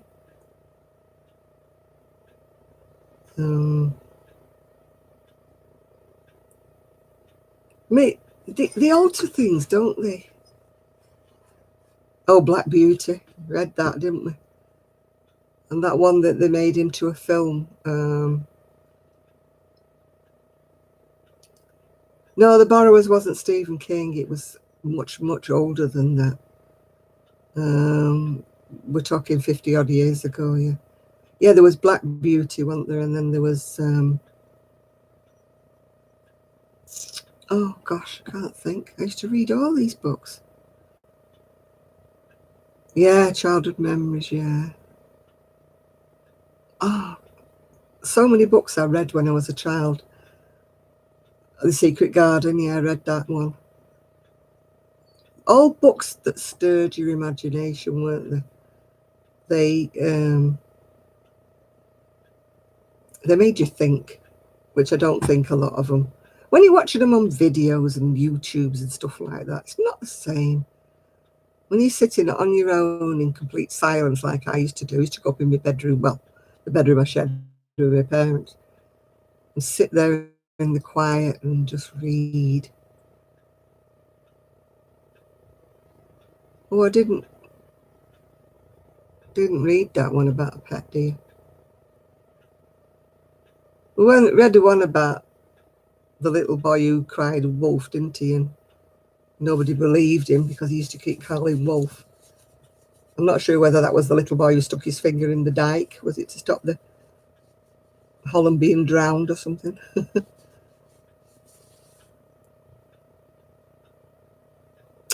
I progressed after that, like to books that were mostly made for adults kind of thing. That was kind of like the Agatha Christie days and stuff. But the librarian used to let me borrow them because we'd run out of books in the children's library that I hadn't read. And a lot of the children's books were too young for me because like they'd be really babyish books that you read. And I ran out of other things to read, like you said, The Secret Seven and The Famous Five and The Fabulous Four or whatever it was.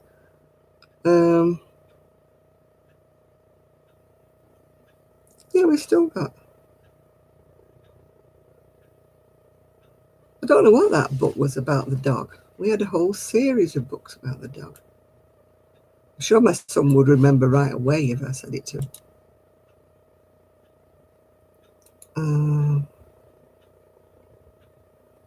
Let me just look on if it'll Google.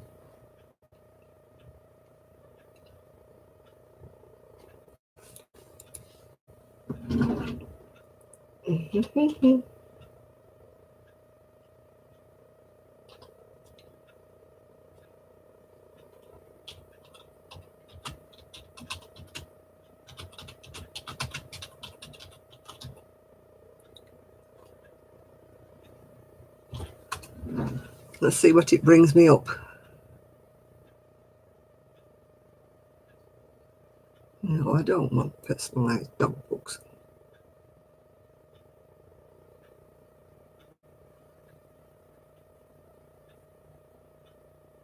No.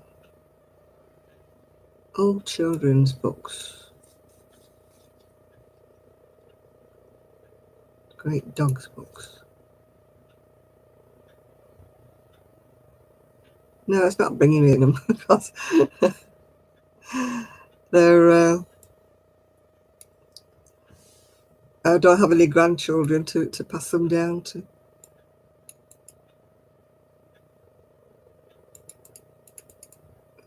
No, it wasn't any of these.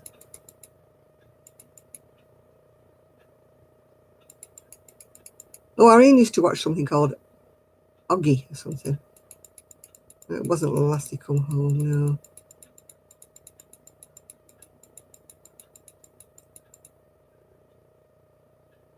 No, the one by Stephen King was Cujo.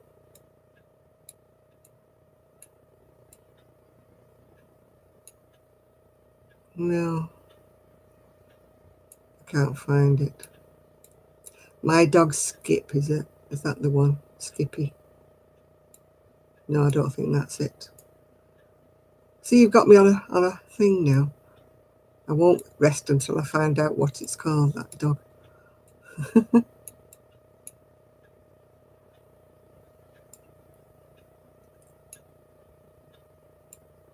No. There are some books by Stephen King about dogs, but they're not the one I mean. Oh. No, I can't find it. There's so hundreds and hundreds of books about dogs here.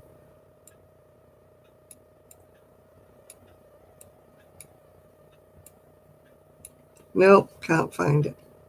It's obviously so old that it's not around. Oh, I've lost my people. I've lost my words. Where's my words gone? Where's my words gone? Oh no, it's there now. I've got it now.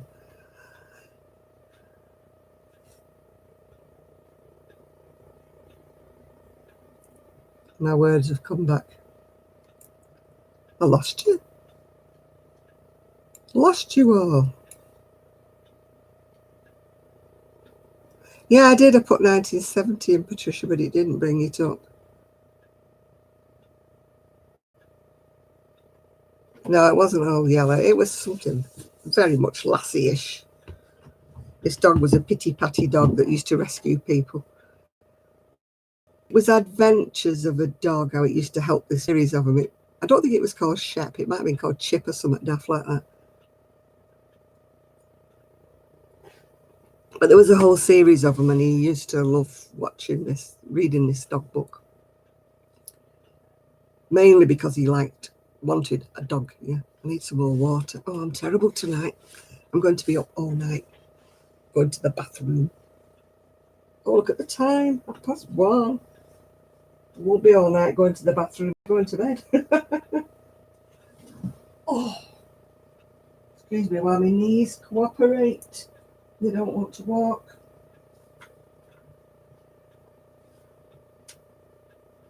They're saying, no, no, no, we don't want to walk. Oh.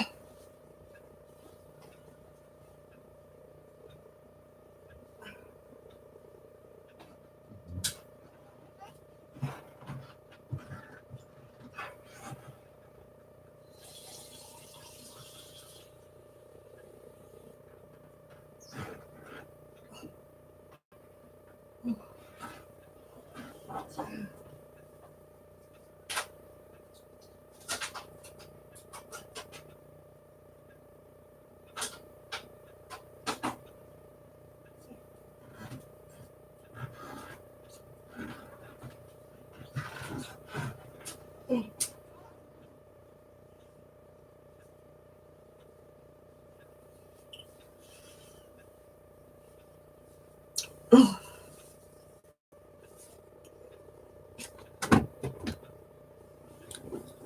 Oh. To other people's knees. Oh. Seize up. Like mine. Takes me ages to get up and have a walk. How many miles am I from the ocean? Oh, I don't know. Maybe 40.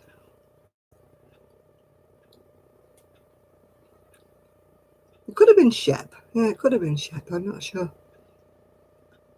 My knees are dry because I've been sat here. Yeah, I'm about 40, I think. I would think. From here to Blackpool or somewhere like that. Probably about 40 miles, yeah. Don't forget our roads are not like your roads. I think if I had a car and I went on the motorway, it would probably take me about an hour to get to Blackpool, which is probably my nearest bit of sea. Blackpool is like a place where it's all hen nights and stag do's and it's all scruffy. It used to be okay when I was a kid. Get me pills out, see. Yeah, I knitted this years and years ago when I used to knit. I dragged it out of the wardrobe. I'm finding things in my wardrobe that I'd forgotten about. The knitted ones tend to get pushed to the back of the cupboard. I like this one, but it's a little bit short and it's kind of tight, so it just fits around the waist. So I don't wear it a lot because I like to wear my pullovers a little bit longer than that to cover up my wide part. All this popping noise is me going into my pills. Oh, you're going, Mia? Don't forget, try and get a little bit of fresh air, dear. That's what I find helps a lot. Find something that you really, really want to do. You know, if you really want to go out and have a coffee, you know, go and have a coffee. You want to treat yourself to something, go and treat yourself to something. Unfortunately, my way of dealing with depression is usually to buy yarn, which isn't good for my bank balance, which causes me even more depression. You know what I'm saying? But there's no easy way. You can't get out of it, shake it over. You can't do that. You've just got to work your way through it. And remember that there's like a light at the end of your tunnel. It's not black all the time. I mean, I suffer badly with like SAD, which is like every winter time I go down and down. But luckily, you know, I do have some nice friends who will talk to me and don't mind if I ramble, you know. I do find that helps quite a lot. You know, there's no such thing as, right, I'm depressed, I'm not depressed anymore. It's a gradual thing, yeah. Am I a patriot? No, not really, no. I love England, but that doesn't mean I'm a patriot, yeah. Yeah, I find if I just go out for a few minutes, and I mean, I never used to be as depressed when I had the dog because I used to go out and walk him and just get some like nice fresh air. Even though sometimes I didn't want to when it was raining, you know what I mean? But I love to sit on my deck if it's dry. Even if it's cold, I will put my coat on. And yeah, those, I wouldn't say sun lamp, I would say those SAD lamps are good.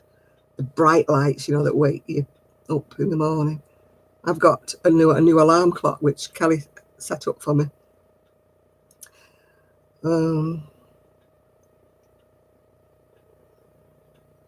Did anybody watch Cynthia's video? I Am She.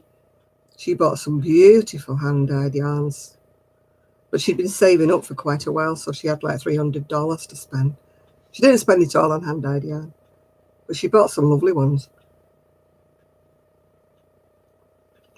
She went into that yarn shop that Z goes into. I don't think she lives that far away from Z. I like all the colour. I love all the colours of these expensive hand-dyed yarns. I absolutely love them. But I can't wear them. If I was to save up and buy some, I can't wear it because anything with wool makes me itch, twitch, carry on, everything. And I refuse to pay like up to $20 a skein to make socks with it, yeah. And I do wear shawls, but I don't wear them enough to warrant buying a couple of really expensive, you know, skeins. And I couldn't sell them in the shop. I mean, if I was paying £40 for 2 skeins of yarn to make a shawl with, you know, who's going to pay me the price that I would need for that, even though I said it was pure hand dyed, whatever. People just don't want to pay that kind of money. Sad. But when I go to all these wool stall things, wool, you know, shows or whatever you want to call them, I like, oh, look at that colour. Oh, look at that beautiful colour. You know, the hand-dyed yarns and that, but no good me buying it because I've still got 3 beautiful skeins that I haven't used because I refuse to make socks with them. Yeah. Having my supper now, people. It's a naughty chocolate, what do you call them? Croissants, something like that.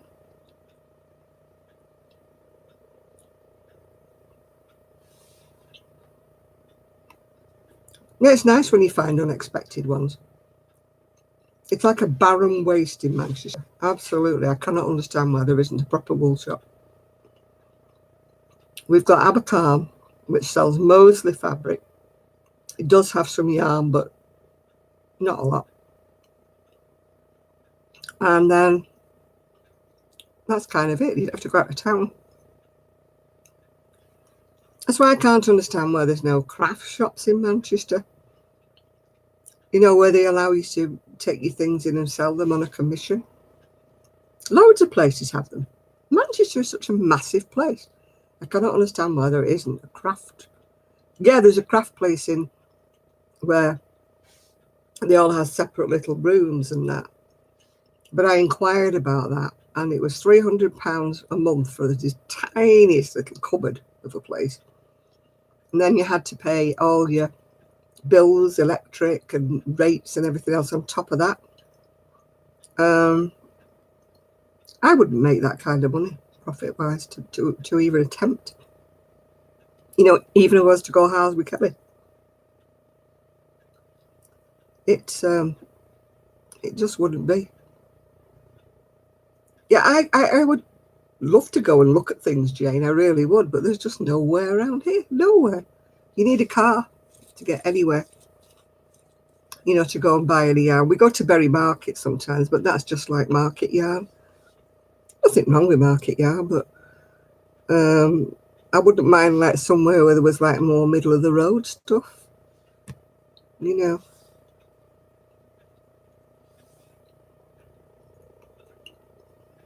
That's the trouble, you see. There's a beautiful, beautiful shop in Manchester called Countess Ablaze. And she sells the most wonderful hand-dyed yarns and gorgeous, but I couldn't afford to go in there. You know, I did go in. I've been in once. And so I got 2 skeins of yarn. That's the one I haven't used yet. I just can't justify.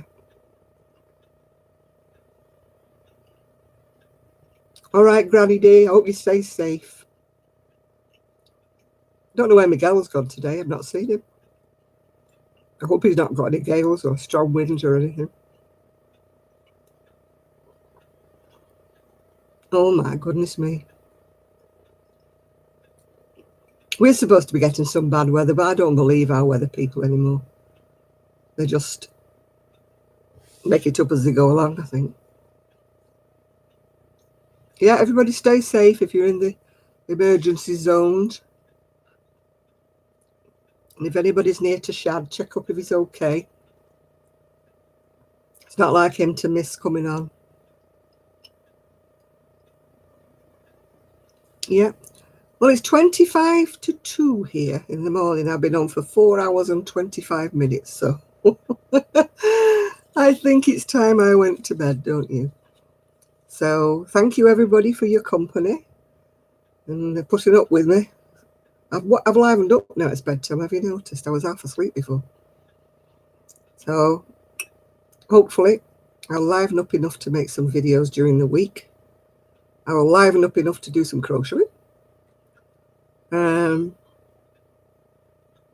I don't know. Yeah. I mean, Kelly made a video. If you haven't watched it, go watch her. I think she's just shy of 1,000 or something. But oh, thanks, Chris. I shall tell Kelly that you were missing her. Yeah, everybody that's in the path of destruction, please stay safe. Batten down the hatches or go into your bunkers or whatever it is you've got, your shelters or anything that's emergency. Go and sit in there. Better to be safe than sorry. Take your crochet. Take your flasks. Take your drink and some snacks with you. And go and all stay safe. And I tell you, if it was anything like that, I'd be the first one in that bunker. My crochet miller, my little headlight, and I'd be down there. Yeah, because I'm such a wimp when it comes to wind. Yeah. Right, night, everybody, and hopefully I'll see you all next week if I don't see you in the middle of the week. I've got loads of magazines I should be showing you and loads of things. I've got no crocheting, really, yeah. But I'm sure you don't mind. Anyway, I'll say good night, everybody. Thanks for your company, and I hope to see you all next week. So night all.